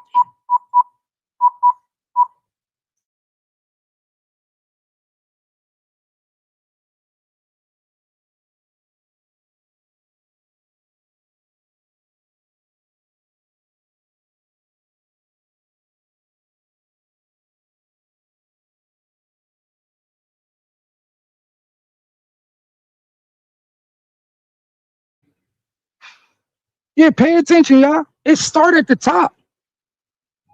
And we know who at the top. Come on, man. One thing we know is who run these courtrooms, man. Prosecutors and lawyers. We know who run the stage. Prosecutors and lawyers.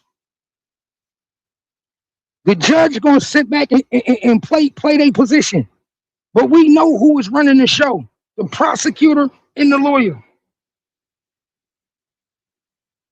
We know who the fuck objecting, and we know who not objecting. We know when you trying to win a case. We know when you trying to throw a case. A lot of these motherfuckers will throw your case on purpose. Let me say this again. A lot of these niggas will throw your case on purpose. Throw your case on purpose. Now you don't think when Carmelo Anthony hired Toby Shook that they looked at his accolades and said we got the best one? Pay attention. You don't think that when Carmelo Anthony hired Toby Shook, that they hired Toby Shook and they didn't say to themselves, you know what, we got the best lawyer. We got the best one in Dallas County. Everything that I'm telling y'all, this is what they was thinking. They looked at his accolades just like I'm telling you his accolades. And they said, we got the best one. But guess what? Y'all? None of that mattered. None of that matters when the nigga that you hiring is conspired to work against you, yo. Y'all understand that? None of that matters when the people that's hired is conspired to work against you. These niggas don't have your best interests at heart. You think they rock with you and they really trying to get rid of you. They're actually told what to do. They are told to fuck up your case. They are told to send you up the road. They not told to protect you. These niggas, they take your money. They definitely don't work for you, dog. They definitely don't work for you. They work for the justice system. They work for the justice system, my nigga. Their alliance is to the justice system. I don't give a fuck if you're a defense attorney or if you're a prosecutor. At the end of the day, your alliance is to the courthouse. You take an oath to the courthouse. They don't take an oath to us civilians, us street niggas, us regular niggas. They fight for the courthouse. So when these niggas be behind closed doors and they in chambers and they talking about how they gonna do this and how I need you to do this, they not thinking about nothing we got to say, my nigga. They don't give a fuck about us. And they don't give a fuck how much money you paying. Sometimes some of that money that you paying is going to the district attorney. Let me say that again. Sometimes some of that money that you was paying your lawyer is going to the district attorney, my nigga. Some people don't even know that.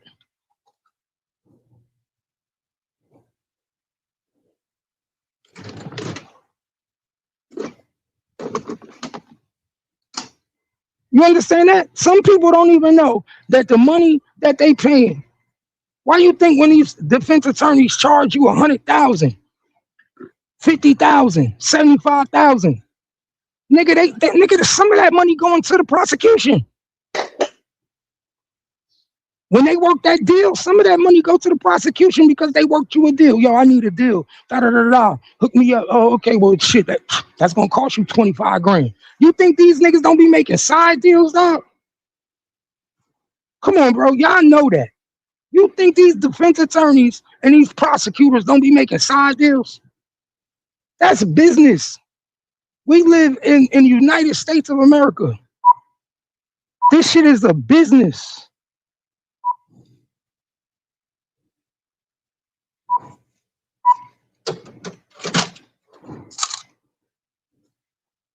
It's a business.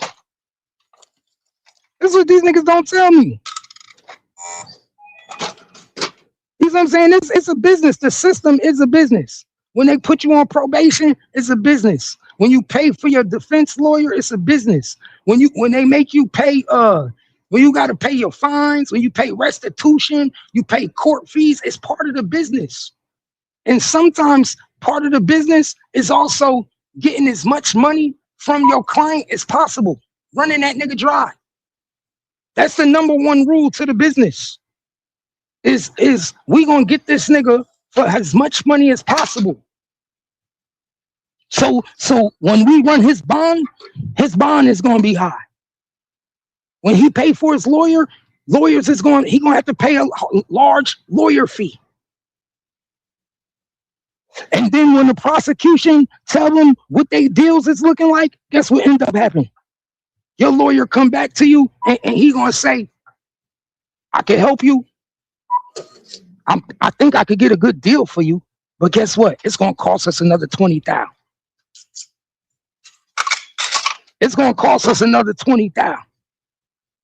Come on, my nigga. How you think felonies get sent to misdemeanors? Nigga, how you think felonies get brought down to misdemeanors? Not because these niggas like you, because you paying money. You paying to get that shit brought to a misdemeanor. You paying for probation. So all these niggas is paying to play. The justice system is a pay to play game. So when you see lawyers not defending you the way they supposed to be defending you, somebody got fucking paid. So basically what I'm saying is, my neck right now to y'all is, Toby Shook been put the plug in. Toby Shook been made underlying deals. You understand? Just like we found out that niggas was making deals behind our back. Come on, we didn't know that they was making deals in the fucking what's the name case? Who knew that? Tell the truth. Who knew that there was underlying deals, side deals in the Carmelo Anthony case? Nobody knew. It wasn't until after this nigga got sentenced to 35 years that we found out that the lawyers and the prosecution had deals going on that nobody knew about. Pay attention. Nobody knew about it. Why would you have deals going on that the public don't know about? So if they doing it right in your face, what do you think they do behind your back? Come on, man. Pay attention. For all we know, Alma Jean gave up her retirement money. For all we know, Alma Jean gave up all her retirement money right now.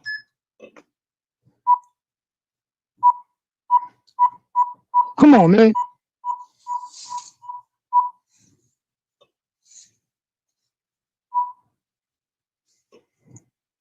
And a pack of L&M Masala. Trying to tell you.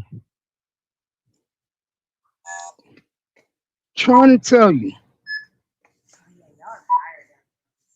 Mm-hmm. Mm-mm. Hold on. Hey, $11. You know what? 10 cigarettes off. I can. Oh, 20. Okay. Give me 2050.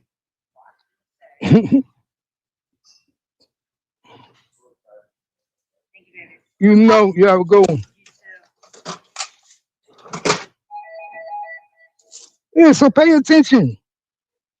And let me tell you something. The same way niggas came to Boozy and he bought that probation. Come on, so pay attention, man. The same way little Boozy paid to get probation is the same shit I'm talking to y'all about right now, bro. Niggas paid to play. Niggas paid to play, bro.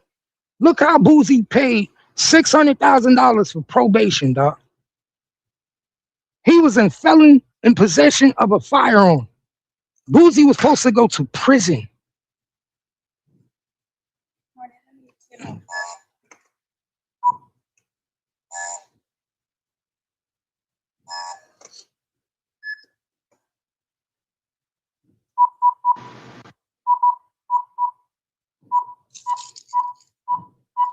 Prison.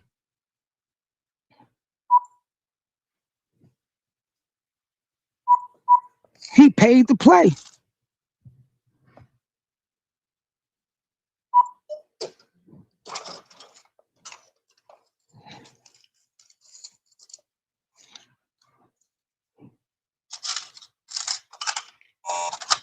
There you go, love. You have a good morning. Yeah, hold up, y'all. I'm back. How you doing? That's all I'm saying, man. Pay attention, dog. Boozy did the same shit, dog. Boozy did the same shit. They talking about, oh, he got robbed. No, he didn't. He got exactly what he paid for, dog. Ain't get robbed. How you get robbed and you was facing to 5 to 8 years in the feds for possession of a firearm as a felon. How you get robbed? Pay attention. How you get robbed? If you facing 5 to 8 years and you got probation, you wasn't even supposed to get probation.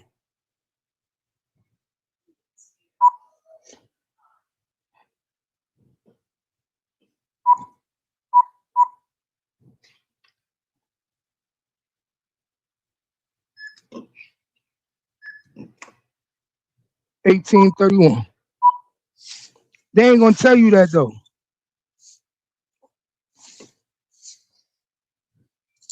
You can't go against the system. You can only buy the system. You understand me? What it do? You can't go against the system. You can only buy the system, y'all. You can only buy it.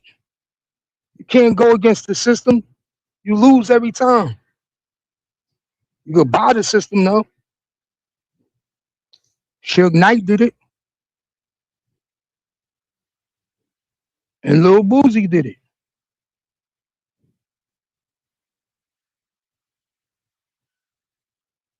Shit, we could go on. I could go on. I could name so many people that bought the system. It's not even funny. All right, love, you have a good one. I can name so many people that bought the system, y'all. That's why I'm telling you, all this shit is fixed.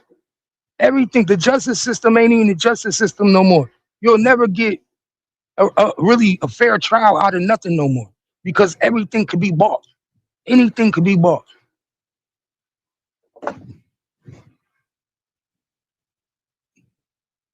And you can know the motherfucker guilty. We knew Goldman Hernandez was guilty. Cornelius Johnson got on the stand and told the judge and the jury, Goldman told us to do it. And he still got found not guilty because of the power of Yo Gotti and Yo Gotti's money. Pay attention. Literally, Goldman Hernandez got found not guilty because of the power of Yo Gotti's money. And they was able to get to somebody in the jury. Everybody and their mama know that somebody in that jury got paid off. Everybody and their mama know that. Everybody and their mama know Goldman Hernandez was guilty for was part of the killing a young Dolph. They met at his house. Big Juke was at his house. Everybody know that. And he still got found not guilty. Why? Because the system can be bought. It's sad, man. Shit's sad. But it's the truth. It's the truth.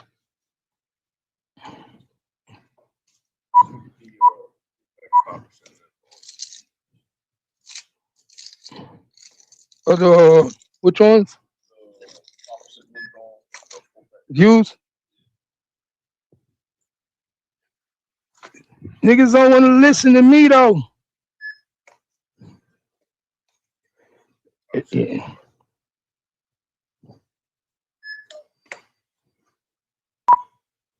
They don't want to listen to me. How you doing? So if it can be bought, if the system can be bought, man, remember, they look out for each other. There's two things that this system do. They can be bought and they look out for each other. That's one of the two things that we know about this United States government that will never be changed, my nigga. They always look out for each other. Law enforcement look out for law enforcement. Firefighters look out for firefighters. Cops look out for cops. Lawyers look out for lawyers. The justice system, they're like one big happy family, bro. It's like a big ass union. So with that being said, my nigga, your boy Yellow Beezy got a big trump card, being that his grandmother worked for Dallas County for 30 years. He got a big trump card that she know people inside certain rooms and certain doors that we would never be invited in. She on the phone with certain people that we would never be able to talk to. She got access to people that we don't even know. She know them defense lawyers. She know that judge. She know the prosecutor. She know the court clerk that's filling out the paperwork. She know everybody in that motherfucker. So how do we expect to get a fair trial for Mo 3 with Yellow BZ grandmother controlling the courtroom? Because that's who I feel is going to be controlling the courtroom.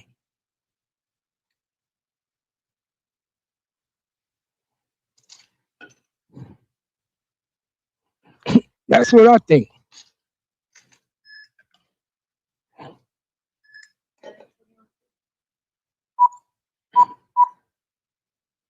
The same way y'all tried to get on Mr. Metcalf, same way. And y'all tried to say he was controlling the courtroom. That's the same thing Yellow BZ grandmother gonna be doing. Remember I said it, y'all. It's the same thing Yellow BZ grandmother's gonna be doing. The same way y'all tried to say Austin Metcalf was controlling the courtroom and calling out shots and nodding her head and doing this and doing that. It's the same thing Alma Jean is gonna be doing in that courtroom. Pay attention. I swear to God. It don't take a scientist to see this shit, y'all. It don't take a scientist to see that. Who's in control? And who got the pool? Who got the clout? Come on, man. It's always been a conflict of interest. It's always been a conflict of interest. It's been a conflict of interest, and it's been a bad decision to keep it in Dallas County. We talking about change of venue should have been done automatically.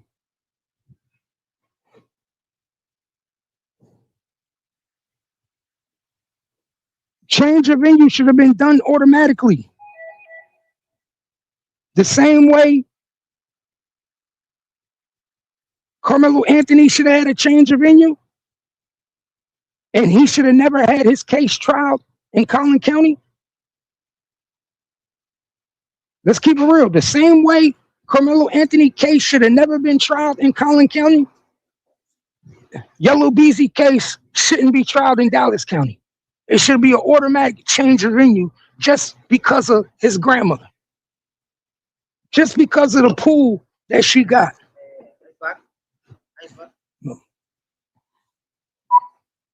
Just because of the pool that Alma Jean has. Because I really think people are not that they're not paying attention to his grandmother, but I think people are underestimating the power that she had. I think people are underestimating the power of a woman that worked in Dallas County for 30 years. A woman that had a retirement party. They gave this woman a retirement party, y'all. A retirement party. Come on, man. This woman had a retirement party.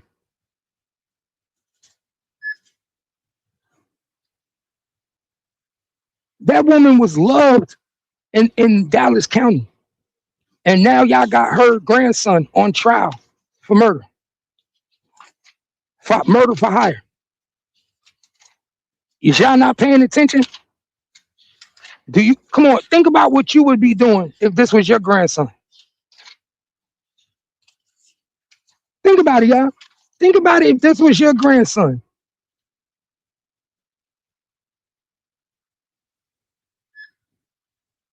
And you worked in Dallas County.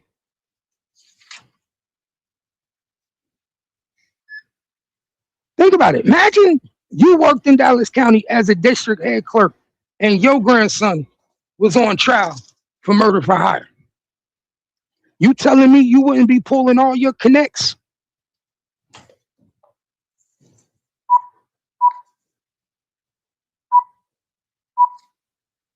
Let's be honest, y'all. You telling me y'all wouldn't be pulling all y'all connections? Y'all telling me y'all wouldn't be calling in for favors? You telling me y'all wouldn't be hitting up people that you know owe you a favor in the county? You telling me that you wouldn't be contacting people lawyers, defense attorneys, just so you could get a scope on the case and see what's going on? You telling me you wouldn't be calling your ex district clerk people and telling them to give you dabs and tips on shit that's going on?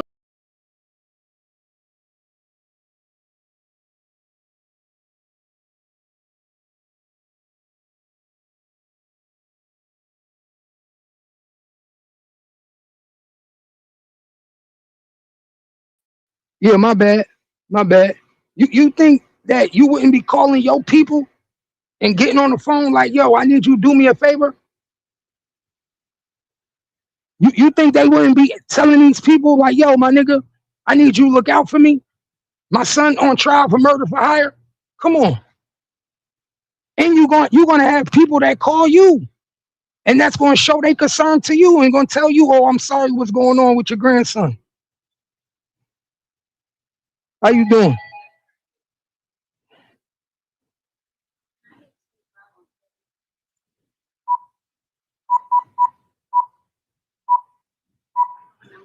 Mm-hmm.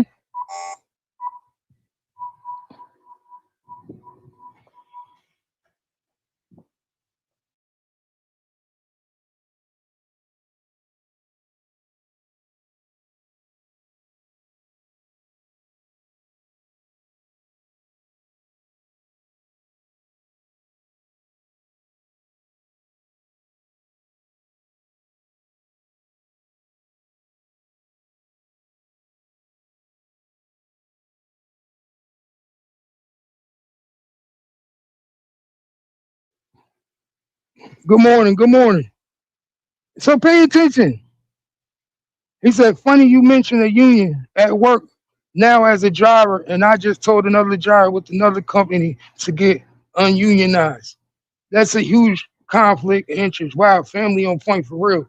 He said, okay, I'm digging okay knowledge, but two different cases, but I'm trying to follow you. Oh, it is two different cases.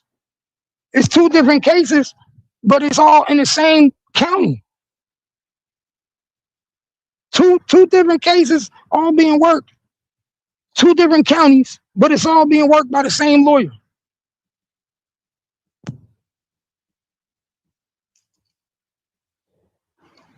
The point I'm trying to make is, in the Carmelo Anthony case, they said his lawyers did a shit job. That they did a horrible job. They didn't do nothing right. They didn't represent Carmelo Anthony properly. That's what they said. The same lawyer that they so-called say did shit, waiting to get up out of here. The same lawyer that they said didn't represent Carmelo Anthony properly. It's mighty funny that he representing. Thank you, love. It's mighty funny that he representing your boy Yellow Beezy properly. So all I'm saying is you gotta correlate the two. You gotta pay attention to how one will fuck you over on purpose just so they can help somebody else. And what I'm trying to make people understand, it happens every time. It happens all the time. Where you think a lawyer got your best interest, but he really throwing you under the bus so he can help another case. And how do you know these things? Because you see how they represent you. There's actually people that work for the bar association that go to trials just so they can see how lawyers represent, how they do. Because lawyers literally do shit like that on purpose. Like a lawyer don't have to object to certain shit that they know they're supposed to be objecting to. You not a lawyer. You wouldn't know what the fuck that lawyer supposed to be objecting to. You wouldn't know what that lawyer supposed to be paying attention to, what he not supposed to be paying attention to. And then you be like, damn, this nigga didn't do shit in my case. But then you go watch him in another case, like Yellow Beezy's, and you be like, damn, this ain't the same lawyer that was representing me. This ain't the same lawyer that was representing Carmelo Anthony. This nigga wasn't acting or doing none of this shit like he doing in this case that he was doing in my case. So either I got sold up the bus, either you sold me under the rug. You feel me? Either you sold me under the rug, or you just didn't like us. But you can't have it both ways.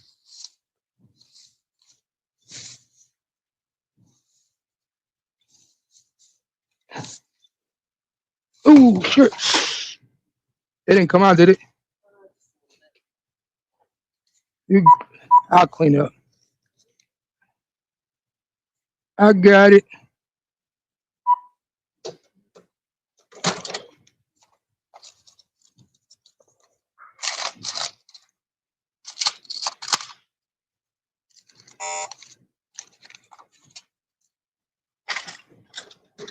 You already know. You have a good day today, too. It's in fact, it's not that hard to see what's going on. Yeah, pay attention. It's easy.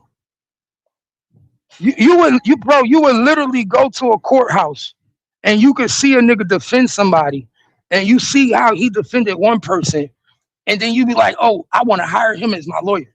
You do know that's how most lawyers get hired. Most lawyers get hired because somebody be in court and they see another person like getting defended, and you be like, ooh, I like the way he just handled that. Ooh, that nigga on point. Ooh, and then when the lawyer leaving the courtroom, you be like, oh, do you got a card? Nigga, that's how I hired my first lawyer. I hired my first lawyer because I saw the way how he was handling a case. And when I saw how he was handling that case, I said, oh shit, I need that nigga. I like the way he handled. I like the way he talked, the way he handled his cases, the way he on point. He objecting, the way that he attentive to his shit. He know his shit. So when you see a lawyer that you know they shit, and you know they one of the top lawyers in the county, in the city, in the district, in the state, and they not giving you 100% defense, nigga, and you know all of this ain't the way that they supposed to be defending you because you seen them work before, or you know the work that they done, nigga, it's a reason why they doing that. Nigga, they sold you. You got sold. And all I'm telling y'all is to pay attention. Carmelo Anthony definitely got sold for Yellow Beezy. Toby Shook definitely is not defending Yellow Beezy the same way he defended Carmelo Anthony. Ray Charles could tell you that. You understand me? Ray Charles will tell you that. But y'all make sure y'all hit that subscribe button, man. Subscribe to the page. We about to get up out of here. We be back when I get home, though. We be back. We'll be live in another hour or two. Give me like an hour. And we'll be live again, man. Y'all hit that subscribe button. Share the live. I appreciate everybody for rocking with me. You already know what it is.